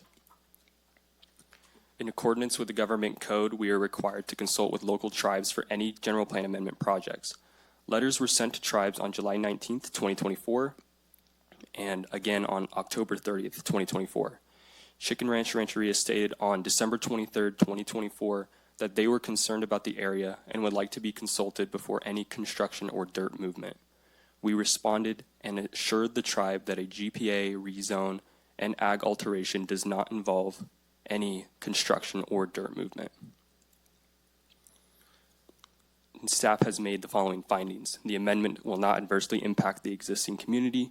The amendment is consistent with the intent of the vision, goals, and policies of the general plan as a whole. The amendment prescribes controls and standards for affected land uses to promote compatibility with those established lawful uses. The amendment provides for the protection of the general health, safety, and welfare of the community, and amending the general plan land use designation and zone change for the project site is exempt from environmental review under the California Environmental Quality Act, CEQA, pursuant to Section 15061B3 of the state CEQA guidelines. Now your board can approve the project, deny the project, or send it back to staff for further review, and Quincy and I can answer any of your questions. Great. And we'll first go if any board members have to disclose any ex parte communications. Sounds like it should be ex parte. I don't know. Just anyway. All right. Thank you, staff, for presenting. I don't believe we have an applicant here to present, do we? I don't believe so. Okay. With no applicant to present, we'll bring it back to any questions from the board. I believe this is in District 1, correct? Yes, District 1. Supervisor? So Quincy, maybe you can answer this one for me. I know we've had extensive talks about what we were just talking about, road length limits. Is it because we're swapping two parcels that does not create another one which triggers that whole length? Because we talked about Lions Ball Mountain specifically. That's correct. Okay, thanks. Any other questions from the board? All right. Close that. We'll go into public comment. Open up public comment. Any members of the public like to speak on this item, please step up. You'll have 3 minutes. Going once, going twice. All right. Closing public comment on this item. Bring it back to the board for any additional questions or staff clarification. Anything from the board? Anything from staff? All right. So with that, close the public hearing at 3:25 and bring it back for discussion, deliberation, and a motion. I'll just make a motion that we approve, where is that? Resolution 2025 and right. ordinance zone change and resolution 2125. I got them all? Well, you're moving on staff recommendation, the entire recommendation. Correct. Sorry, I missed one. All right, so we have a motion by Supervisor Holland. Do we have a second? Second. All right, we have a second. This is on all the items of the staff recommendation. This is why we end up using that. Some of them are really long to have to say all of it. All right, with that, we'll move to a vote. All those in favor, please say aye. Aye. All opposed? All abstaining? All right, passes 5-0. We're going to be on to our 11 a.m. appointment. While that is being set up, in the interest of time, I'd like to recommend we do have several closed sessions on the agenda. 2 of them are performance evaluations that we would, I believe item 15, conference with labor negotiators, we do need to have today, but the other 2 that we delay those to the next meeting so we're able to get out at a more reasonable time. And so once we have finished the 11 a.m. Item, we would then go immediately into closed session for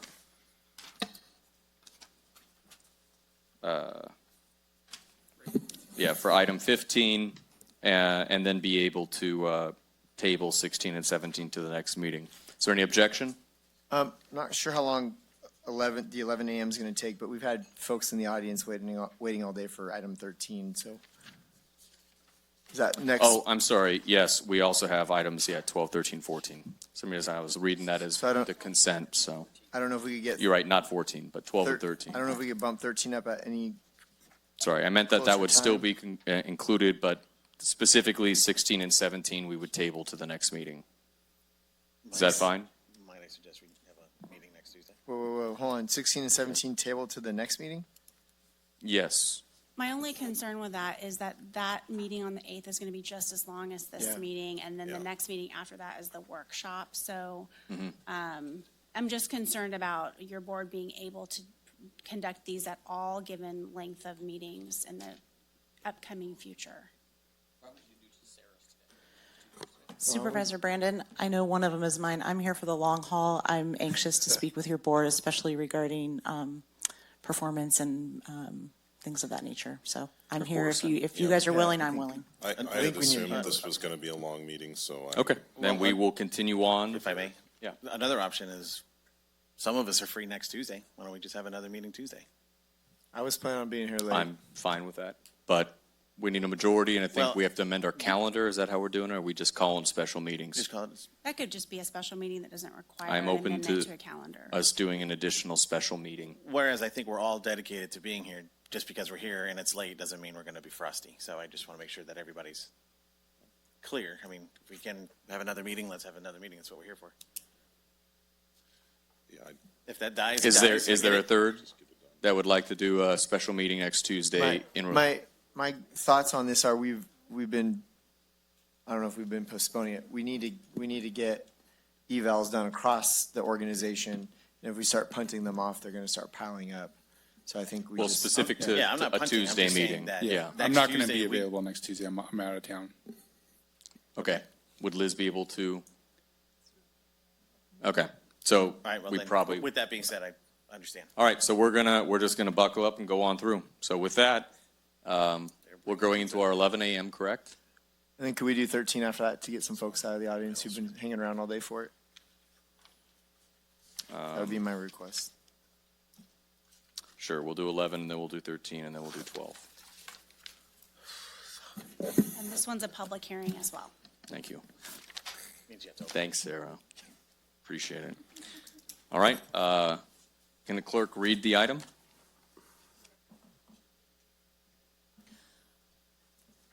$11 a.m., public hearing to review, receive comments, and consider approving resolution,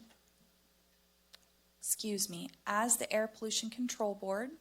11 a.m., public hearing to review, receive comments, and consider approving Resolution 23-25, repealing paragraph M of Section 2 of Rule 500 and Regulation 6, permit to operate, and subparagraph 12 of paragraph B of Section 6. Thank you. Of Rule 500. Excuse me, I'm just going to restart that whole thing because I messed up the number. I apologize.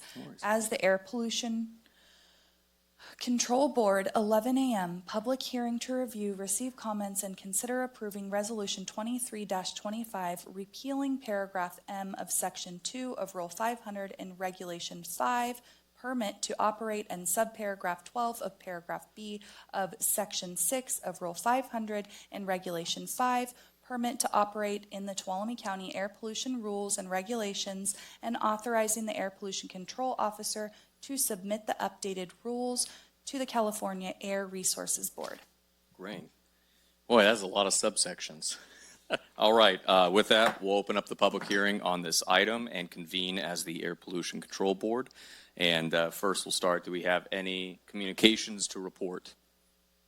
All right, seeing none, we'll move on to the county staff presentation. Mike.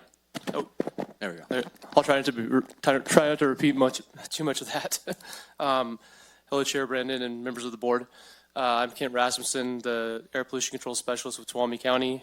With me today is Christina Lankarani, the Ag and Air Admin Tech, and also Catherine Clem with County Council.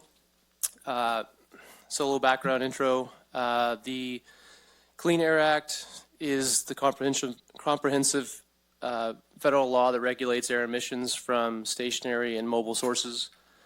The EPA promulgated permitting regulations applicable to the operation of major and certain other sources of air pollutants under Title V of the Clean Air Act in 1992.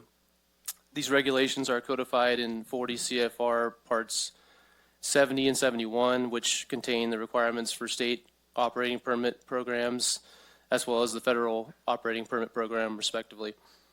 The Air District's EPA-approved Title V program under 40 CFR Part 70 is incorporated in the Tuolumne County Air District Regulation 5, Permit to Operate.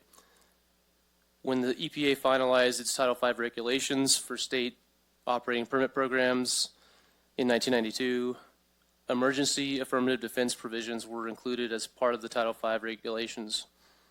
These provisions established an affirmative defense that sources could have asserted in enforcement cases brought for noncompliance with technology-based emission limitations in operating permits, provided that the exceedances occurred due to qualifying emergency circumstances. And sorry to interrupt, just curious, since we have this written and attached to the agenda, are we able to move forward to the recommendations, or do we have to go through? Okay, if we can just summarize then and be able to go to the end would be great. Sure. Thank you. Go ahead.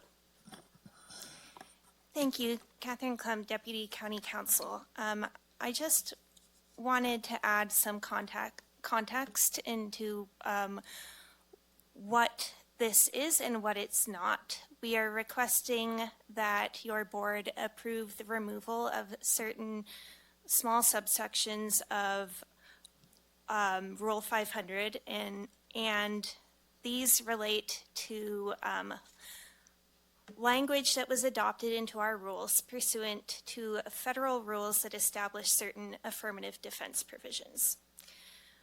What we are doing by pulling these out is not removing the ability of permittees to raise as possible defenses in a hearing what the circumstances were, for example, an emergency, a breakdown, how they responded. This is actually about a debate between the federal courts and the federal agency over whether the courts or the agency has authority to just spell out what the defenses are in the federal rules. And the DC Circuit has told the EPA that the federal agency's creation of these blanket rules infringes on the court's ability to determine whether those defenses are appropriate on a case-by-case basis. Thank you. And this is a required action, correct, and recommended by staff? And so the only reason we are removing these is because this language is very clearly drawn from the federal rules that have since been repealed, and that repeal also required state programs like ours to remove it. I'm just making this clarification because we did receive a question about why are we removing these provisions and not a separate provision in Rule 516 that addresses breakdowns and allows for certain enforcement discretion if permittees meet certain notification requirements. And the answer is because this removal is a pure legal technicality relating specifically to the affirmative defense, and it doesn't cabin defenses available to permittees, and it doesn't affect agencies' enforcement discretion. Great. So that is just my summary that I wanted to get on the record. Cool. All right. With that, I don't believe we have an applicant to present on this, correct? All right. So we will move into any questions from the board on this item. Looking to my right, looking to my left. All right. With that, we'll move into public comment. Any members of the public would like to speak on this item, you'll have 3 minutes. Going once, going twice. All right, we are closing public comment. Do we have any additional questions from the board or follow-up from the staff? All right, with that, we will close the public hearing at 3:37 and bring it back for discussion, deliberation, or a motion. I believe the recommendation is that we approve from staff the resolution removing that rule, and so there. So I'm looking for a motion to approve of the staff recommendation. Move on staff recommendation. Second. All right, we have a first by Supervisor Kirk. We have a second by Supervisor Campbell. All those in favor, please say aye. Aye. All those opposed? Abstaining? All right, passes unanimously. Thank you so much, member. I only got a popular vote, not a law degree or air pollution specialist, so I trust you. All right, so with that, we're going to close. We're done with our 11 a.m. item and our 10 a.m. item. Supervisor Kirk's request, if there's no opposition to it, we'll move directly into item 13, which is consideration for the Pinecrest Lake parking mitigation. So There you go. Will the clerk read the item? Item 13, consideration of 1, discussion of Pinecrest Lake parking mitigation actions report, and 2, waiving the first reading of an ordinance amending Chapter 10.24 of the Tuolumne County Ordinance Code to increase parking fines, and scheduling a second reading of the ordinance for adoption on April 8, 2025. All right. We ready to present? Wonderful. Thank you, Board. Sean Hippery, Water and Natural Resource Analyst. We're going to talk about the Pinecrest day use parking situation and recommended actions. Before we begin, I would like to make an acknowledgement. This was a multi-agency collaboration and a multi-department report. I'd like to acknowledge Deputy County Counsel Christopher Schmidt, Sheriff David Vasquez, Assistant Chief Andy Murphy, Assistant Fire Chief Andy Murphy, Assistant Director of Office of Emergency Services Dory Beats, Director of Public Works Blossom Scott Heim, Fire Prevention Officer Steve Gregory, and also Stanislaus National Forest Miwok Summit Ranger District Ranger Sean Winstead. This is a partial list of the collaborators who helped develop these actions and recommendations. So I wanted to, and many of them are available and have been patiently waiting today to answer your questions. So we thank them for their contribution. Just a little bit of background. As many of us already know, for some time there have been challenges due to the inadequate parking at Pinecrest Lake Recreation Area. This has created concerns about public safety for evacuations and first responder access. It has also created environmental concerns from vehicles and trailers being parked in the meadow area and unauthorized locations, along with trash and other related concerns, issues related to facilities for garbage removal and bathrooms, etc.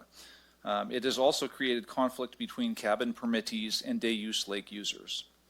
So back in the fall of 2024, a Pinecrest community meeting was held to address the concerns about these problems related to the overutilization of the recreation area, and subsequently there was collaboration between the above noted departments and personnel and other stakeholders to recommend actions to mitigate these problems and identify opportunities. In October of last year, this was discussed at the Board of Supervisors Natural Resource Advisory Committee. At that meeting, multiple actions were identified and will be summarized in the following.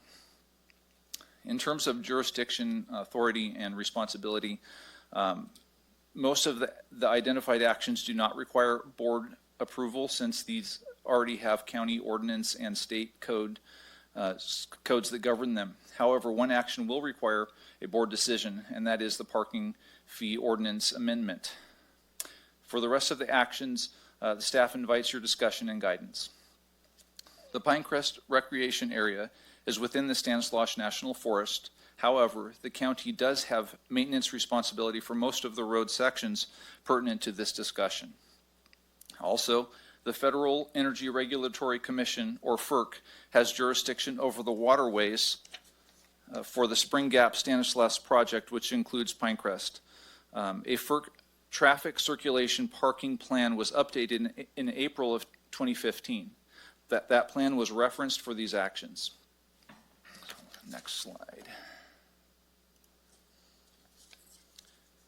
Okay. The parking ordinance, and again, this is the only item that will require board approval. The county designated parking fines have not been updated in several years. The relative fines have fallen far behind the cost identified for state highway jurisdictions. They are currently $35 compared to $100 and $200 for the first and second offense, respectively. The low cost of the fines has not been enough to deter the frequent violations. The proposed ordinance would incentivize compliance and reduce illegal parking. The additional funds derived from the violation penalties could provide for parking enforcement and law enforcement presence in the area. It should be noted that the amendment would be countywide, but would not change parking fines on state route areas or within the city of Sonora limits. This would only affect county-maintained road designated no parking areas such as Pinecrest and areas of Dodge Ridge Road below the ski resort parking area as examples. Staff recommends that, 1, you waive the first reading of the ordinance amendment, Chapter 10, 24 of the Ordinance Code, increasing parking fines, and 2, schedule a second reading on April 8th, 2025. There are additional recommendations for consideration. However, I would like to pause at this point and invite board interaction and questions. All right, we'll bring it back for any questions from the board. All right, seeing no questions, were you looking for any comments or more to present? No, we just need public comment for a motion. So with that, move into public comment before we go back for board discussion. If any members of the public would like to speak, please step up. I'll have 3 minutes to be able to speak at the microphone. You guys look scared. Heidi Lupo, Pinecrest Lake Resort. Thank you for moving this up on the agenda. Thank you. Pinecrest Lake Resort supports an increase in the parking violation fee for the Pinecrest area. Obviously, we're not discussing these other items on the list as of yet, but there is a subset of comments that will follow those if that is made available today. But we will support an increase in fines. The sheriff knows how I feel about that. I think it's a great move and a very positive mitigation for Pinecrest. Thank you. Great, thank you. Do we have any other public comment? Sheriff, welcome back. Good afternoon. Dave Vasquez, Sheriff of Tuolumne County. Just a couple of quick things to add, and also I want to thank Sean. Did an outstanding job, and sometimes when you're trying to do this multi-jurisdictional agency corralling of bringing something to your board, it can be like herding cats. And so good job on that. You thanked everybody else, but I want to make sure that you get thanked as well. I just want to highlight that this is really about safety. Right? So I attended several community meetings, specifically the big one up in Pinecrest, have taken a ton of phone calls, responded to emails all about the issues with parking at Pinecrest. And the number one concern that always comes up, everything comes back to safety. Specifically the safety of vehicles that are parking on both sides of Pinecrest Lake Road, and it basically encroaches on the thoroughfare, makes it difficult for emergency apparatus to get through back and forth, which also causes a lot of concern for if in the event of an emergency ingress and egress, it's the only way in, way out. Essentially, if you're evacuating from the recreation area. So I just wanted to highlight that last year, our deputies issued approximately 165 citations.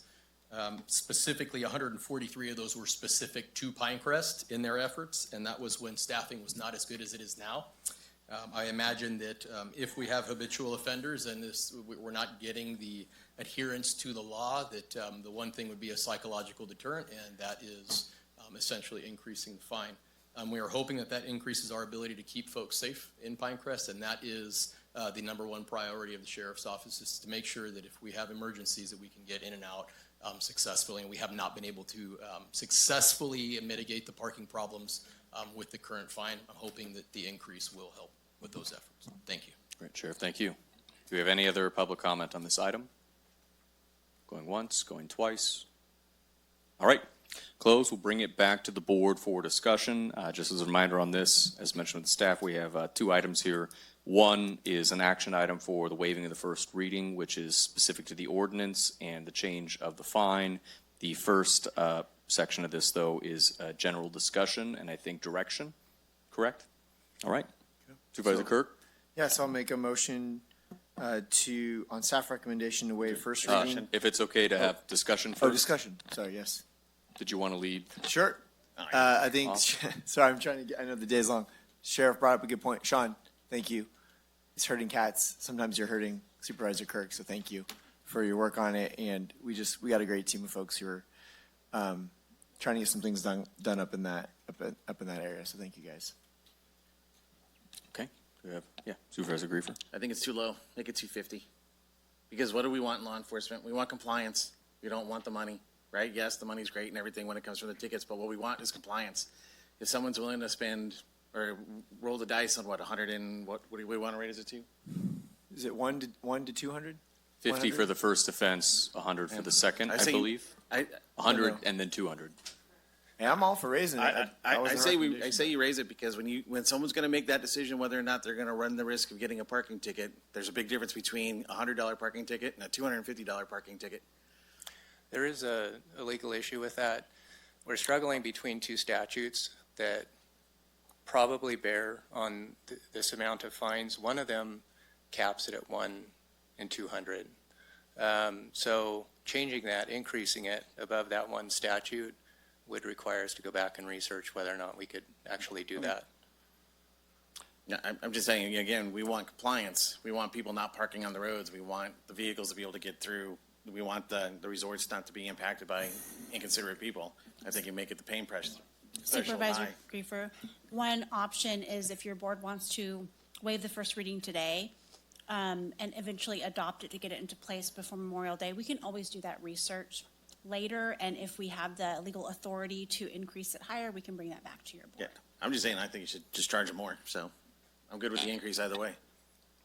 I agree with you on that too. At least what I had seen, I think in Merced was $238.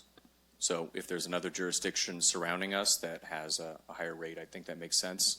As mentioned, it's compliance related, especially there's a section above it too about parking in fire lanes. That is not it's the same ordinance we're discussing, but it's not the red line portion. I would say that the same, it should be at the maximum of what is done regionally. So do we have other comments or discussion? I'll just support. This was the option that we were given. If there's other potentials, then I'm all for it. I completely agree. There's going to be a psychological difference between 1 and 250. So, but Memorial Day is approaching quick, so if we could get at least this going. But I'm firm on if there sounds like there's agreement. If it's not much more to bring it back at a future date to increase it, I absolutely would. If your board would like to explore that, one thing would be, it would be nice to have direction on the amount. That might bear on the legality of the cap. I'd say as high as we can go legally. Okay, we'll come back with a suggestion. I would agree with whatever is the highest legal of something that's around us probably is somebody's doing it, right? Well, I mean, if you can get $1,000 ticket for throwing a cigarette butt out the window, I think we can charge $250 for being a jerk and parking in a fire lane, which I would strongly encourage you tow every single one of those cars out of there. Now, that would be a second recommendation. That was just me. No, and I agree. Throwing up on the table. I like that we have a cop on the board. We've got Section 3, which is the snow removal areas and stuff too. So there are other sections in here of other fines. But your board should also be aware that these are county-wide rates for the penalty. So if right now, I believe the areas are designated by resolution because these have to be signed. There needs to be signage and notice. And I believe the only areas right now are Pinecrest and Dodge Ridge area by resolution. And I don't know if Public Works would reverse me on that, if there may be other areas. But the rate would be countywide, and your board would be able to set zones. If you wanted to set a higher rate for example, Pinecrest, but leave the rest of the county or Dodge Ridge a lower rate, we could come back with other options. But I just want your board to be aware, if you choose $1,000, it would be all areas currently signed for no parking. I'm not saying $1,000, just for the record. I'm just saying that I think we have to have something where the pain threshold is enough that it deters that bad decision-making. That's what we want. For his understanding, does it sound like 250 to 350 range? Yeah. Okay. It sounded like we're not going to, from what I heard from council and staff, pick the number today. They need to do more research, but we can adopt this today and then have that number come back with the direction of what is a reasonable maximum, basically, correct? Sounds like we adopt this number today, the 100, Right. 200, and then we tell them now to come back with 250, 350. Or if it is doable to go. And I support that. And it sounds like that's pretty good. The other part of this, because we'll have to do a vote on that in a sec, we do have the discussion of the other parking mitigation actions, which I believe is basically 2 through 5 on this list, correct?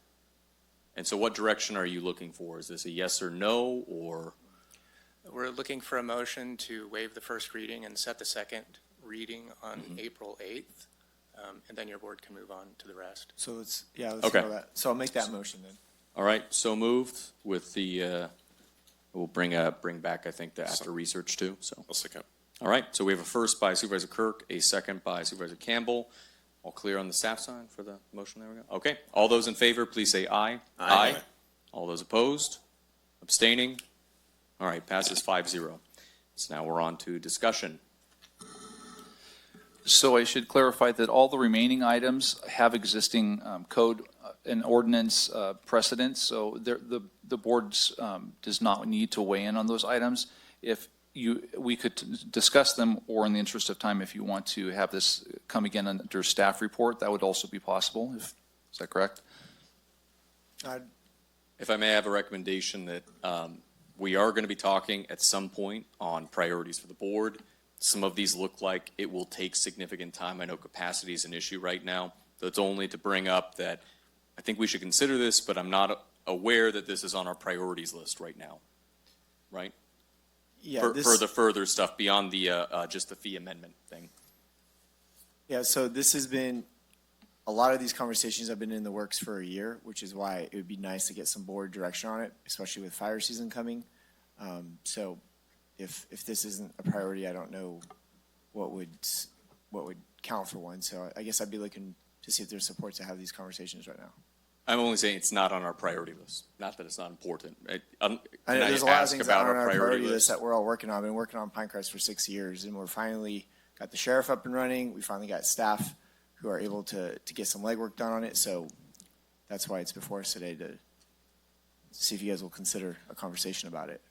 Yeah, I'm all for designating fire lane discussion and the shuttle service. I think that's Well, and I think it might be helpful if we have the conversation, because some of this stuff may not happen this year. It's to go through these bullet points really quick, What's see where there's shuttle consensus. service about? Well, You it's just said we've been talking about it for a while. I don't remember. Yeah. So it's not, first of all, is there three to just have these conversations? What, that we can- what do you mean by shuttle service? Because there's a ski bus that goes up there. Right. There's a potential, depending on, for instance, with fire lanes and with a fee-based park. Well, let's just talk. Let me get to your shuttle service. If we end up doing a fee-based parking structure up there, depending on how crazy we make it, which I don't want to make it, I want to make it as least impactful as possible. But if we were to go the full gamut and make it very restrictive, where there's actually like a toll booth, then there might be a potential conversation for a shuttle service with Dodge Ridge to bring people in if we run out of parking. But the whole point is, we're not there yet. We kind of got to go through these. So if you give me a few minutes, we can kind of unpack this.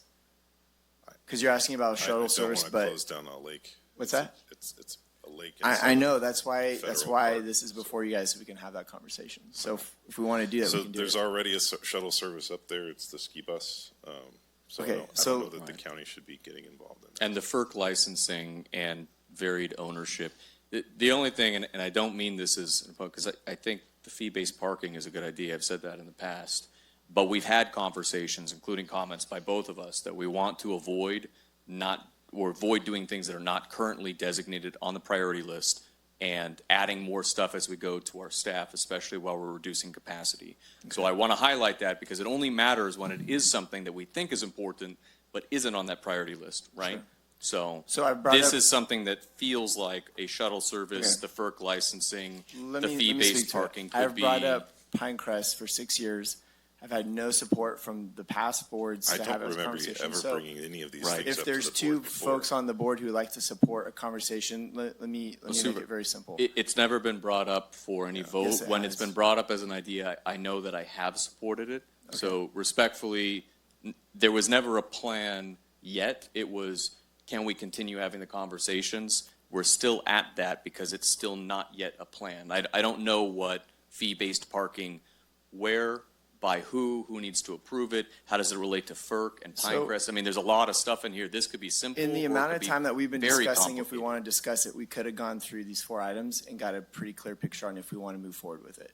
So that's what I'm asking for. So is there 2 board members who want to hear out the conversation? I mean, we did the fee increase for parking. Is there two What board else members? is there? Yes or no? I would like I'm the seeing two motion thumbs. to end this discussion. I'm seeing two and thumbs. basically really move sure. on. I'm not really sure what we're discussing. Yeah, I I don't know. think the issue at hand is, I think the issue at hand is that Supervisor Kirk wants to bring back to the table these 4 items for a discussion. Maybe not today, but at a later date. Like, I don't want to keep saying the 8th because it sounds like the 8th will be, but Yes. within the next 30 days before, or 45 days before we hit summer, right? Correct. So maybe that's, So if we want to spend 5 minutes hearing about each one of these items, we So, can do that real quick. and I'm not going to put words in your mouth, Supervisor Brandon, but I think the concern that he has is one that I have, is that we're shoehorning in what I see as a fairly major issue It is. It's into, been for 6 years. I've been trying to get it. and again, I Get a don't, conversation started. well, if So I'm looking for so- 2 votes who'd No, like to have. Supervisor Kirk, any- let Supervisor Campbell speak. any I know one you're of- trying to. any one of the 5 of us, I'm sure, have several issues in their district that they could do the same type of thing, but you're putting this after we've already have a slate of other issues that we're working through. All right. So if the direction would be that the concept of it, and then when we redo our priority list, this is something that's brought forward, I would be in support of that. But yes, adding it to the next, if we kind of do this where we do a board request and it's not for something that's very specific and defined, we end up with the priority list won't mean anything anymore because we're going to keep adding more stuff onto it. And I've heard from all of us that that is something that at the workshop we wanted to avoid, we wanted to focus on. It's not saying this isn't good or bad. I know you've been working on it for 6 years. I've heard you bring this up multiple times, but it hasn't been on the priority list. For whatever reason that it was, we will have another opportunity to work on that. So So I'll make a motion that we have a conversation about these items right now. I don't believe this is for a motion. I think it's just general direction. I'm looking for support that we can have a conversation. So we need So a majority to have a there's conversation. direction there. It sounds like we have 2 that would not like to would like to have this, I guess, at the priority discussion, if that's correct. Supervisor? I don't think that's what he's And then- saying, if I may. I think what he's saying is he just wants to have a discussion about these things. No, I mean Supervisor Campbell. Oh, I'm sorry. That we were saying that it's there's I a mean, time I'm to good have with this, having but that discussion. I Yeah. just don't know if it's today. Yeah, I Meaning, don't even know what we're just for talking about. time-wise, I support Supervisor Kirk. I think if he's been working on designated fire lanes, which goes back to the point of the impacts up in Pinecrest, if it's a shuttle service and we can look at a way of doing that, I have no problem having that conversation. I just don't know if we want to have that today. I'll support him if he does, because that's what we're here for. But I know, but if we had that, correct me if I'm wrong, it would be in the plan. We're only talking about the concept of these, right?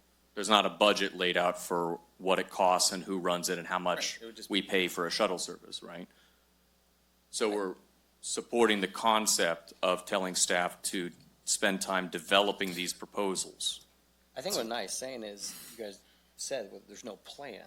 But how do you get to a plan if there's never a pre-conversation about, hey, I have this idea, is there interest to pursue this, or is it just dead on arrival, no reason beyond this? I think that's all he's asking, and I think he's right. We would have been done with this conversation 5 minutes ago. No, because we can say, yes, I want to designate fire lanes, but which roads and where, how much will that cost?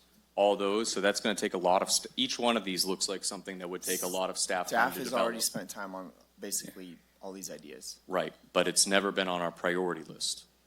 So that's exactly what we were saying we're trying to get away from, right? Is individual board members directing staff to work on these things, especially, again, while we're reducing capacity.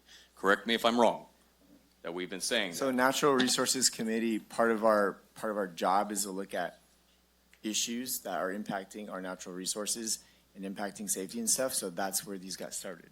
But fire lanes is a fire issue. That's Variable one of our messaging signs, priorities. that's a That's one of fire our safety. priorities. I That's know, a- but it's not a natural priority. resource committee.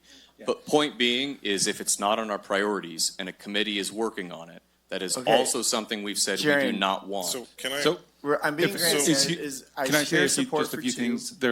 I think if we would have gone through the presentation by now, you would have had all the information that you needed to be able to have this discussion. There is a plan. Money has been budgeted to address some of these items that are on here. So it has been something that the board has approved in the past for us to work on. So, and I do agree. When? We would. When? Yeah. Well, it had to have happened sometime in the last year because the money to work on some of these initiatives was approved by this board. Well, and maybe that's the question. So is it on our priority list? This board has approved many things in the last few years. It's very that are not on the specific, Roger. priority Is list. it on our priority list? It's a 2-year priority list with all the implementation strategies. I actually don't know if it's on the priority list. I Right. have to go back and look at it. And But if money was allocated, when did we have a discussion to allocate, money? I've been on the board for 4 years. I remember we've talked about it in concept, which is what we're doing today, but I don't remember an item ever brought forward beyond that. If I'm wrong, then I'm wrong, and we'll just go with it. Supervisor, Kirk, this is why bringing things ahead in this way is confusing. 'Cause Fire I had- safety is our number one priority. That's Stop, what this stop, is stop. about. This isn't really So, about fire safety nearly as much. I have a question. Are we still on item 13? Yeah. Okay. I If have you read 2 what's other board members agendized- who want to have this if you conversation. read Why what's are 2 of you agendized upholding on- the majority if of the you board? read what's This is a agendized There's a on- majority excuse me, that would like to have the conversation. I am talking. This is If you unheard of. read, excuse me, if you, There's a I majority, am Ryan. speaking. I know you're not If used to you'll being let on the me- minority, but there's a majority. If you'll let me And finish. we want to have the conversation. Excuse me, you can stop interrupting me so I Minority. can finish my thought. Does not Excuse me, decide the I would majority like of the to board. finish my thought, sir. You need to hear that. Excuse me, I'm going to finish my thought whether you like it or not. If you read what's agendized, it says consideration, discussion of Pinecrest Lake parking mitigation actions, waiving the first reading of an ordinance, amending Chapter 10 of the Tuolumne County Ordinance Code to increase parking fines and schedule a second reading of the ordinance. There's nothing about anything on this plan. So, and the reason that's important is that, and the reason why we have the Brown Act, if there is someone who would like to speak to this presentation that you're wanting to make, they would have no way of knowing that it was going to be made today because it's not agendized that way. Sarah, So would you I'm speak trying to follow in the on Brown Act. the Brown Act? Can we have a conversation? Can the majority have a conversation about these items? Okay, I wanna, this idea of majority, we have not done a vote. If we want to make that clear, that's fine as far as a 3-2, but I think that type of language is really bad for this We type would have of been done forum. 10 minutes ago now. So, The problem is you're going about this the wrong way. Sarah, In a is way this a that's- Brown Act violation? When I read the agenda language that your board is going to be discussing Pinecrest Lake parking mitigation actions, and those actions relate to that agenda language, I think that you can have the discussion and then Okay, provide thank you. staff direction. So Ryan, you're let's incorrect. maybe, can I ask Supervisor I'm Griefer very and Supervisor correct. Holland to weigh in? This is what I was trying to get to before. If we have majority direction on basically to discuss these, and it sounds like Supervisor Kirk is recommending that these come back within a near future. So- And I'm good with that. Supervisor Holland? You're the Okay, president. so then we will have that discussion, and that's fine. Okay, so Sean, how do we want to, let me just clear this up really quick, and then you can pick up the pieces if you like. Let's scratch the shuttle service, because that's going to be in the future. So let's scratch that from conversation. I think what we need to go over real quick is the fire lanes, the message, signs, and communication, and then potentially the fee-based parking to offset some of the law enforcement costs. So do you want to start with the fire lanes? Sure, I'll be brief. So to be clear, the fire lanes have existing code which govern where they are eligible and appropriate. And also, the fire lanes require signs to notice that there is a fire lane present. So those two items would go together. We believe that there are identified budgets to create the fire lanes and that the fire lanes are appropriate locations. So I don't have exact, which exact budgets at hand, but that has been under discussion. And then specifically for that, it would be Blossom, the sheriff, basically identifying those fire lanes for safety ingress egress. Yeah, routes. we've had some consensus on where the fire lanes would be eligible to go and also where the priorities would be for them to go. And I have a map to illustrate that. Okay. Sure.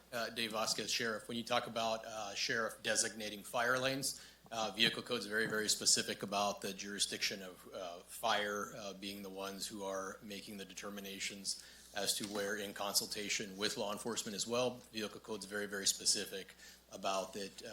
The designation of those areas and the consultation is closely with fire and secondary for law enforcement, specific to fire lanes. Okay. And if I'm missing something on there, the chief's behind me, so. John Winstead, District Ranger for Mewakin Summit. as far as the fire lanes too, everything that's been planned so far had nothing to do with engineering, widening roads or anything like that. It was just stripes and signage. Paint and So curves. anything else that goes out there would have to get clearance through our engineer.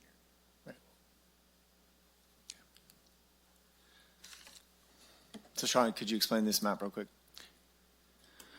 So this map was, I generated some arbitrary zones that made sense to me and sent that out to the forest as well as fire and law, which to the sheriff and the assistant fire chief. And there was a consensus that zones 1, 2, and 3, which is Pinecrest Lake Road, would be the priority. The other areas that are either designated as blue or green are other county responsible roads, and those also should be considered for fire lanes. I should indicate also that the black question mark area at the end past the turnaround circle on the eastern side is not a county maintained road, but was also considered to be significant in terms of public safety, and there could be some consideration of a partnership or additional funding that could designate those roads sections as well. Okay. Can you go back to the other slide? Trying to go through these real quick. Okay, and then so the designated fire lanes, the signs and communications are kind of lumped into one, scratch and shuttle service.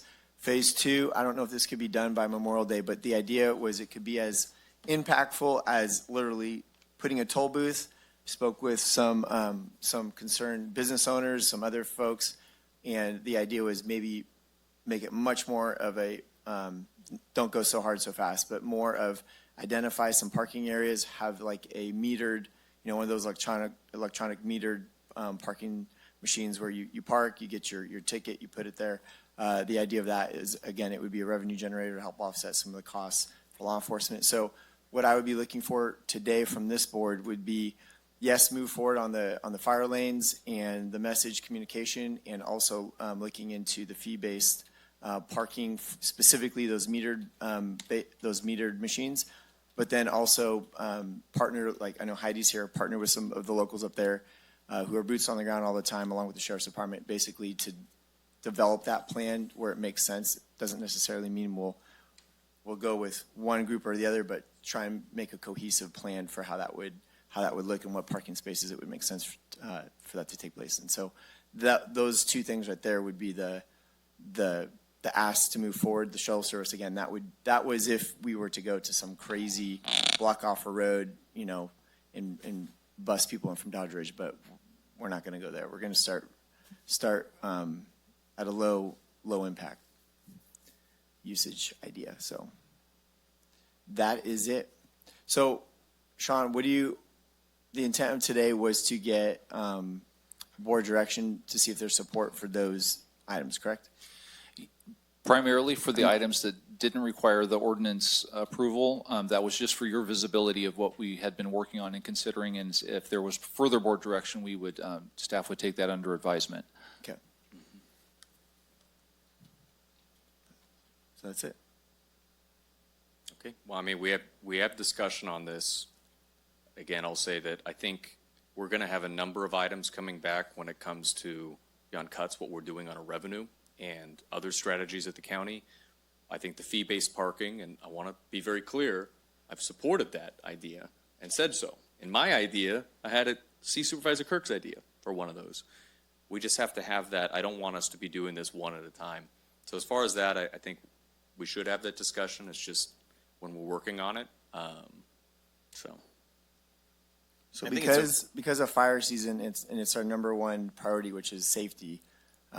My recommendation would be we act on this now before the current fire season, otherwise we lose another year. This is specific to safety and security of Pinecrest, the 108 corridor, and then I've come up with a way to mitigate the cost, to offset. So whatever the sheriff's doing to go up there and do patrol, we're going to offset it with the cost to do the fee-based parking. So I'm providing a mechanism to also pay for it. Yeah. My only concern is the shuttle service in phase 2 is going to be just too aggressive for this year. Yeah, that's I say we give direction if the board agrees that we designate the fire lanes and we get the signs up, and that coupled with the new fees for illegal parking might deter or cut down a lot of that issue that you're suffering up there as well. And no to the parking meters? For this year. I just don't think we have enough time. given everything that's going on with we've dumped a ton load of stuff on staff. I think let's pump the brakes on that. Let's take the little bite and then put the other two in there. Do you have something to say? And I'll let the sheriff say something. I'm just real quick because the language really matters to me is that what I spoke to earlier was based on a fine associated with penalty for parking. And I just want to make sure that there's a clear differentiation, which is a big portion of why the county administrator's office is presenting this today, is because based on some of the changes to budget, it's a high likelihood that I will be collecting some of those fines associated with the parking citations. And I just want the public to be very, very clear on that what I spoke to earlier was specific to a fine, a penalty tied to a citation being issued by my deputies. Thank you. Yeah, I just want to talk about phase 2 as well for that fee-based parking. It's very multi-jurisdictional there. There's a lot of separate parking lots. It's debatable whether the county maintains them or not. So I think that process is actually going to take a long time to get if we want to expand where that fee-based parking is. That'd be quite a project for us. So, Sean, if we don't have time before Memorial Day weekend, how long do you think that process would take? Even if we were discussing it and trying to get those things approved, and you're talking through the next year. So if we wait until next season to give direction, that'll kick us into another, It would go basically into 2 next years. season, and that's even that. So if we want to get up, That's a proposal and discussion. So like designated fire lanes, that variable message and signs, I think that's a really easy win. Yeah. And as long as the parking fees go up and stuff, fines go up as well, that's. But if we want to have permitted fees for the following summer, we would need to give direction pretty quick to get going on that. That would, yes, but it would take quite a bit of time to get approved. So then that would, my recommendation would be still continue to work on that if we know it's going to be a year-long process, not a quick blitz.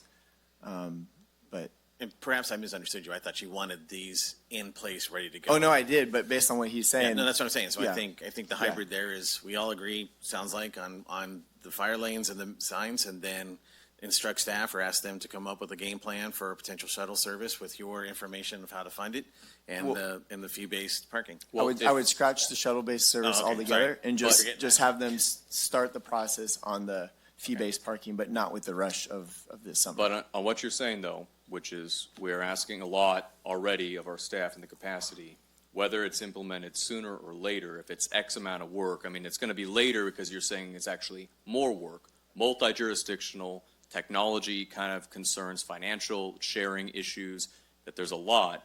Saying we're going to direct this to be worked on for the next 2 years it's the same argument, I would say. Doing that and saying, well, it's okay that we're going to do it to be worked on, but I don't want to put it on staff if we'll do it quicker, to me doesn't make sense. It's still a very complicated thing. It will take up a lot of time. And the main concern for this is not fire, it is parking and business related, which is not a bad thing. It's a revenue generator, it's recreation and business related, but it's not under that. We should be considering these all together.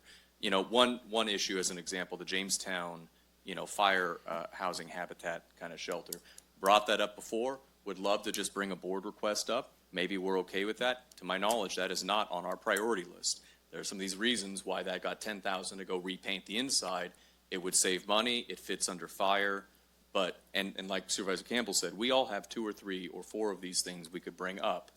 It can be a very inefficient way if we start doing this. Jaron, I'm pushing back a little bit because we have a dedicated staff member, Sean, to work on these issues.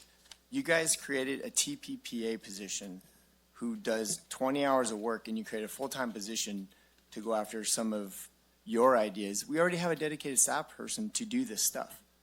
It's not asking much for him to work on it for 2 years to come up with a simple plan. The TPPA item I'm is, just saying, I know, but I'm saying you can justify it is your on our things, but you can't support safety in a way to pay for it. Because that one is on our priority list of exploring renewable. TPPA is? Yes, renewable energy, So is basically safety. development. So is fire safety. Let's just It's not vote and a move on party. with this. We got other stuff to do. Well, Thank you. I just don't So I'll make a understand motion what- to. What's the purpose I'm going to make a for- motion. I'm going to make Hold a on, motion let me finish speaking. to work What is on the purpose designated fire for lanes, why you were being the so message sneaky about signs, this? and the fee-based Because parking over 2 years. you shoehorn this in with another issue related just to made the a motion. parking, and I'm still speaking though. There's no motion needed on this. I'm Right? continuing. There's no action item for this. What I want to understand is why was this shoehorned in with another issue with no forethought about I made it? a motion, Supervisor Campbell. There's no Because- motion for this, because there's no action item. Because how it's agendized, it says discussion. So my motion was to. It doesn't say To have discussion staff and continue action. work on fire lanes, the message signs and communication, and then also the fee-based parking, but the And fee-based you're parking trying is to not force to a these timeline. things through. You're doing a disservice to your community that you represent. It says discussion, it doesn't say discussion It and says direction, discussion. and it doesn't say So- Okay. a vote, right? So That's what I'm saying. What do we need since there's a majority to move The forward substance on of those what you're three saying items? isn't the problem, it's how you're going about it. I don't know you're why not used to being a understanding. minority, Ryan, but get used to it, okay? Oh, I am used to being a minority. That's not what this is about. And the fact that you think in those You terms guys, is part of the problem. This is so simple. We have to follow There's a the rules of the majority- governance manual, which I'm There is sure a you've never majority, read. there's a majority The that wants to problem move is you forward. don't understand the rules, All and right. that's why you can't follow them. Let's recess for 5 minutes. We'll come back at 4:25, and then does staff have kind of direction on, I guess, these items? I did hear, it sounded like 3 to look at the fire lanes, message signs and communication, and I think at some level be considering the Wait, fee-based are we parking. taking a pause or because I made a motion and Sarah said it's legit. Board- So on- you can't on just this pause type of Wait, item- emotions we're on the asking floor. council, On this but I type can of recess at item- any time. It says discussion.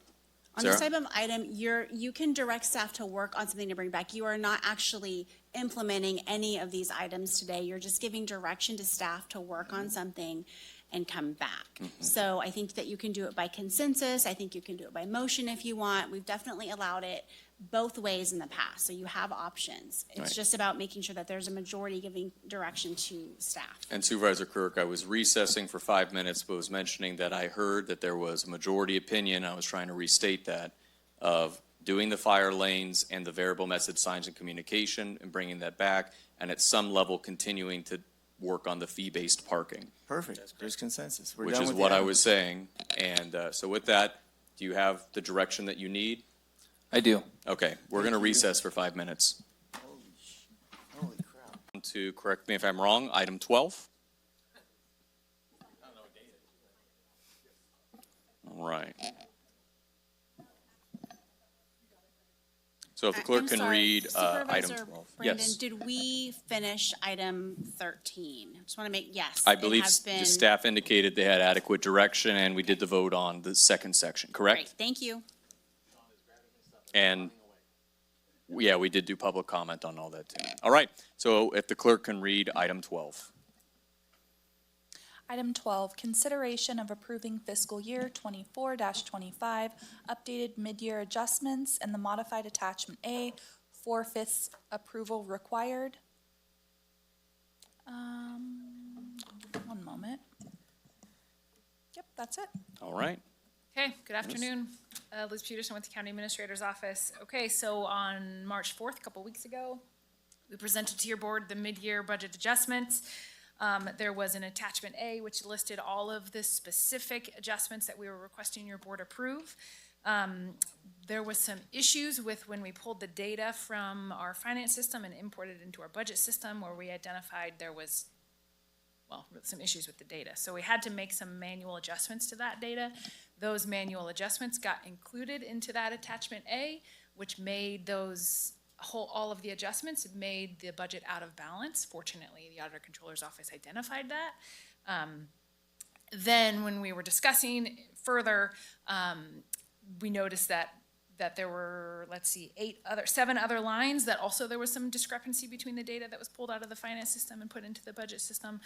So there was an additional $38,000, $38,671 identified that made the budget out of balance to the positive. And so today I am here requesting your board make some approve an updated attachment A of all of those mid-year budget adjustments that we talked about 2 weeks ago, with an increase of $38,671 going to general fund contingencies to account for that adjustment, making sure that the budget is indeed balanced, the attachment A is indeed balanced, and that our budget moving forward is indeed balanced. And just so you know, and I apologize for the error, and for two, we have set some protocols in place to make sure that this kind of thing does not happen again. Thank you. And just to be clear, this is basically a cleanup action on what we had already approved and mostly administrative, just It is, yes. Okay, I mean, great. really, it was an error, and I'm here to own it. bring it back to the board for any questions. All right, seeing no questions, we'll open it up for any public comment. If any members of the public would like to speak, please indicate so. Sheriff? Thank you. Dave Vasquez, Sheriff of Tuolumne County. I just want to say thank you for the level of transparency that we're seeing here today. It's okay to make mistakes. I think that the fact that it came back and there was an explanation, open, honest, shows a lot of character, shows a lot of leadership, and I recognize that and I am appreciative of it. So thank you to the board and county administration. Great, thank you. All right, any more public comment? With that, we will close public comment, bring it back to the board for any additional questions, discussion, deliberation, or a motion to move on staff recommendation. I'll make a motion that we move on staff recommendation. I have a couple comments before we. Sorry. All right. Yeah, with respect to the sheriff, I have to disagree. I feel this is the least open and transparent budget I've ever been a part of. I think we're forcing through changes without knowing the full downstream results of them. And I made more in-depth comments at the last meeting about this, but it doesn't surprise me that there are some mistakes and issues with the budget. Those kind of things are bound to happen when we move through that so quickly and without real consideration about how it's going to affect other connected departments. So I think in the long term, we're shooting ourselves in the foot, and that's why now as before, I don't support this budget. Okay. All right, we do have a motion on the table by Supervisor Holland. Do we have any more comment or a second? I'll second. All right, we have a first by Supervisor Holland. We have a second by Supervisor Griefer. Call the question. All those in favor, please say aye. Aye. Aye. All opposed? No. All abstaining? All right, it passes 4-1-0 with Supervisor Campbell voting no. Okay, so with that, I believe we only have left closed session 15, 16, and 17. Is that correct? I got a staff report. We also need to recall number 9. Supervisor report, I guess. Oh, that's right. We do have one item that we needed to do one adjustment in. So if there's no objection, we'll move back and reopen item 9, which was approved initially on the consent calendar. Staff? We just needed to update the dollar amount, and I didn't bring my glasses, so I hope I get this right. The original dollar amount was $10,148 that was going to be transferred out of the county for that, for the disbanding of the COA. The actual amount is $9,850.11. Okay. So I need the board to approve that dollar amount for that item. Great. This is the same item as we had earlier. We've already done public comment, correct, council? We don't need to reopen and. I'd reopen just for this one item. Okay. We'll reopen public comment on item 9. If there's any members of the public who'd like to speak. Going once, going twice. All right, closing public comment on it. We're bringing back item 9 to reconsider at the board for an amended amount according to staff recommendation. Any discussion, or is there a motion? I'll make a motion that we approve the change in the dollar amount, what Roger stated. Moved by Supervisor Holland. Second. Second by Supervisor Campbell. All those in favor, please say aye. Aye. All opposed? Abstaining? All right, unanimous. Also make sure everybody, when we do the yes and no's, do the yes and no's so we can make sure we get on record. All right, now I believe we're going to be moving into closed section, right? 15, 16, and 17? We're going to do the, I think. Oh, and Supervisor reports. Thank you. Sorry, I know, I keep trying to skip you on that. No, it's okay. All right, we'll first move into reports and then we'll have the closed session. So Supervisor Holland, if you want to begin. Yeah, hold on. Heather's got a little slideshow, because I know we like slideshows.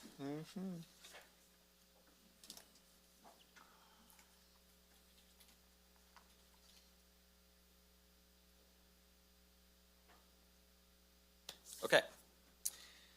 So I kind of felt like it wasn't fair for me to complain about changing the Building and Development Department without getting data and facts to support the statements. As a contractor for more than 20 years, I've had a very long interaction with the Community Development Department, as we call it today. Although it's gone through many names throughout time, I have personally done projects outside of our county and timeframes and requirements to get these permits approved are vastly different than what goes on here. So I reached out to several counties, and today I'm going to talk about Amador County. since they're our closest neighbor to the counties I spoke to. So I spoke with the community development director, and his name is Chuck Beatty. Chuck also oversees Public Works Department as well. I asked him if he had time to sit down and walk through their process. He agreed, so I went over there and I met with him and their chief building official. They spent all afternoon with me in their offices going over different types of projects and how they treat them and how they get things done. So I wanted to share just a couple highlights, just a few things I talked to them about, and hopefully we can change the way business is done here and incorporate this philosophy and ability to get things done, to help better serve our citizens, to help projects get built faster, which will increase the tax revenue, which will help fund everything from the parks, the libraries, the sheriffs, firefighters, paving roads, and everything else we do. Okay. Next slide. Okay. Decks, they do not require them to be engineered. In fact, they will help people replace their decks that are getting their decks replaced. They will help them size out the beams and issue the permits on the spot that day. Next slide. They do not require an engineer to sign every page of a commercial project. Next slide. Like Tuolumne County, they do online permitting as well as in person. Most permits are issued the same day or next day. Single-family homes are usually done in less than a week. Next slide. I asked him, what do you mean by get them done? Are you talking about the first review, like on a new home? And they said, no, we do not send out correction letters. We expect contractors to know how to build a house and are responsible to know the code. Anything that does need to get fixed on the plans, we redline it on the plans and we approve them. Next slide. I asked them about their overall timeframes, and they were nice enough to go back and do all the research for me and said, when they average out all the permits for commercial, houses, solar, over the county, everything they do, and this also includes waiting for people to show up and actually pay and pick the permits up from the county building department, it averages out to 9 total days. I asked them about zone changes and larger projects like the one we discussed today, that it would need to what we call like a site development permit or approval from the Board of Supervisors. They told me that they typically have these projects completed from the time that somebody applies to the time they literally have a building permit is 120 days is what they strive for, and they usually meet that time frame. And most of the time they're waiting for the planning commission or a supervisor's meeting. Next slide. And part of how they get this done is they work on the builder permits while waiting for approval for the project from the board. Next slide. So I said, okay, well, how do you get all this stuff done? Let's talk about staffing levels. I asked them how many plan checkers they had, and to be able to accomplish things so fast, they told me the answer was 0, that their building inspectors and their chief and 1 permit tech does all of this. The entire building department is made up of 5 individuals total. I then asked them about the planning department. It is also made up of 5 individuals total. They have 3 planners, 1 like administrative assistant, and a community development director, which is this Chuck Beatty, the person I spoke about earlier, which is also the public works director. Next slide. They stated that I asked them about the outside plan checks. You know, like, are you guys using an outside company to help get this done? They state they do not use outside plan check company. Here in our county, we have spent $100,000 last year in the 23-24 budget and approximately $67,000 this year on an outside agency, and we have 3 full-time plan checkers. Now, I do not say all this to criticize our staff or the way that things have been done, but so maybe it's time to take a look at things differently. We know that there's a problem and maybe things can be done better. My very last slide is a cost comparison with the number of staff, approximate number of permits, single-family homes, and I think the biggest difference is when you look at the last slide. Go ahead. Oh, Heather got it. Okay. When you look at the last slide, you can see that Amador over the past 5 years, that their expense on their general fund has only been $963,000, just under $1 million. Here in Tuolumne County, over the past 5 years, we've had close to $11 million draw on our general fund. So just think about the fact if we had had $10 million more today in our general fund, maybe we wouldn't have been taking the budget cuts actions that we're doing today. And one last point, they're open to the public Monday through Friday, 8 to 5. And that's it. Thanks for listening. All right, do we have any other board reports? I'll remind the board too that with reports, we're not able to give direction or direct any action according to the Brown Act, so. Yeah. Been through, Supervisor Burke? Yeah, it's not a report like Holland is, but a member of the public brought to my attention that they've been watching via Access Tuolumne the board meetings, and they've noticed that since the new board has been seated, there's multiple board meetings where like a member from the public will get up and speak, or a staff member, or somebody else. But during that time, they're focusing the cameras specifically on Mike, Steve, and myself, and specifically they zoom in on us when we're on our phones or our computers. So I thought that was interesting, so I went back and watched some of the videos, and yeah, it was happening. And then I noticed on Facebook, a lot of people, like specifically the LGBTQ conversation, people were posting photos of us on our phones. So I kind of put the two and two together. We're getting more attention on the three of us during board meetings when we're, like I said, we're on our computers, phones. And then that information is obviously known to the public, and they're posting that. So a question or something I'd like to see Jerry Day address is communicate with his staff what the appropriate etiquette is for board meetings, how we want to be videotaping them, how we want to be focusing on potentially the people who are speaking, and not intentionally calling out three board members and focusing in on them to highlight, I guess, when we're working, because it just looks to me like there's some communication going on to make that happen on purpose. So, Day, I know you couldn't be here today, but if you could address that with your staff, I would appreciate it.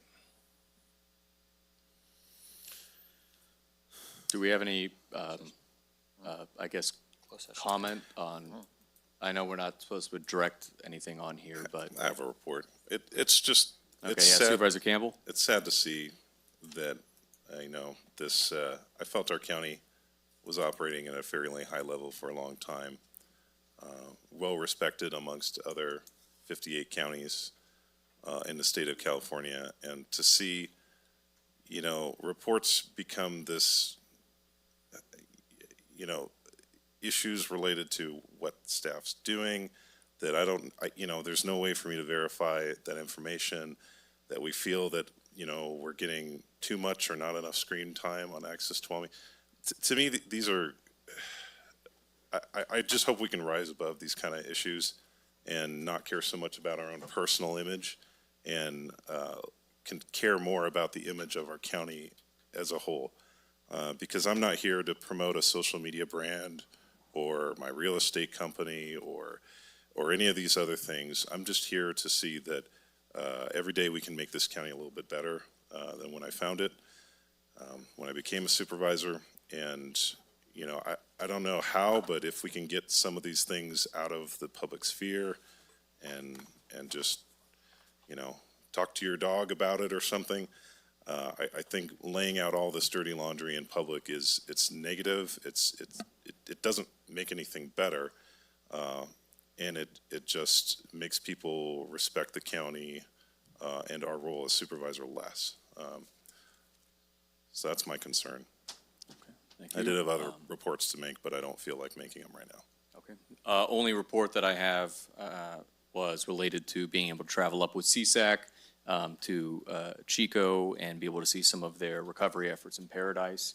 And it was very helpful. I had seen what had happened in 2019. It was pretty shortly after the aftermath, and seeing how they've been able to rebuild some of their best practices in dealing with infrastructure that is not only damaged, but then continues to be damaged in the reconstruction, the labor shortages, the housing shortages. Is really important. So only encouragement that as we have RCRC, NACO, and CSAC events, I know we have obviously representation there, but some of these, they're really worth going out of the way to try and attend because they're great learning experiences, and they are very easily, Tuolumne County could have been Butte County. And it's partly leadership, but it's partly luck. And we got to appreciate that they've got lessons learned just like we've had lessons learned. All right, with that, we will close out reports. We have items 15, 16, and 17. Do we expect to report out on any of those? No. Okay. No. All right, with that, we will adjourn into closed session at 4. Oh, yeah, thank you. All right, if the clerk can read items 15, 16, and 17. Item number 15, closed session, conference with labor negotiators, Roger Root, Acting County Administrator, Liz Peterson, Deputy County Administrator, Karen McGettigan, Human Resources Director / Risk Manager, and Deb Schuman, Human Resources Manager. Authority Government Code, Section 54957.6, all bargaining units. Item number 16, closed session, Public Employee Performance Evaluation. Authority Government Code, Section 54957B1, Title, County Council. Item number 17, closed session, Public Employee Performance Evaluation, Authority Government Code, Section 54957B1, Title, Director, Community Development Department. All right, with that, we'll open up public comment on items 15, 16, and 17. And public comment, going once, going twice. All right, we'll close public comment on those, and now we will adjourn into closed session at 4:45. Getting the head nod from legal. Thank you, everybody.